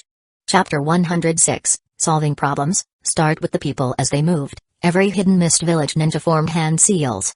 Some used water wall jutsu, while others unleashed great waterfall jutsu to cleanse the battlefield. But without exception, none of it stopped the enemy. Water wall? A single slash, a blade infused with razor-sharp wind-style chakra cleaved through the water barrier with ease. The next moment, another strike, swift as a ghost, came slicing through the air. Clang. A Hidden Mist Village Jonin managed to block it, but he barely caught a glimpse of what he had deflected. It didn't seem like a real sword, rather, something akin to an ice spike, an ice blade. However, he had no time to think. He had barely parried the first strike when the second came instantly after. This time, it struck his shoulder. Help me. My hand. Too fast. There wasn't even time to form seals. And the worst part. He suddenly realized his arm was no longer obeying him. Not just the injured left arm, his entire upper body felt out of sync. His torso twisted unnaturally, his movements thrown into disarray. Even his neck, stiff, sluggish, almost locked in place. What kind of jutsu is this? Panic surged through him, and he desperately called out for help. But his teammates could do little. They had no idea where the enemy was. The dense, chakra-infused white mist robbed them of both sight and perception. They kept flickering around with body flicker jutsu, and this island wasn't large to begin with. Yet now, it felt like a labyrinth with no way out. Regret hit them all at once. If we had known it would be like this, why did we try to show off? We should have just retreated. Seeing their Jonin teammate in such dire straits, the others hesitated no longer. One word, run. They weren't the type to abandon a comrade unless absolutely necessary. But right now, the gap in strength was simply too vast. And this was just Kleichi alone. Meanwhile, Shiraka Mohayama and Mangekyō were stationed outside, ready to intercept anyone who tried to flee, or any reinforcements that might arrive. Kleichi didn't finish off the Jonin afflicted by mind-body disturbance jutsu. Instead, he simply launched him straight toward Asuma's group with a single punch. This strike carried another dose of mind-body disturbance's effects. At this point, that Jonin was as good as finished. If Asuma and the others couldn't even take down someone in his condition, then Shizui and the rest had no business being on a battlefield. In the next instant, Kleichi activated body flicker and opened the first gate. His figure vanished, no chakra enhancement. Just pure, unadulterated speed. 1 slash, 2 slashes. SHKK. The last Jonin's throat erupted in a spray of crimson, while another elite Chunin was cut down by Kleichi's Raging Sword. as if they could outrun him. Screams rang out. The mist finally began to clear. The remaining hidden mist village ninjas turned pale with horror. 3 of their 4 Jonin lay dead. Earthen walls had risen around them, sealing them in completely. Above, dozens of explosive tags floated ominously in the air. Not far away, the Jonin they had abandoned was now being swarmed by 6 children. At the same time, they sensed 2 approaching hidden leaf village ninjas up ahead. Judging from their chakra, they were at least Jonin level. Humiliation. This was pure humiliation. Rage boiled within them. Hidden leaf village's intentions were clear. They were using them as training dummies to hone their gain in real combat.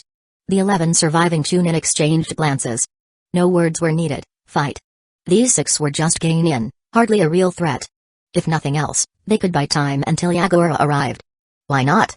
Without hesitation, they turned and charged straight toward Might Guy and his team. Meanwhile, Bleach perched atop the stone wall. Are you sure about this? Should we just kill a few more? Shirakawa Hayama joined him. 11 Chunin plus 1 crippled Jonin, 12 in total. Not exactly a small number. That Jonin is already worthless. Their real threat is the 11 Chunin. I don't expect the kids to win, just to last long enough. Besides, Bleach had left a slug clone on each of them. As long as they're not dead, they can be saved. The moment those words left his mouth, Shishui's blade sliced cleanly across the Jonin's throat. Bleach turned his gaze toward the sea. Yagura was almost here. Which meant they didn't have much time left. Facing 11 Chunin with just 6 of them, Asuma's palms were slick with sweat. He gripped a kunai in each hand, wind-style chakra flickering and surging along the blades. Vacuum blade. He exchanged a glance with Might Guy. Go. Guy immediately activated the first gate and charged in. The enemies were all Chunin. Holding back would be a mistake. Asuma followed right behind. Might Guy's speed was blinding. In the blink of an eye, he was already upon the lead Chunin, Shadow of the Dancing Leaf. One kick, the enemy was sent flying. The next moment, Shishui flickered into position, forming hand seals midair. Great fireball jutsu engulfed the airborne target. From behind, Genma Shiranui and Debusu flung shuriken. But their target wasn't the burning enemy in the air, it was the group surrounding Guy. Asuma pressed forward, his kunai striking to relieve the pressure on Guy. Kurenai had already begun forming seals, weaving genjutsu into the battlefield. The 6 of them moved in sync, instinctively coordinating their attacks. See? Their teamwork's not bad. Bleach chuckled. Their patrols and training together had paid off. At least, in this first clash, they hadn't fumbled. The surprise attack had successfully taken down one enemy. Shirakawa Hayama hesitated for a moment before nodding. So far, they weren't at a disadvantage. But the enemy was composed of Chunin. The difference in skill would soon become apparent. Hidden Mist Village ninja were infamous for bullying the weak and fearing the strong. Against 6 kids, their confidence soared. Yes, one of their comrades had been killed in the ambush, but so what? They might not stand a chance against Kandakuichi, but these brats? The 10 remaining Chunin quickly adjusted and synchronized their attacks. The mist thickened. Don't be afraid, Kurenai shouted, her genjutsu had landed. The enemy's jutsu halted.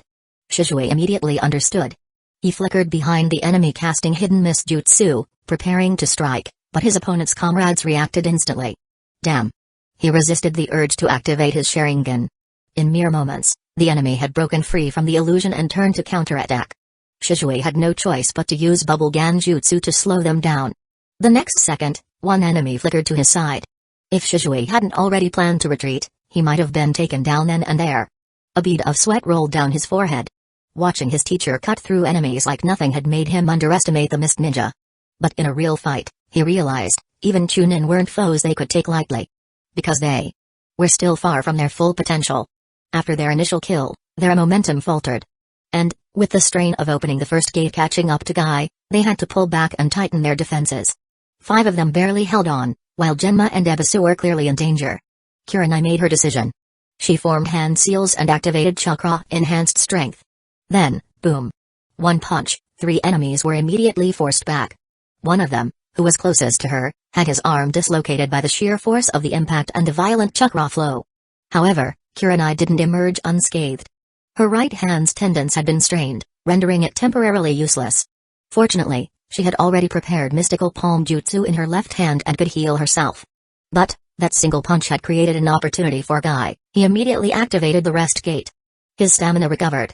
Then, Gate of Life, open. In a blur, he charged toward the 3 injured enemies, not aiming to defeat them outright but to herd them into one spot.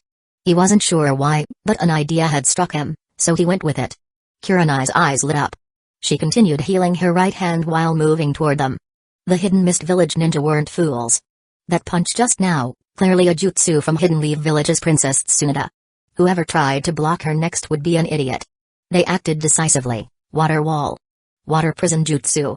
Even the one with a dislocated arm gritted his teeth and endured the pain. Right now, survival was all that mattered.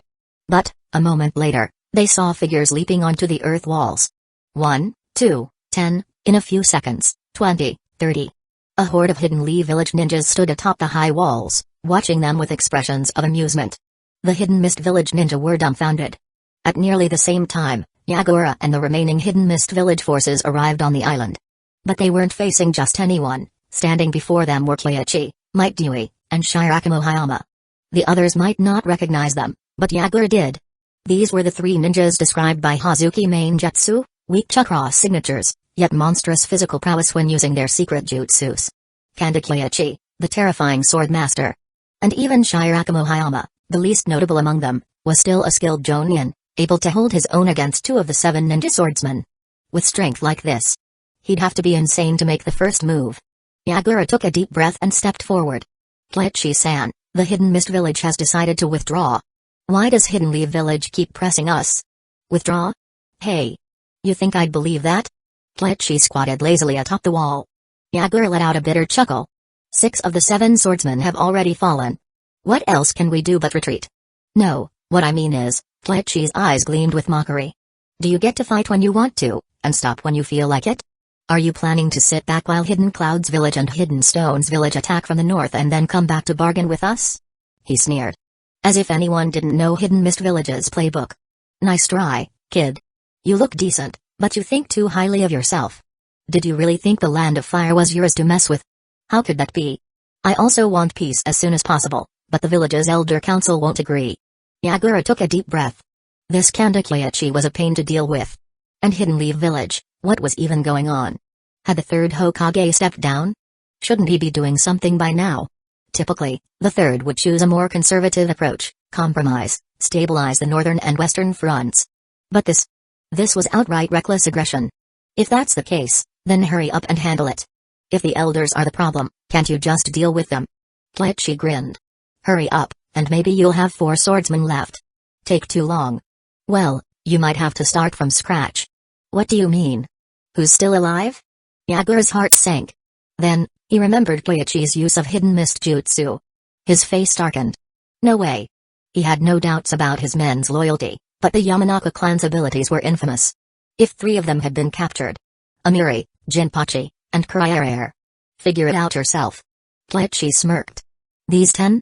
I won't kill them. Consider it a gift. Chapter 107, Fugaku, don't put words in my mouth. The earthen wall crumbled. The battlefield on the island was laid bare before Yagura. 4 Jonin, dead. 10 Chunin still alive, but their opponents were 6 kids. Yagura fell silent. Even Hidden Leaf Village's children were this strong now? Well then. I hope your village will show some sincerity next time. I'd rather not have to pay another personal visit. As Kleiichi spoke, he drew his sword and slashed. A faint blue-in-style chakra condensed into an invisible blade of sword energy, sending up a cloud of dust. A deafening roar echoed across the island. When the dust settled, the Hidden Leaf Village shinobi were already gone. All that remained were the shinobi of Hidden Mist Village. 3 steps in front of Yagura, a narrow fissure stretched more than 10 meters across the ground, cutting nearly 2 meters deep. Yagura stared at the ground, momentarily at a loss for words. So fast. Such powerful swordsmanship. Nakayoshi, can you absorb that sword jutsu just now? Yagura asked gravely. I can. Nakayoshi nodded but hesitated before shaking his head. But he's too fast. I might not be able to keep up. That's right. Such speed. Yagura didn't say anything further. He wasn't particularly close with Nakayoshi, but as a trusted aide of the third Mizukage, Nakayoshi's abilities were well known among most Jonin. Even he had doubts. And then there was Might Dewey, whose terrifying burst jutsu couldn't be absorbed by Samada. They truly had no way to contend with Hidden Leaf Village. Yagura-sama, Hidden Leaf Village can't have too many forces stationed on the eastern front. If we go all out against them, we may not suffer too terrible a loss. Nakayoshi closed his eyes and focused, sensing the area. But the cost would be high. You saw it yourself, Hidden Leaf Village's police force was here. The Uchiha. Their fire-style jutsus might be countered, but the Uchiha weren't limited to fire. They also excelled in lightning style and Ganjutsu. Yagura stepped over the narrow sword mark and walked toward the remaining 10 Chunin. They were visibly shaken. Before leaving, Kleichi had casually drawn his sword across their forehead protectors, leaving a deep mark on each one, a silent declaration that he could have easily killed them. Too terrifying. Too terrifying. The 10 muttered to themselves in a daze. Yagura frowned. He crouched down and tried talking to them, but their spirits were clearly broken. Ironically, the most composed among them were the 3 who had been forced by Might Guy to use the water prison jutsu in self-defense. What exactly happened? How did Shimokawa and Hiro die? I don't know. A dense white mist, no sound, no sense of direction. We couldn't even find him. He was just toying with us. One of the Chunin spoke excitedly. Another muttered under his breath, the throat, spine. 8 vital points. Which one should I strike next? Ugh. Yagura took a deep breath. It was hard to imagine what these 10 had gone through, but judging by their state, there was no doubt they had suffered extreme psychological trauma, and the greatest blow was likely the sword marks on their forehead protectors. After standing still for a long time, Yagura finally sighed. Take them back. Have the medical nin treat them. Yes. The injured were carried away. Yagura remained silent. He had just examined the corpses of the 6 dead Jonin and found that their fatal wounds aligned exactly with the vital points described earlier. Replaying the scene in his mind, he could easily understand how those 10 Chunin must have felt. Humiliation. Torture. The signature jutsus of Hidden Mist Village, the skills they prided themselves on, when used by their enemy, they became even stronger and more terrifying. And they had no way to fight back. Not entirely, at least. If it had been a Kaguya using Shikatsu Myaku, they might not have feared Kandakleichi as much, since the bone structure of their clan had strong defensive and counter-offensive properties. However, there was no telling what other abilities Kleichi had up his sleeve. The unknown was always the most terrifying. While Yagura was deep in thought, a messenger bird from the Hidden Mist Village Anbu descended from the sky. He hesitated briefly before whistling to call the bird over. Tied to its leg was a scroll.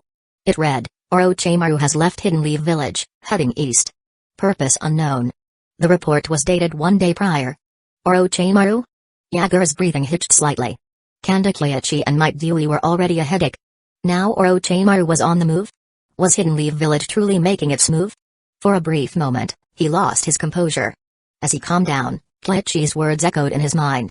The 7 ninja swordsmen of the mist, 3 have fallen. And if a problem can't be solved, then solve the one who raised it.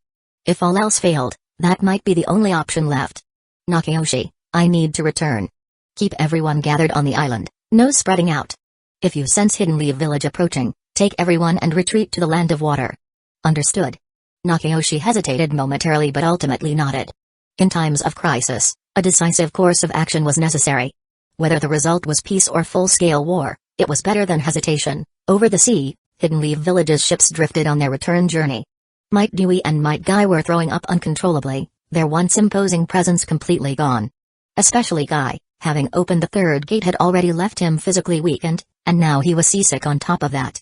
Kleichi-sama, will they be alright? It's just seasickness. What could possibly happen? Kleichi shook his head.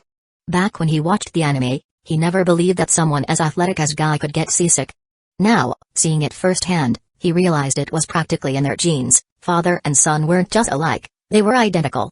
Kleichi's medical skills were widely regarded as second only to Tsunoda's, so when Baeun heard this, he finally sighed in relief. On another ship, Fugaku Uchiha stared at the sea, clearly in a sour mood. Clan leader. Yashiro, sit. Fugaku smiled faintly. Yashiro nodded and sat down, glancing at the other ship. This vessel carried only the police force, keeping a noticeable distance from the others. Lowering his voice, Yashiro asked, Clan leader, do you really think we should be going along with them? Fugaku's expression flickered briefly but soon returned to normal. He glanced at Yashiro and asked, do we have another option? But, Yashiro's face tensed, but memories of Kleichi's method surfaced in his mind. Hidden Mist Jutsu. Speed beyond reason. Swordsmanship, water style.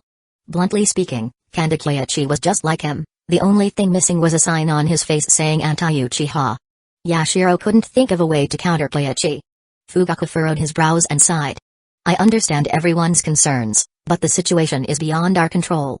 Besides, this past year, the village's stance has changed. That's true, but only in 2 cases. Yashiro knew exactly what he meant. Shisui and Obito. One under Kyoichi's tutelage. The other under Minato's. And now, Kyoichi represented Tsunoda's faction, while Minato stood for Jiraiya's. This was the Hokage faction extending goodwill. But it still wasn't enough. And Yashiro wasn't the only one who thought so. Fugaku cast him a glance. 2 is already something. Wait. Once she takes the seat, we'll talk. The village's direction was clear. Orochimaru had been steadily pushed from power, while Tsunoda's return had drawn numerous shinobi to her side. Just as Shishui's intel suggested, Tsunoda was about to become Hokage. A new Hokage meant new policies. And judging by the Eastern Front, neither Kyoichi nor Tsunoda seemed to share the same path as Hiruzen and Danzo. Perhaps. Time to have a good talk with Shisui. Fugaku replayed Yatsushiro's words in his mind. I think? Since when did I think the Uchiha should be on the same path as Hidden Leaf Village? Nagano Mountain. After Kyoichi left, Yamanaka Inoichi didn't dare relax for even a moment. With so few people stationed at Nagano Mountain, he was worried that an enemy might take the opportunity to launch a surprise attack. However, after waiting for a while, no enemies showed up. Instead, someone arrived whom he hadn't expected. Orochimaru-sama. Sit, Inoichi. We're old friends, no need to be so formal. Orochimaru chuckled lightly and sat down on his own, as if he were the true master of this place. The presence of one of the legendary Sannin instantly shifted the atmosphere, turning him from a guest into the dominant force in the conversation. Orochimaru-sama, Kyoichi-sama isn't here. If you're looking for him, you may have to wait a bit. I know. He went to deal with Hidden Mist Village, didn't he? Orochimaru said nonchalantly. One of their messenger birds left for Yagura just under a day ago. By now, the message should already be in his hands. Inoichi's eyes widened in surprise. Messenger birds? He paused for a moment before realizing the implication. There must still be Hidden Mist Village operatives within the Land of Fire. Given the sheer size of the country, it was simply impossible to eliminate every enemy spy. Inoichi quickly understood Orochimaru's intent. You came here specifically for this? That brat wants to force Hidden Mist Village into surrendering. The old man and the others might think it's too aggressive, but I actually think it's a great idea. Orochimaru licked his lips as he spoke. If we can force a surrender, it would undoubtedly be the best outcome. Inoichi nodded in agreement. Otherwise, he wouldn't have supported Kyoichi's mission to intimidate Hidden Mist Village in the first place. Hidden Mist Village was strong, but only to an extent. Among the 5 great shinobi villages, Hidden Sand Village was widely considered the weakest. Hidden Mist Village, at best, was only slightly above them, and in certain periods, the two were nearly equal in strength. Now, with 6 of the 7 swordsmen dead and their legendary blades lost, Hidden Mist Village simply couldn't afford further losses. Just as Inoichi was about to speak again, he sensed multiple chakra signatures entering his detection range. The main force was returning. At the same time, Kyoichi also sensed Orochimaru's arrival. At first, he was surprised, but it didn't take long for him to understand the reason. Orochimaru was here to apply even more pressure. While Kyoichi, Mangekyō, and the Hidden Leaf Village police force could put Hidden Mist Village in a difficult position, forcing an immediate surrender was still a tall order. But with Orochimaru joining in, that changed everything. The Sannin, a title that, despite its humiliating origins, had become a name synonymous with battlefield dominance over the years. Most people no longer remembered the disgraceful story behind the name. When they heard the 3 legendary Sannin, what came to mind were 3 warriors who had torn through battlefields with overwhelming power. That kind of reputation, the fear ingrained into their enemies over decades, was something Kyoichi, a relatively unknown Hidden Leaf Village Jonin, couldn't yet match. I'll head back first. You all follow at your own pace. Kyoichi gave a brief instruction to Shirakawa Hayama before disappearing into the forest with a single body flicker jutsu. Chapter 108, Hashirama Cells? Not interested.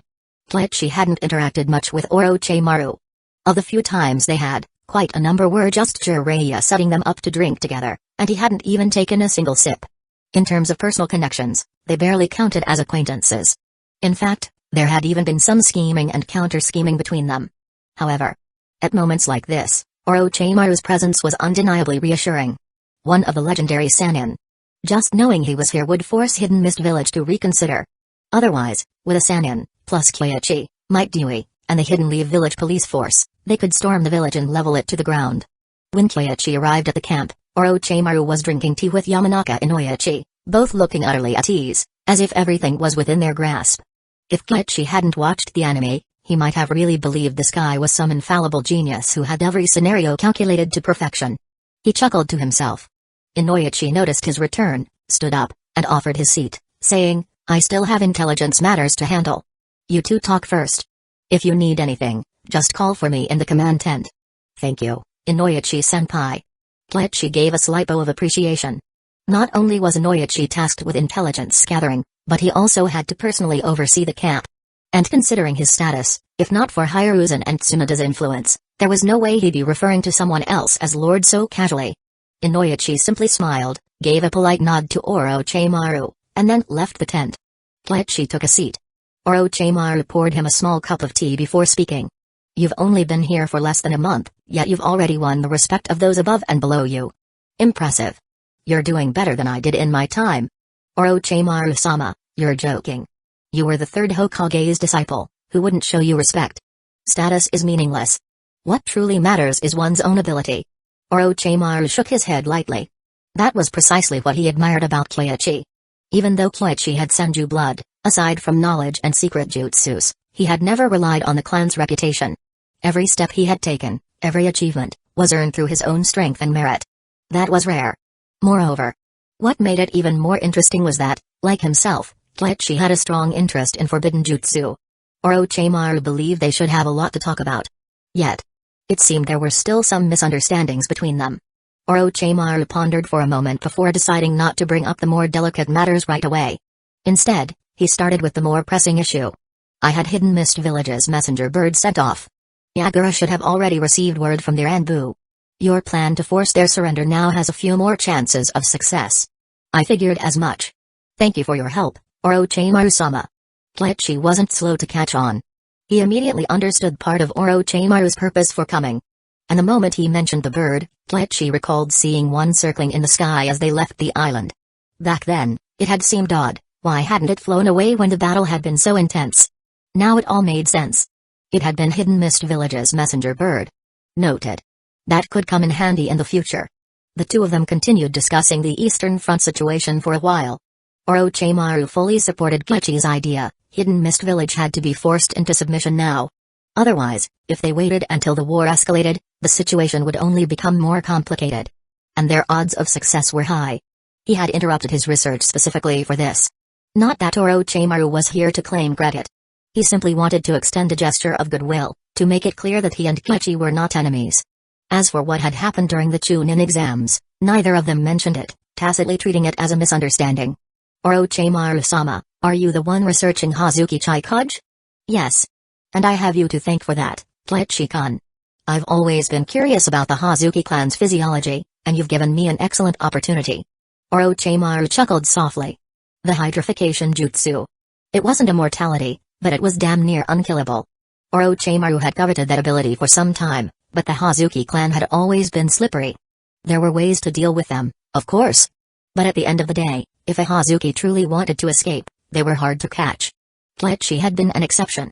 As he spoke, Orochimaru took out a scroll. It contained research notes and hypotheses about the Hazuki clan's secret jutsus and physiology. "Why are you giving this to me?" Kleichi glanced at it briefly, then lost interest. Just as expected. This ability only worked well with the right physical traits. Kabuto had only been able to use the hydrification jutsu because he had transplanted Suigetsu cells. But a transplant was just a knockoff version. If it wasn't the real deal, Kleichi wasn't interested. Clearly, Orochimaru felt the same way. After finishing his research, he had lost interest in Hazuki Chikage. Kleichi-kun doesn't seem interested in this. Orochimaru observed with a slight smile. Then he asked, "How about Hashirama cells?" "Hashirama cells?" Kleichi frowned. So Orochimaru was being direct now. This was different from the original timeline. Your grandmother was close to the second Hokage. But at the end of the day, you are still of Senju descent. Based on my research, you should be able to integrate Hashirama cells well, gaining enhanced regeneration and wood-style jutsus. Orochimaru explained. You have access to them. Was he trying to trick him into being a test subject? Kleichi's mind worked quickly. I do. Are you interested, Kleichi-kun? Nope. Huh? Orochimaru was briefly stunned. He hadn't expected that answer. After a long pause, he composed himself, his expression returning to neutrality. This guy is hard to manipulate. Oh well. Orochimaru didn't dwell on it. His enthusiasm for Hashirama cells had waned significantly over time. While they were undoubtedly useful, he had realized that he might not be able to utilize them effectively himself. Trying to rope Bleach into it was more out of scientific curiosity than anything else. Of course. He still wanted to know. Bleach-kun, mind sharing your reason? It's simple. I've read records on the subject, not complete ones, but enough to make some educated guesses. I believe the first Hokage's wood style and his ability to heal without seals are closely tied to his life force. Bleach explained. Orochimaru fell into thought. Wood style? Linked to life force? That wasn't entirely impossible. And?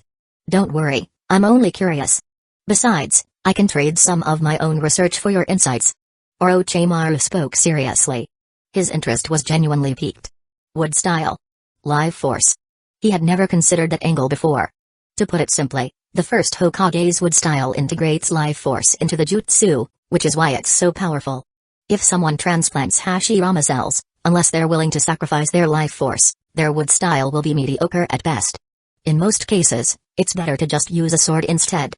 Bleach didn't hide his thoughts. Orochimaru mulled it over. The theory that unsealing-based healing shortened lifespan, he had considered that before. His declining interest in Hashirama cells was partly because the first Hokage himself had lived a relatively short life. If the cells were transplanted, there was a risk of uncontrollable regeneration, overgrowth, and ultimately being consumed by one's own body. As for wood style, he hadn't really delved into the mechanics before. So there was this layer to it as well. Bleach, on the other hand, wasn't actually uninterested in Hashirama cells. He just felt that obtaining them from Orochimaru was too risky. The origins of Orochimaru's research were dubious at best. Accepting anything from him would be like handing over leverage against himself. Tsunade, on the other hand, might have a legitimate way to acquire them. No need to take unnecessary risks. Bleach-kun, you've never conducted formal research or examined data, yet you deduced so much. I must say, I'm impressed. The more I learn about you, the more I feel we are alike. Orochimaru's eyes gleamed with interest. He was genuinely excited. For years, he had been searching for like-minded individuals, people who shared his interests and ambitions. Unfortunately, he had never found anyone suitable. His collaboration with Danzō. That was a joke. Danzō, in his eyes, was primitive. His methods and mindset were outdated, incapable of truly understanding or keeping up with Orochimaru's vision. They were nothing alike. But Kandakiachi. The Academy reforms. The removal of restrictions on forbidden jutsu for Jonin. Those were things Orochimaru had once considered doing himself, before his focus shifted. But that didn't stop him from admiring Bleach's actions. Bleach could sense it. Orochimaru's presence here wasn't just about Hidden Mist Village. That was just a convenient excuse. What he really wanted was to rope him in, just like Kabuto. To turn him into an assistant, a protege. Too bad. Bleach had his own system. Researching forbidden jutsu as a side hobby? Sure. Becoming someone's apprentice? No thanks. Stretching lazily, he said, no need for compensation. Since Orochimaru-sama came to assist, we can just call it even. That's not the same. I came to the Eastern Front for the village. That has nothing to do with you. What's fair is fair. Orochimaru took out 2 scrolls. He explained them one by one. The left scroll contained soft physique modification.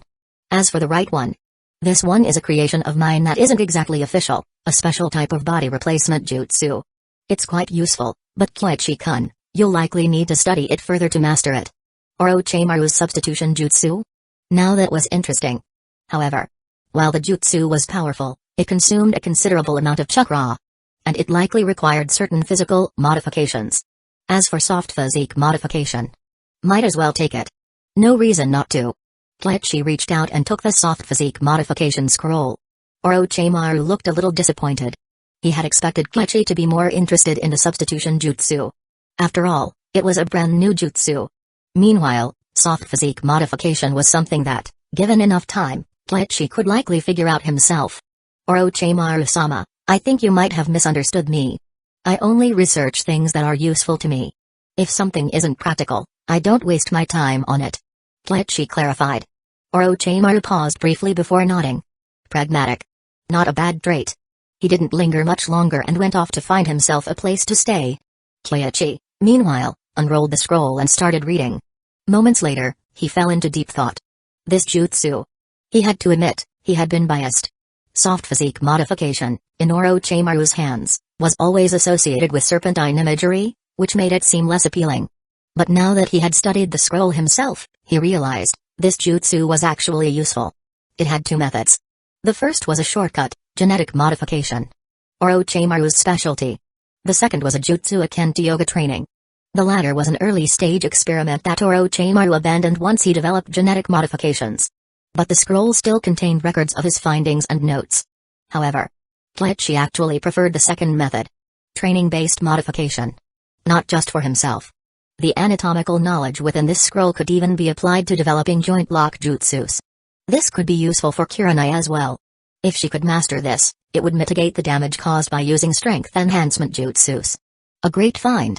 Kleichi put the scroll away, but his thoughts drifted back to Orochimaru. His own presence here, combined with Tsunoda's return and succession, had nudged Orochimaru onto a different path than in the original timeline. That was unexpected. Oh well. He had a general idea of what Orochimaru wanted. If the timing was right, he wouldn't mind sharing some knowledge with him. For now, though, Hidden Mist Village was the priority. With Orochimaru's help, this operation would be much smoother. However, negotiations would still be a pain. I'll discuss the terms with Inoichi and Orochimaru later. Hopefully, Hidden Clouds Village and Hidden Stones Village weren't moving too quickly. At that moment, an idea flashed through Kleichi's mind. Hidden Mist Village must be using messenger birds to communicate with Hidden Clouds Village and Hidden Stones Villages and Boo. If they just kill those birds. Problem solved. Chapter 109, What I Give You is Truly Yours. Hidden Mist Village. Yagura had returned. He often visited the village, but the reason for his return this time was downright ridiculous.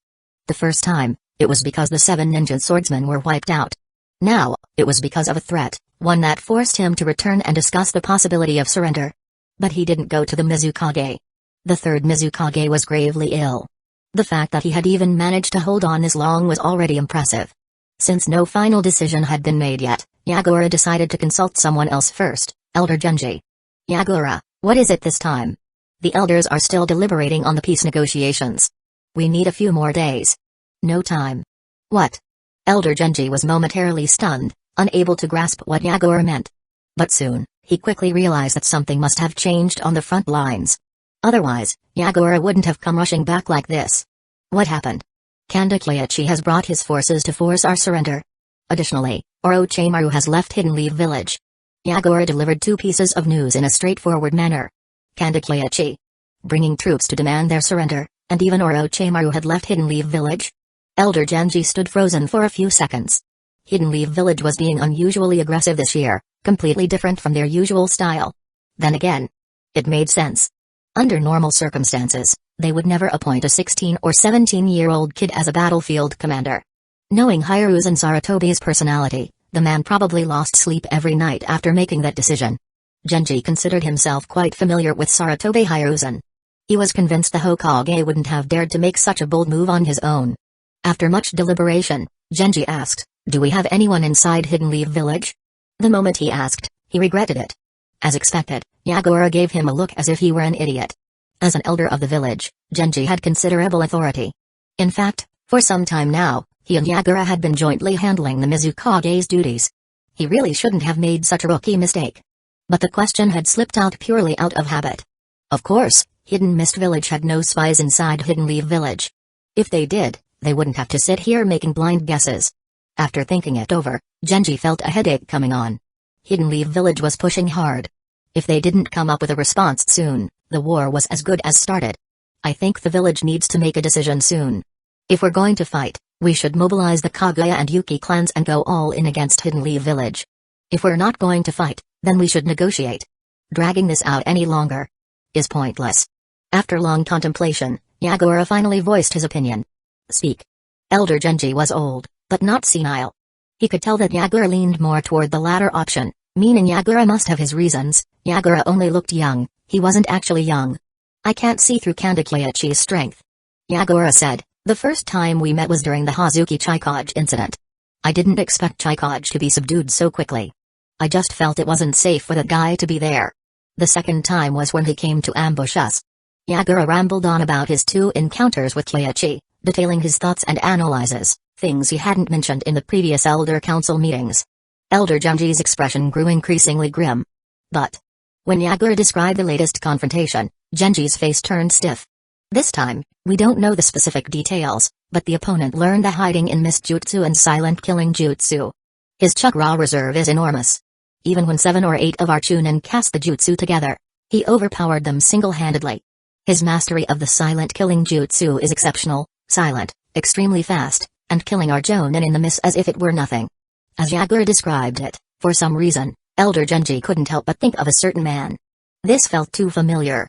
His lips twitched as he asked, so, this person's water style, swordsmanship, ganjutsu, and taijutsu are all strong, with high aptitude. He mastered things within days of learning them. Hidden Leaf Village also has assassination jutsus.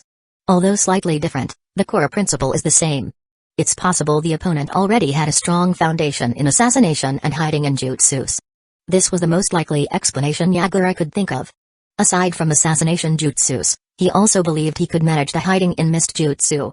Because the hiding in mist jutsu itself was simple, only C rank. What he couldn't match was Kandakleichi's enormous chakra reserves, far above ordinary levels. Genji understood immediately. After a long silence, he asked, "What do you want to do?" "I want the Elder Council to immediately agree to peace with Hidden Leaf Village. We need to negotiate the return of Munashi Jinpachi and the Six Swords, and request Hidden Leaf Village not to spread the hiding in mist jutsu." Yagura had made up his mind. Hidden Leaf Village had too many leverage points against them. They had no real bargaining power, nothing else, just the public exposure of the hiding in mist jutsu would be disastrous for Hidden Mist Village. That was their livelihood. They might not agree. Many of the clans are eager to profit from the war. If they don't agree, then let them handle the problem themselves, or we'll eliminate them.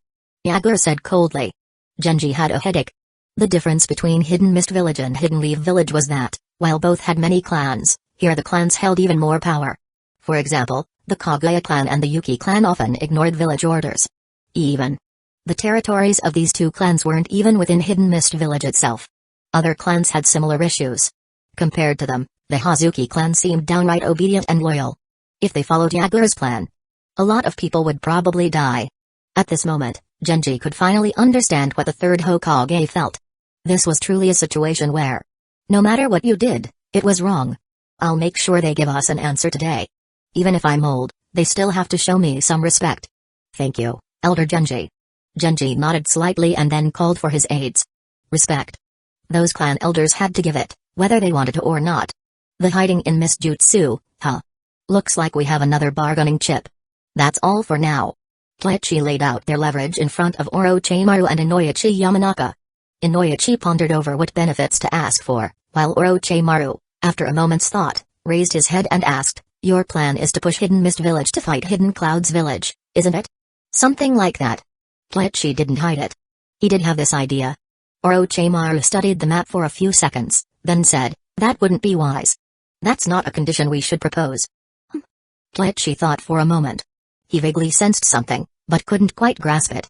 Inoichi, however, understood. He chuckled, "Kleichi, you might not know Hidden Mist Village well. That village has an even deeper clan influence than Hidden Leaf Village. The Mizukage might not be able to decide everything." "Clans?" A flash of inspiration hit Kleichi's mind. "Got it." He instantly understood and said, "You mean, if the clans in Hidden Mist Village don't get what they want, they'll pressure the village to take from Hidden Clouds Village instead?" "Pretty much." Orochimaru nodded. "Then how do we make sure they won't backstab us later?" Inoichi asked. From his perspective, it was better to push Hidden Mist Village into an immediate conflict with Hidden Clouds Village, keeping both too occupied to bother the Land of Fire. But if they let things develop naturally, Hidden Mist Village might eventually turn against Hidden Leaf Village. That's not too hard. Hidden Mist Village's weaknesses are quite clear. Kleichi fully understood. In Hidden Leaf Village's current state, if the Mizukage and enough respected elders died, then by stirring up the Kaguya and Yuki clans, Yagura wouldn't be able to keep control. Even if he did, the Land of Water would be too weak to continue any war. "Leave the negotiations to me." Orochimaru chuckled softly. "What are your requirements?" "Although those clans will push back, we don't need to be too generous. We should at least appear to make some concessions. We won't return Saimata, the Thunder Sword, or the Executioner's Blade." Kleichi said. "Agreed." Orochimaru didn't hesitate. Such a lenient condition meant he could secure many more benefits. Kleichi was at ease. When it came to negotiations, Orochimaru was certainly more capable than he was. They also discussed cutting off Hidden Mist Village's communications. Both Inoichi and Orochimaru agreed, with Orochimaru suggesting they bring in the Yamanaka clan's shinobi. Their crows weren't great in battle, but as communication tools, they were much stronger than typical messenger beasts. After the discussion, Kleichi found himself rewarded again, though just a mediocre rating, granting him some proficiency in the water style, exploding water colliding wave. It must have been from Yagura. He didn't mind. If the chives offered themselves, why not take it? Furthermore, recently, training in silent killing and hiding in mist jutsus had slackened at the camp. Even if he had mastered these jutsus, it wasn't an excuse for everyone else to be lazy. Whether Chunin or Jonin, they all needed to train. After discussing it with Inoichi, soon the area around Nagano Mountain was bustling with training once more. Kleichi was quite pleased, offering occasional pointers. On the fourth day, Hidden Mist Village sent representatives. As planned, Kleichi entrusted the negotiations to Orochimaru. Yagura was bewildered. He had mentally prepared himself for talks with Kleichi, even considering his strategies, only to find himself face to face with Orochimaru instead. All his plans fell apart. Under Orochimaru's sharp negotiation tactics, Yagura found himself increasingly cornered. Hidden Leaf Village's threats struck right at Hidden Mist Village's weaknesses, and he realized Hidden Leaf Village truly could carry them out. In the end, Yagura was forced to concede. After the talks, Yagura couldn't hold back. I want to meet Kanda Kleichi. Chapter 110, Tsunade, where is my home? I heard you wanted to see me? So, how is it? Did what I taught you bring you great benefits? When Yagura saw Kleichi, he was at a loss for words from the very first sentence. What the? Taught him? He really couldn't refute that. You're no good. You can't even respond to a simple question like this, and you still want to be Mizukage? I just didn't expect you to be so young. Yagura quickly regained his composure. That was the truth, after all. Kleichi was too young, he looked at most 17 or 18 years old. The key point was that Kleichi had always worn a mask before, making him seem like the heir of the White Fang. Now, looking closely, isn't his the spitting image of the second Hokage? A true Senju. With this realization, Yagura felt much better. Losing to a descendant of the Senju wasn't shameful. After all, the forefathers of the four great nations had all been thoroughly trounced by the Senju brothers. One more loss was nothing. You didn't expect many things, did you? Like the matter of the seven swordsmen, for example. And don't think that little bit of strategy you've learned is enough. My tactics aren't that simple. Though I don't know what you're talking about, I appreciate the advice. Yagura's expression remained calm, never admitting to having secretly studied Kleichi's strategies. However, deep down, he was genuinely surprised. Hidden Mist Village was indeed studying Kleichi's tactics, considering how to integrate them with the Mist's assassination jutsus, and they had already made some progress. Yet, had Kleichi predicted this all along? Also, your village's Hidden Mist jutsu and silent killing jutsu are far from perfect. You're missing many details. You need to keep researching, and don't get complacent. Kleichi chatted casually as they walked, giving Yagura no chance to ask questions. Yagura was fuming inside. This guy. Can't he say something nice for once? Why is he so prickly? Yagura took a deep breath and said, could you offer me some pointers? Good grief. He had the potential to achieve great things. Kleichi glanced at him and said, increase your chakra reserves. Without enough chakra, how can you maintain control over the mist? Empty words. Yagura hadn't expected real advice from Kleichi, so he remained unruffled. But then. However, when dealing with Hidden Cloud's village, I can give you some real pointers. Please, enlighten me. Bring sensory ninjas, launch surprise attacks on their weaker rear areas, they're bound to be underdefended. The key is to avoid engaging with their reinforcements. Grab the supplies, take the benefits, and retreat without getting entangled. This way, you'll never suffer a loss. Kleichi explained. Hidden Mist Village hitting the enemy's rear? No problem at all. This actually sounds feasible. Yagura's eyes lit up. Though this strategy seemed a bit cowardly, it ensured a guaranteed return. But then he hesitated. Aren't you afraid I'll use this tactic against Hidden Leaf Village? Kleichi merely smiled, saying nothing. His expression clearly said, go ahead and try. Ahem, of course, I didn't mean that. I was just curious. After a moment of contemplation, Yagura asked, what is your village's strategy against Hidden Cloud's village? Fight. Hidden Leaf Village never compromises with its enemies. Kleichi said firmly. Yagura didn't know how to respond, so he just pretended to take it seriously. His purpose in seeking out Kleichi was simple. He wanted to meet this legendary genius in person. As for probing him, that was just a casual attempt because Keiichi was young, there was nothing to lose. It was worth a try, at least. Then, Keiichi continued, speaking earnestly, your village has serious issues. With all those clans and an unchecked council of elders, you can't hope to become strong. You're right. The various clans in our village are indeed a headache. Since Hidden Mist Village looks up to Hidden Leaf Village, could you share some of your experience? Simple. See the Uchiha in our village? Give them the role of the police force, and they'll struggle to build good relations with the villagers. Gradually isolate them until they end up on the opposite side, and then wipe them out. Keiichi mimed a cutting motion with his hand, exuding a chilling aura. Yagura was stunned for a long time. To be honest, this plan sounded quite convincing. So, the Uchiha police force wasn't an honor but a carefully orchestrated plot by Hidden Leaf Village? To be honest, he didn't quite believe it. The Uchiha's strength was well known throughout the ninja world. Even if Hidden Leaf Village had to make sacrifices, this method seemed extreme. But there was a sliver of plausibility. Because as far as he knew, the Uchiha did seem to be isolated in Hidden Leaf Village. As for the elders, both of our village's advisors have stepped down. One is now focused on medical research, and the other is teaching Chunin. Really? Guess for yourself. Or, your Hidden Mist Village could send Anbu to investigate. Keiichi smiled as he walked away, leaving Yagura in deep thought. Guess? Guess what, exactly? What did you say to him? Orochimaru was curious. Yagura had left, but his expression had been tangled and conflicted. Anyone with eyes could see his frustration. Nothing much. I just told him that a village shouldn't have too many voices, and that our advisors had stepped down. I also hinted at plans to eliminate the Uchiha. Huh? Haha, as expected of Keiichi-kun. Orochimaru paused for a moment, then chuckled softly. This was truly. Hidden Leaf Village did have two attitudes toward the Uchiha. The third Hokage believed in following the second Hokage's method of division and assimilation. Danzō believed they should continue the second Hokage's approach of suppression, perhaps even wiping out the Uchiha. From the outside, either scenario seemed possible. As for the advisors, Orochimaru had also heard about Koharu Utatane and Hamura Midokado being reassigned. Even if Hidden Mist Village risked everything to investigate, they would find this was true. The mix of truth and lies made it hard to discern reality. And the most critical part.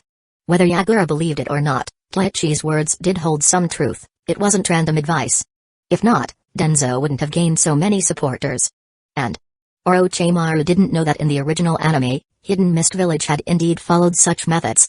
Keiichi could imagine, Yagura probably wouldn't get much sleep now.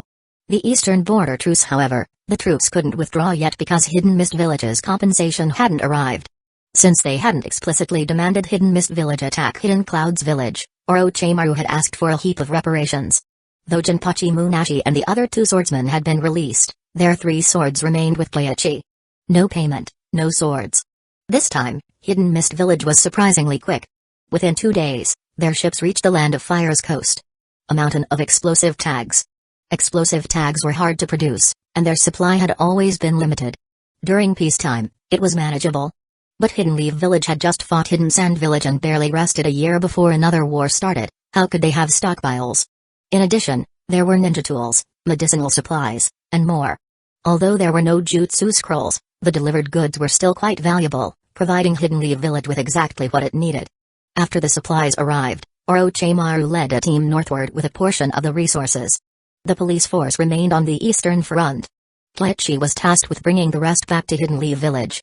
On the way back, Asuma asked in a low voice, "Sensei, why aren't we heading directly north to support Minato-sensei and the others? Why are kids so nosy?" Keiichi scolded him lightly. To be honest, he didn't know the reason either. But orders were orders. When he asked Tsunade privately, her response was cryptic, "Don't you want to go back?" A dangerous question. Keiichi had no intention of guessing what was on her mind. Asuma, having received no answer, dropped the matter quickly. The good thing about this aide was his short attention span. Soon enough, his mind wandered to other things, specifically, weapons. In this battle, he realized that simple kunai no longer met his combat needs. He needed a weapon that could work with his flying swallow jutsu. But Asuma didn't want to ask his father, the third Hokage, for help, leaving him stuck in a dilemma. Of course, Keiichi knew exactly what Asuma needed. At this point, he probably understood Asuma better than Asuma understood himself. As for chakra metal, the third Hokage had some chakra metal, and Koichi could provide the rest. With the decapitating carving knife's excellent materials and special properties, it would be a waste not to use them. He could also forge a sword for Shisui. After all, it was all free material. When they were near Hidden Leaf Village, Koichi glanced back. Yamanaka, Inoichi and the others were still trailing behind. Escorting such a large load of supplies naturally slowed them down. Meanwhile, Might Dewey and Might Guy had already dashed ahead, pushing their limits all the way back to Hidden Leaf Village. By now, they were either home or in the hospital.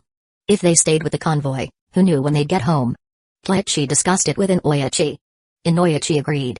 The area was safe, especially with the Hyuga clan providing security. Not even spies could get close, so there was no need for an exaggerated defense. And so, with a quick burst of speed, Koichi led Asuma and the others back to Hidden Leaf Village in just half an hour. Go home and let your families know you're safe. We don't have the next mission yet, but don't slack off on your training. Understood? Koichi emphasized this while looking directly at Shisui. Shisui understood. He had awakened his Sharingan, but he still wasn't proficient with it. This was the perfect time to study his clan's scrolls and practice in secret, ensuring that when the time came, he could fully harness the power of his Sharingan. After sending the three kids home, Koichi headed straight for his own place. What was Tsunoda up to, calling him back like this? Koichi was puzzled. Could it be?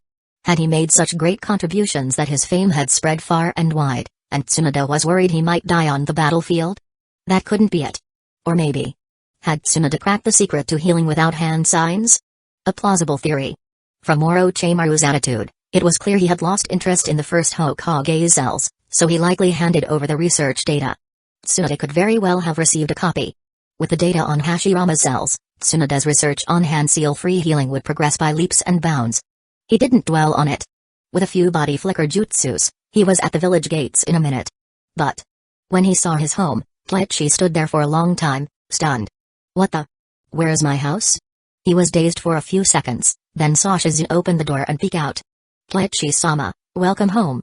Shizune, what happened to my house while I was away? Koichi's face was blank. It wasn't just a renovation, it was a total overhaul. The outer walls had been completely torn down and rebuilt. When he walked inside, he saw the yard had been redone as well. There was even a small pond in the middle. It had a nice aesthetic, but the shape of the pond looked suspiciously like a crater that had been remodeled. Chapter 111, Minato, it wasn't me who set you up. Your house was a bit old and run down, so I did a little renovation. No need to thank me. Koichi's face was expressionless. Do I look like I believe you? Tsunoda coughed awkwardly. Well, it was a bit hard to make that sound convincing, but she looked around and didn't see any obvious flaws in her story. Koichi sighed. This pond. Its shape is a bit too much of a coincidence. Good point. Tsunoda examined it closely, then nodded in agreement. I'll be more careful next time. There's going to be a next time? Koichi was stunned. Tsunoda wasn't even trying to hide her shamelessness. But he didn't bother to argue. Although he inherited his predecessor's memories, he didn't have much attachment to the courtyard itself. Rebuilding it wasn't a big deal, he was just surprised by Tsunoda's ability to smash walls and cause such destruction. He went inside and saw that, thankfully, the interior remained largely the same. So, Shizune, what really happened? Tsunoda-sama and Kushina-sama, nothing much. Just a little accident while teaching some jutsus, and, the courtyard collapsed. Tsunoda softly interrupted, trying to gloss over the truth. Koichi turned back around, silent once more. His house was fine, but from this angle, he could see the neighbor's house had been completely rebuilt. It was just brutal. Tsunoda probably racked up more debt again. But Kushina? Koichi had almost forgotten about this descendant of the Uzumaki clan. It seemed Tsunoda had returned to teach her jutsus like the Yin seal. But if you taught her the strength of 100 jutsu, isn't his setting up Minato for disaster? Koichi silently lit a candle for Minato in his mind and then let go of the issue with the house. After all, compensation was Tsunoda's problem, not his. Tsunoda glanced at Shizune. Shizune, understanding the cue, left without lingering. Koichi then took a look at some of Tsunoda's recent notes and asked, Tsunoda-ne, have you succeeded with the forbidden jutsu? Pretty much. This time I called you back for 2 reasons, 1, to teach you the forbidden jutsu, and 2, because I have an idea I need your help with. I've already spoken to the old man, and he agreed. Tsunoda sat down, her expression turning serious. This was business. Koichi nodded, signaling her to continue. I read the reports of your performance on the Eastern Front. I won't dwell on the praise, but I was wondering if your tactics could be shared with the Anbu, to make their jutsus more diverse. Tsunade said. Kleichi thought for a moment. That wasn't really a problem, but he started to feel a bit uneasy as he considered her proposal. The Anbu. If it were just sharing tactics, why would he need to come back? The way Tsunade phrased it made it sound suspiciously like she wanted him to take over the Anbu. What exactly do you mean? I'd like you to train a group of Anbu members. If it works well, we can expand it further, and you might eventually be responsible for planning and managing the Anbu. Tsunade got straight to the point. Kleichi was stunned for a moment. So that was it. The Anbu. The Anbu units in every village wield considerable power. In Hidden Leaf Village, while they might not be as influential as the Hokage, the Anbu handle many external affairs.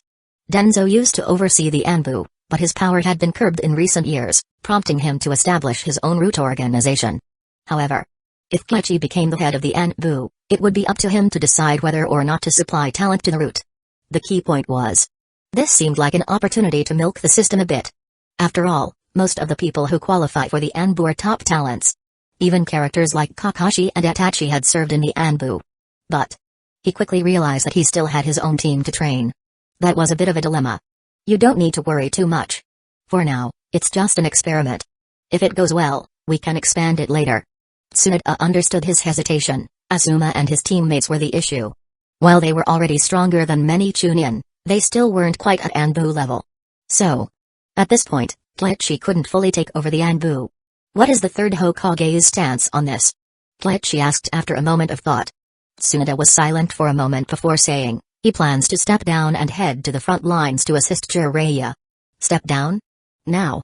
Kleichi paused for a few seconds, then rubbed his temples, saying, isn't he worried that leaving now might destabilize the situation at the front?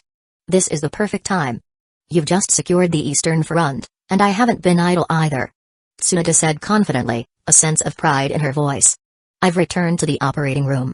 Not only that, but I've also drafted a preliminary plan for your psychological therapy jutsus. Oh. Huh? Tsunade was dumbfounded by his reaction. Oh? Couldn't he show a bit more excitement? She had, after all, overcome a tremendous challenge. She pouted. Did you really overcome it properly? Sort of. I've resolved many of my issues. There's still a bit of discomfort, but it's nothing that affects my performance in surgery. Tsunade explained. Psychological illnesses are often tied to mental blocks. Once those are cleared, healing naturally follows. She didn't elaborate on how she managed it, and seeing this, Kleichi didn't press further. But he was genuinely pleased that Tsunade had worked through her issues. Here, learn this jutsu. Tsunade handed him a scroll. Then, she looked at her necklace and said, I once thought about giving this necklace to you, but recently I realized I should keep it. I need to carry their hopes and fulfill my role as the Hokage. They'll see it. Maybe one day, you'll even get to see them again. Kleichi nodded.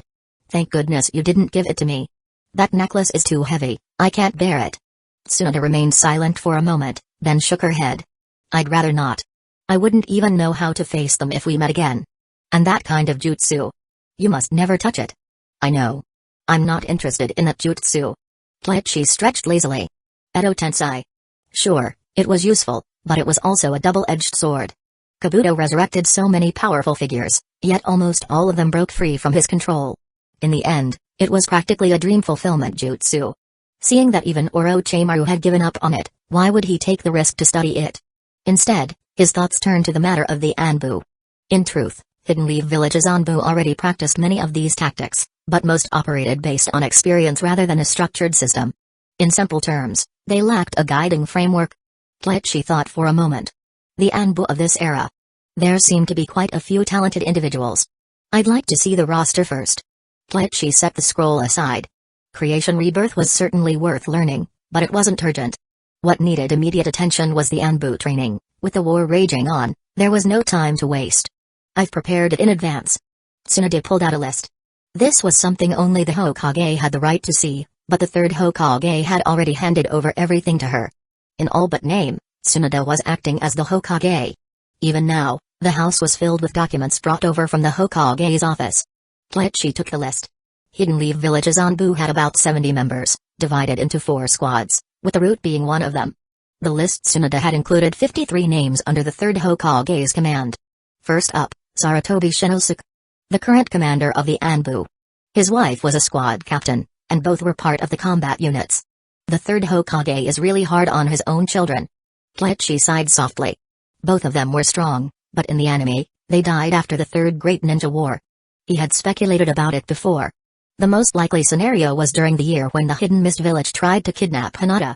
As a jonin who specialized in Earth style, facing lightning style ninja would indeed be difficult. That's why I need your help. It's not that I don't trust them, but Anbu missions are extremely dangerous.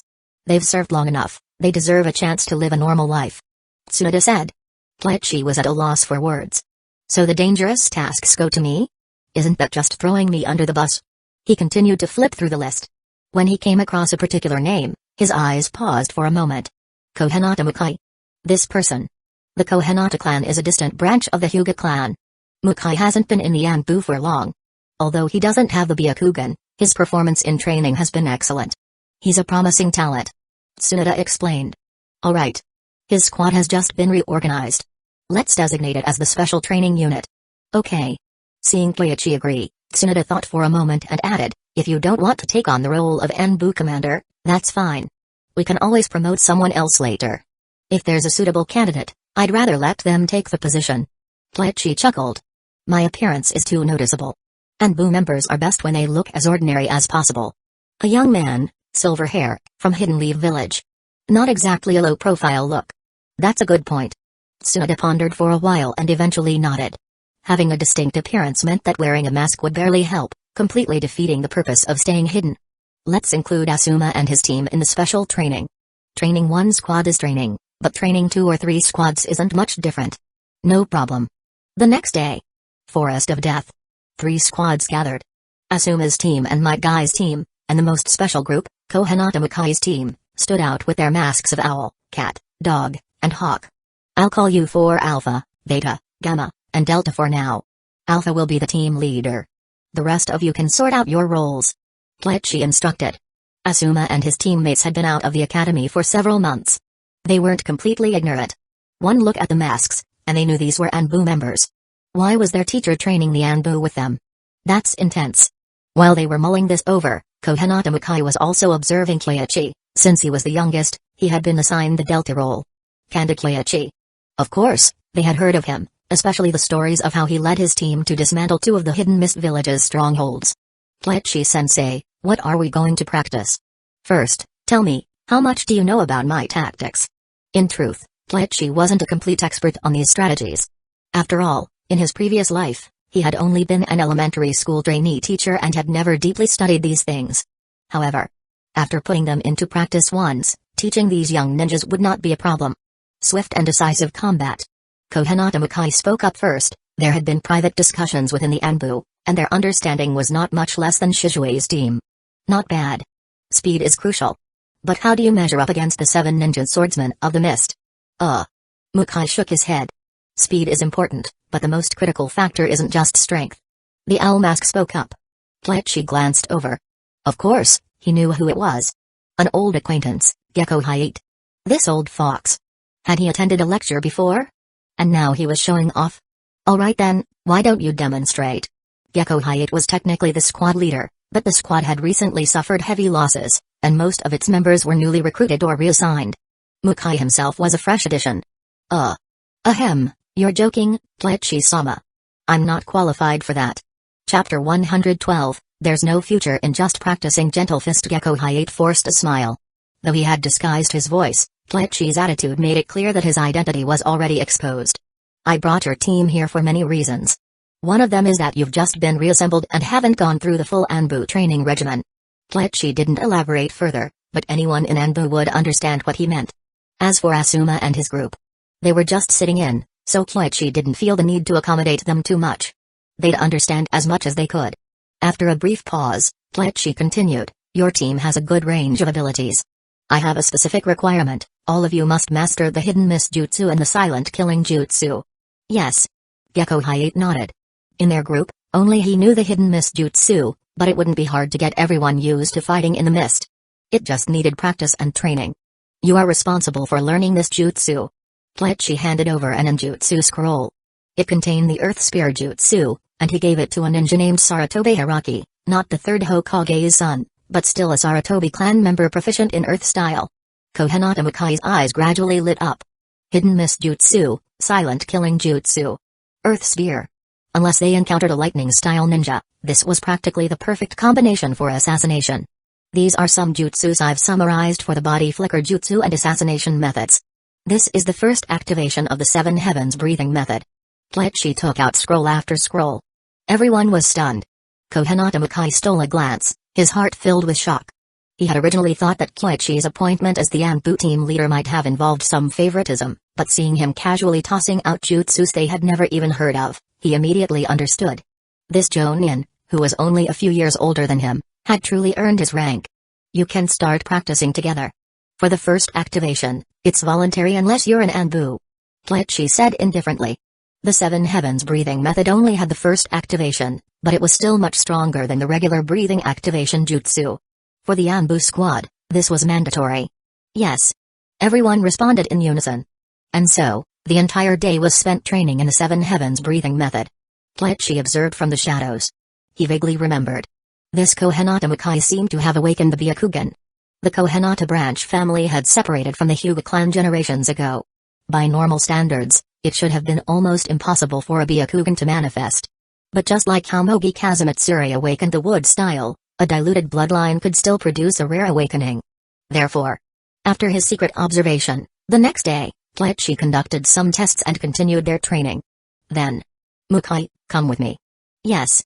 Although Kohinata Mukai was confused, he still followed Kleichi's orders. After walking for a while, he realized they were far from the rest of the team. What exactly did this Jonin want? He was pondering when a single sentence sent a chill through his entire body. Has there been a case of generational awakening in the Kohinata clan? Ah. Mukai shivered. His biggest secret was his Byakugan. Not even the third Hokage had discovered it when he joined Anbu, but this man in front of him. How did he know? He was bewildered, his mind in a chaotic panic. So, it turns out you also had a generational awakening, just like me. Kleichi said calmly. I don't understand what you mean, my lord. Mukai replied cautiously. You learned the first activation of the Seven Heavens breathing method in just one day. You've never studied the breathing activation jutsu or the 8 gates, and you've had no training in medical ninjutsu. The only explanation is that you have an exceptional understanding of the human chakra network. Kleichi's voice remained even. Mukai lifted his head. Behind the cat mask, his movements paused. Though his expression was hidden, it was clear he must be feeling shocked and regretful. At this point, his Byakugan was already activated. Only one eye, but it was enough for Gentle Fist and the 8 trigrams palms. The stance he assumed was exactly the Hyuga clan's traditional starting form. Kleichi said nothing, his gaze cold and indifferent. After a long silence, Mukai's hands fell, dejected. I'm not your match. I thought that by training hard, I could earn some praise. I didn't expect it would expose my secret. It's so frustrating. The curse of the branch family will fall upon the Kohinata clan. Tears dripped from beneath his mask. Kleichi remained silent, staring at Kohinata Mukai for a few moments. His memory gradually cleared up. Do you hate the Hyuga clan? Who wouldn't hate them? I may not be part of the branch family, but why must those outside the main family bear the mark of shame and serve the main family like slaves? Mukai's voice was filled with bitterness. Kleichi sighed. The conflict between the main and branch families of the Hyuga clan was well known among the Hidden Leaf village Jonin. Unlike the Uchiha clan, the Hyuga clan was obedient, giving Hidden Leaf village no reason to act against them. Even Kleichi couldn't easily intervene. He thought for a moment and said, Take off your mask. Yes. Mukai removed his mask. He was only a year or two younger than Kleichi, and his left eye was distinctly the Byakugan while his right eye remained normal. Are there others in your clan like you? I'm the only one. As you can see, even I only have one Byakugan. Kleichi nodded. Have you ever betrayed the village? What? Mukai was stunned. After a few seconds of silence, he shook his head and said, I've thought about becoming stronger and selling information to other villages, but I haven't done it yet. He had already resigned himself to his fate. After all, hiding the Byakugan, harboring resentment toward the Hyuga clan, and feeling discontent with Hidden Leaf village, all of these were enough to mark him as a traitor. Even if he lied, he might face interrogation by the Yamanaka clan or the torture and interrogation department. He didn't want to endure such torture. I'll have Yamanaka Inoyachi verify this. If it checks out, I'll help you. After speaking, Kleichi disappeared. Mukai stood there, dazed. He had been prepared to commit suicide, yet Kleichi hadn't killed him. Instead, he offered help. This. Why? Mukai couldn't understand. He knew that Kyoichi's strength must be terrifying. Killing him would have been as easy as breathing. But Kyoichi left without a backward glance. Mukai slowly put away his kunai, donned his mask, and followed in confusion. But he was really curious, what kind of help did Kyoichi mean? Would he help him keep his secret? You want him to learn the reverse 4 symbol sealing jutsu in exchange for the Hyuga clan not marking him with the caged bird seal? Tsunade frowned. Why? The Konoha clan is barely a clan. They're just a family that split off generations ago, with an extremely low chance of producing a Byakugan. Kyoichi explained. But what about his descendants? The Hyuga clan won't agree to this. Descendants? We'll deal with that when it happens. Kyoichi smiled. Tsunade was momentarily stunned. Was Kyoichi hinting at taking action against the Hyuga clan in the future? She thought for a while. It might actually work. The main conflict in the Hyuga clan was between the main and branch families. But in reality, it was the branch family that primarily served Hidden Leaf Village. As long as the main family wasn't wiped out completely, removing the caged bird seal wouldn't significantly weaken Hidden Leaf Village's strength. The only concern was preventing the Byakugan from falling into enemy hands. She ruffled her hair. This brat. Giving her another headache. The next day, Kyoichi didn't immediately reveal the results to Mukai. Instead, he secretly sought out Yamanaka Inoyachi, asking him to conduct a covert investigation on Konoha Mukai. After half a day of thorough checking, they confirmed that Mukai hadn't had the opportunity to betray the village. Only then did Kyoichi share the outcome with him. Mukai was overjoyed, almost to the point of disbelief. He hadn't expected there to be such a jutsu. If so, he might really avoid the Hyuga clan's oppression. Thank you, Kyoichi-sama. He knelt in gratitude. This outcome was more than he could have hoped for. He thought he would either lose his Byakugan or be forced to accept the caged bird seal. He never imagined there was a third path. What more could he ask for? Children? It wasn't even certain if his offspring would inherit the Byakugan. Have you mastered chakra nature transformation? No, I've mainly been secretly training in taijutsu and gentle fist. I haven't really delved into ninjutsu. Mukai was honest. This was typical of most Hyuga clan members. You need to train in ninjutsu, kanjutsu, and ganjutsu released jutsus. With only one Byakugan, focusing solely on gentle fist will lead nowhere. You need a variety of methods to fully maximize your strength. Kyoichi advised.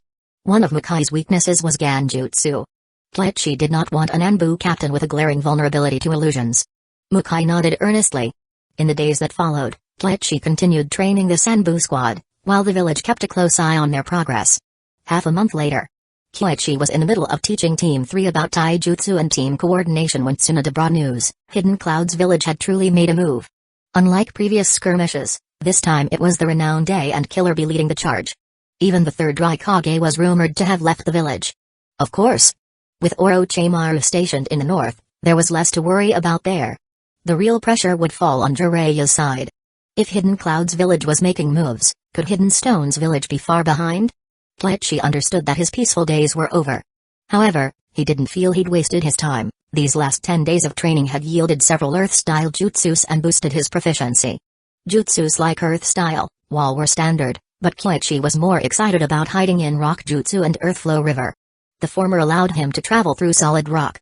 The latter, which he had initially learned from the third Hokage, now had its proficiency maxed out, greatly improving his hand seals and casting speed. As for Earthflow River, a mudslide to sweep foes away, followed by ice style to freeze the terrain. Wasn't that the perfect combo for control and crowd manipulation? Chapter 113, Hidden Leaf Village's future lies in him learning ice style and not using it would be a foolish move. Kyoichi had no intention of hiding it.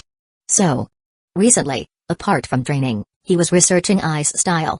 He had previously researched wood style, so his work on nature transformation fusion already had a record. Now, writing notes was mainly for others to see. With everything set up, there was no need to worry about being investigated. Tsunade already knew that Kyoichi was researching chakra fusion. She initially wanted to advise against it, but since Kyoichi was using a shadow clone for the research while his real body focused on learning creation rebirth, she didn't say much. With all the groundwork laid, when the time came, he could use it without raising suspicion. Besides, with Hidden Mist Jutsu as cover, even if he used ice style, it might not be noticed. He had done the same thing last time against the Hidden Mist Village ninja. However, what gave Kyoichi a headache was the third Hokage was serious. He really intended to go to the battlefield himself. Tsunade, Stop trying to dissuade me. Besides, with Bleach leading the team, I only need to keep an eye on Onoki. If worse comes to worst, I have a trump card to deal with him. Stop jinxing it, old man. Your trump card is probably the death demon consuming seal, right? Bleach didn't even know how to respond. Bleach leading the team to support Jiraiya is enough. There's no need for you to go. We also need to keep an eye on the east, and Jiraiya and Bleach alone may not be enough. The third Hokage shook his head. He was not only worried about the northern and northwestern fronts but also the eastern land of water and Danzō. With Koharu Utatane and Hamura Midokado stepping down, he couldn't guarantee Danzo wouldn't make a move. Only by going to Hidden Stone's village himself could he feel at ease. In fact, he had already discussed these concerns with Tsunoda several times. This time, Tsunoda wanted Bleach to help convince him. But how could he? Everything the third Hokage said was true. With the storyline already altered, Bleach couldn't guarantee that Danzo wouldn't do something desperate, so the third Hokage's words actually made sense to him. Alright, go then. Tsunoda waved them off. Since she couldn't persuade him, she let him go. After all, the administrative and village affairs had long been handed over. The difference between the third Hokage being present or not wasn't significant. Tsunoda's concern was just that she didn't want him to return to the battlefield at his age. 50-something wasn't that old, but it wasn't young either. Hidden Leaf Village is in your hands now. I believe you can do better than I did. The third Hokage sighed. He genuinely believed that Tsunoda could do a better job. After all, a long time ago, Tsunoda had advocated for the reform of the medical ninja system, which, at the time, even he hadn't seen the value of. Reality proved Tsunoda right. Because of her reforms, Hidden Leaf Village's medical skills remained the best among the 5 great nations. As for himself, ashamed, he felt he had accomplished nothing. The third Hokage took off his Hokage hat and cloak, revealing the flak jacket underneath, and walked out of the Hokage building with Bleach. The ninja below were stunned. The third Hokage was going to the battlefield himself? What?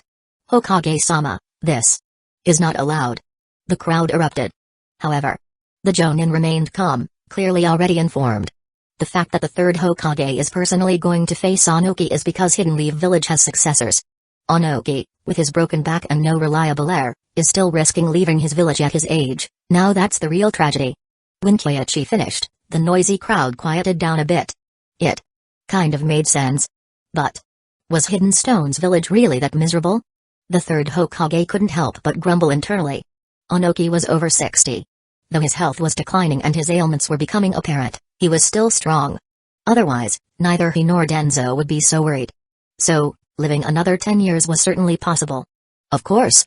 Hidden Stone's village having no suitable successor was true as well. Aside from Onoki, there was currently no one else who had mastered particle style. Though particle style wasn't the sole qualification for a Sushi Kage, without it, Hidden Stone's village's strength would be significantly diminished, not to the level of Hidden Sand Village or Hidden Mist Village, but certainly less fearsome than now. Move out. Bleach commanded, and the group swiftly departed. They knew Bleach's speed was far beyond theirs and that he would catch up quickly, while the third Hokage walked alongside them, deep in thought. Wasn't giving a motivational speech his job? He hadn't said a word, and Bleach had taken over completely. He glanced sideways at Bleach. Hokage-sama, shall we go too? Ahem, yes, let's go. The third Hokage didn't overthink it. He was just a bit emotional. After the Eastern Front, Bleach's prestige had risen significantly. In the past, if a teenager like him had spoken such words, no one would have believed him. They might even have thought he was arrogant. But now, when you're strong, everything you say is right. On this trip, several Anbu accompanied them, including Sarutobi Shinosuke, who personally led the team to protect the third Hokage. In addition to him, there were many from the intelligence and operations divisions. And this was just the Anbu. Even more regular ninja were mobilized. In this battle, the third Hokage was betting everything, determined to go all out against Onoki. Sensei, you wanted to see me? Yes. How's your progress with lightning style? Bleach asked. Shisui had started practicing lightning style recently. Bleach had been keeping an eye on him, but he wasn't sure of the specific progress since he'd been training a full squad, not just Shisui. Shisui scratched his head and said apologetically, Sensei, I don't think I have much talent for lightning style. Although I've grasped the nature transformation, the effect isn't very strong. No problem. This blade is particularly effective against earth style. You take it. Bleach handed him the thunder sword, Kiba. Of the 6 swords they had previously seized, only the Seimata, Kiba, and the executioner's blade remained with him. The rest had been returned to Hidden Mist Village, and the remaining 3 had been thoroughly sealed by Hidden Leaf Village. The Hidden Mist Village couldn't possibly summon them back. In fact, the Thunder Sword wasn't the most suitable weapon for Shisui. But as for that guy, who knows if he's managed to break through his stubbornness. Aside from the Thunder Sword, Kleichi also gave Shisui a short blade. It was forged from parts of the executioner's blade, melted down and reforged. While the material wasn't top tier, it was certainly better than Shisui's current weapon. Asuma's situation was even better. He received a custom-made chakra trench knife. Over the past 10 days, he also learned the active breathing jutsu, significantly improving his taijutsu. In terms of strength, the one who improved the least was Kurenai Yui. During these 10 days, she focused on taijutsu and medical ninjutsu, barely touching genjutsu. After spending so much time with Kleichi, she gradually understood, while genjutsu was useful, it could only serve as a support. True trump cards lay in taijutsu and medical ninjutsu. She considered herself of average talent and, aside from these 3 areas, had no intention of learning more ninjutsu. Clearly, Kurenai had absorbed Kleichi's bitter truths. Kleichi observed while running. Excluding himself, Asuma and the others' strength was already on par with many stronger Chunin squads. All 3 had solid taijutsu. After traveling for a while, Kleichi called them over during a break. "Sensei Kleichi. I'm giving you all a choice." Kleichi's face turned serious. The Hidden Stones Village ninja are numerous and powerful, stronger than the Hidden Mist Village ninja. The missions ahead will be very difficult. You can choose to join another sensei for the tasks. "Sensei, what are you talking about? Difficult missions still need to be completed by someone. No matter who goes, there will be danger. We're also ninja, and we have the will to protect the village and our comrades." Asuma's response was brimming with youthful zeal. But he truly meant every word. "Sensei, we've learned a lot from the special training these past few days. We won't be as lost as last time." Shisui added his agreement. Last time on the island, they had been utterly disoriented in the mist, let alone able to coordinate with Kleichi. This time was different. After 10 days of training, they were now well versed in the hidden mist jutsu and silent killing jutsus. They were confident they could keep up. "I said it back in the academy, on the battlefield, no one can guarantee another's safety, especially you rookies. Even a small trap could take your lives." Kleichi paused, then continued, "I have only one requirement, follow orders." "Yes." The 3 of them responded in unison. Not far away, the resting 3rd Hokage showed a hint of relief and melancholy. Seeing Asuma so full of spirit and confidence, he sighed softly, "I haven't been a good father." "Asuma will understand one day," said the masked Anbu beside him. "It's not just Asuma. I haven't been a good father to either of you. Especially that boy, Kleichi is more of a mentor to him than I've ever been." What struck Hiruzen Sarutobi the most was, Kanda Kleichi wasn't even 17 yet. In comparison, he truly felt like a failure. Sarutobi Shinosuke had nothing to say. When it came to parenting, the 3rd Hokage had indeed fallen short. Most of their education had come from the clan and other teachers, not from him. But having followed the 3rd Hokage for so long, he understood the reason. The 3rd Hokage had always been too busy. The responsibilities of the Hokage consumed all his energy. Of course, he also admitted. Over the years, the 3rd Hokage had only managed to prevent Hidden Leaf Village from declining too much. Faced with the chaotic situation, it seemed the old man had become a bit powerless. He hoped the future would be different. His gaze settled on Kleichi. Everyone knew that while the 3rd Hokage chose Tsunade as his successor, the real reason was no secret. So, Hidden Leaf Village's future lay in Kanda Kleichi. They set off again. On the way, Kleichi saw another large group of refugees. This time, instead of moving further into the Land of Fire, they were heading south, towards the Kikyo Pass area affected by last year's war. That region had no battles this year and was relatively peaceful. However, according to the latest frontline reports, Hidden Stones Village had not yet reached the borders of the Land of Fire. The conflict remained at the border of the Land of Grass. The Land of Fire was still relatively safe. But the Land of Grass. Stuck between the Land of Earth and the Land of Fire, Onoki wouldn't dare provoke Hanzo, but he had no qualms about bullying the Land of Grass. However, as Kleichi looked at the intelligence reports, he noticed something they had overlooked. "Hokage-sama, once we enter the Land of Grass, I'd like to take a team to investigate the area between the Land of Grass and the Land of Rain. The Land of Rain is neutral this time." The 3rd Hokage didn't understand why Kleichi wanted to check there. Kleichi picked up the report. It was from yesterday's briefing. "Look here, it mentions that many villagers from the Land of Grass are relocating to avoid the war. However, our land of fire hasn't received many reports of them crossing the border. Chapter 114, The Land of Rain, Second Meeting with Yahiko Hokage-sama. Something's definitely off. In the past, most of the villagers from the land of grass fled to our land of fire, said Sarutobi Shinosuke, the leader of the Anbu. As a veteran of the Anbu, Shinosuke was well versed in the situation in the land of grass. There was no shortage of people from the land of grass who longed to settle in the land of fire. However, due to the alliance between the two countries, the land of fire couldn't accept too many refugees. Even so, every time war broke out, there were always attempts to cross the border. But this year, there were none. How strange. Shinosuke examined the report closely and grew increasingly suspicious. What are you suggesting? The third Hokage frowned. The land of grass bordered both the land of waterfalls and the land of rain. The former was known for its xenophobia, making it unlikely for grass villagers to go there. As for the land of rain, the environment there was not ideal. However, it now seemed like the most probable destination. It was hard to imagine them fleeing to the land of earth. The third Hokage recalled Hanzo's neutrality and past events, gradually piecing things together. It seems that while Hanzo claims neutrality, he hasn't been idle. These villagers may have gone to the land of rain, he said. But why? Shinosuke was puzzled. Hanzo had been keeping a low profile for years, almost as if he had given up. Making such a move now would only draw attention to himself. The third Hokage couldn't quite grasp it either. But Kleichi understood immediately. No wonder he had received that strange reward earlier.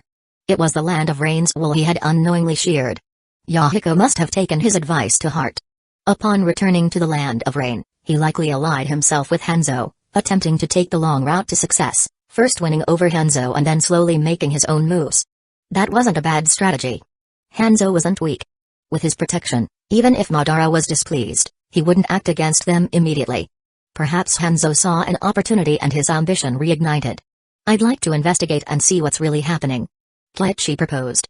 Good idea. Since Onoki hasn't fully committed to an invasion of the land of grass, we still have some time. The third Hokage agreed. However, he added, it's not safe to send just your team. I'll have Team Al go with you. You have full authority over decisions, no need to report or ask for my approval constantly. Understood. Team Al was led by Gekko Hyuga. The third Hokage's intent was clear, he was granting Kleichi autonomy, allowing him to lead both his own squad and Team Al as he saw fit. Kleichi considered it for a moment and requested a full Anbu uniform from the third Hokage, including the mask and attire. Later, he returned to his team, presenting the uniforms to Shizue and the others. The three young shinobi were thrilled. After changing, Asuma couldn't contain his excitement. Sensei, does this mean I'm part of the Anbu now? No, you're just a temp. Kleichi said flatly. When there's no danger, you do the work. When things go wrong, you take the blame. Huh? Asuma froze. Of course, he knew Kleichi was joking, but what kind of logic was that second part? Kurenai, while adjusting her equipment, pondered for a moment and then chuckled. Anbu have their own rules, but temps aren't bound by them, she said. It was just like being a medical ninja. At Hidden Leaf Village Hospital, something similar seemed to have happened before. Asuma understood. So, when bad things happen, they just blame it on the fact that they don't understand the rules, right? Cunning. He silently grumbled to himself. Let's go.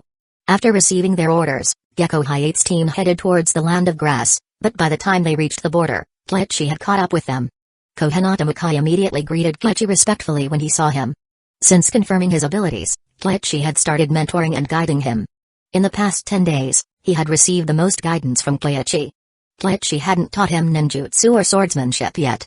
Instead, he had focused on teaching him his own expertise in physical jutsus, including soft body training, and had even shared a manual with him. It could be said that Mukai had received Kleichi's teachings in physical arts. As for Kleichi, these past days, he had often gained proficiency in physical jutsus and soft body training. However, he had yet to receive the mentor reward. This clearly showed that older individuals, especially those with deep scars and grievances, were not so easily fooled. Kleichi sighed inwardly. But he wasn't particularly concerned. Teaching Kohinata Mukai was never about rewards. The land of grass wasn't very large. After reaching the border, it didn't take long before they saw migrating villagers along the road. Kleichi-sama, they're heading west. Are they going to the land of rain? Kleichi nodded. Just as he had thought, the migration was in small groups. There weren't many people, but with so many small groups traveling every day, A significant number might have already entered the Land of Rain over this period. He just wondered whether the village of the Land of Grass had noticed yet. What should we do now? Gecko Hyate asked, troubled. He had no problem with killing people, but figuring out the next move wasn't his strength. Let's observe first, understand the situation, and then decide how to act. Kleichi activated his body flicker jutsu to catch up. The two teams moved westward, silent as they traveled. If it wasn't absolutely necessary, no one wanted to leave their homeland. At this stage, only a small portion of the villagers were migrating, all of them poor, so the Land of Grass village didn't seem to be taking action yet. Yahiko, this guy really gets right to the point. Kleichi thought to himself. The poor are always the least cared for. But for a village like the Hidden Rain village, where the population was scarce, these new migrants were a valuable resource. If even half of them could be trained into ninjas, they would hit the jackpot. Moreover, the soft approach, like cutting with a dull knife, was difficult to detect. Sensei, 10 squads. Kurenai Yui said with a tense tone. Besides Kleichi and Kohinata Makai's Byakugan, Kurenai had the strongest sensory abilities, and at this moment, she had already detected the presence of ninjas from the Land of Rain. 10 squads. Even if their teacher was strong, facing 10 squads would still be an incredibly tough battle. Kleichi not only knew about the 10 squads, but he also knew that Conan was among them. Not only that, but there were paper butterflies scattered throughout the forest ahead of them. Once they entered the area, Conan would immediately detect their presence. Since joining Hanzo, Conan's jutsus had grown stronger. Mukai secretly activated his Byakugan and saw a large number of chakra-infused paper butterflies. He was immediately alarmed. He quickly deactivated his Byakugan, unsure whether to speak up or not, but then saw Kleichi raise his hand, signaling everyone to stop. He sighed in relief. Of course. How could their teacher not notice? Let's move. Kleichi motioned for everyone to retreat. After retreating, a single paper butterfly turned into a cluster of butterflies, silently flying into the forest, blending in with the others. Not far away. Conan looked perplexed. Where did these paper butterflies come from? She was startled and ordered a few paper butterflies to wrap the one back. It was a piece of white paper. But it was infused with chakra. She rubbed it thoughtfully, a realization dawning on her. Kleichi. He's here. And when did this guy learn her paper jutsu? She felt a flash of irritation, but then a bit of pride and admiration followed. Kleichi Kanda, such talent, he took the time to study her jutsus. That was proof that her paper jutsu was unique. She was impressed. This guy really did his homework. Let's finish this round, and then take a short break. We don't want to draw too much attention. Understood. I'll go find Yahiko. Conan said, then vanished in an instant. After a brief journey, she found Yahiko near location where the villagers were being settled. He was directing and comforting them. She quietly approached and informed him of Kleichi's arrival. Later that night, on a mountain peak. After Yahiko and Conan had finished dealing with the situation, they waited in hiding near the Land of Grass border. Yahiko wasn't sure if Kleichi would show up, but he had decided to try. After a short while, a figure emerged from the rocks. It's been a while, you two. A familiar face. Though there was now a mask, it was easy to tell from the presence and hair that this was Kanda Kleichi's shadow clone. Yahiko, upon seeing Kleichi, bowed deeply in respect. Thank you very much for your guidance. Without your advice, the future of the Dawn would have been uncertain. It seems you've gained a lot from Hanzo. Yahiko nodded and briefly explained his situation over the past few days. Conan, meanwhile, controlled the paper butterflies to stay hidden nearby, preventing anyone from eavesdropping. After parting ways with Kleichi, Yahiko carried out some operations and was eventually able to meet with Hanzo. They spoke throughout the night. Hanzo acknowledged Yahiko's ideas and abilities. Although he didn't formally take him as an apprentice, he shared many valuable teachings. Once he finished recounting his experiences, Yahiko briefly shared his own plans. Conan hesitated, on the verge of speaking up. She wanted to say that Yahiko couldn't necessarily be trusted, but then she thought. If Kleichi wanted to report him, there was no need to guide Yahiko in the first place. This is the situation. Your plan is good, but once you start acting, you'll be in the public eye, and larger villages may see you as an enemy. Kleichi warned. I understand. If things go wrong, we could even ally with Hidden Sand Village. Yahiko nodded. He knew that too, but taking that first step was crucial to success. The areas you're targeting overlap with Hidden Sand Village. They won't cooperate with you. Kleichi shook his head. Also, they're not afraid of Hanzo. Hanzo's strength years ago was in large part due to his unique poison, which Chio from Hidden Sand Village had perfectly countered. Yahiko paused, Then said, Hanzo didn't mention this. After all, it's not something you want to bring up, and sometimes a lesson is more effective than an explanation. But I have my own needs and don't want the Hidden Rain Village to learn this lesson the hard way. Kleichi said it calmly. You want us to help Hidden Leaf Village? Conan asked. No, you've pledged neutrality. There's no way you'll help us, but I'd like you to share some intelligence on the land of Earth with us. Kleichi explained his intent. Only then did Conan breathe a sigh of relief. She had been worried that Kleichi might press them. Given Yahiko's nature,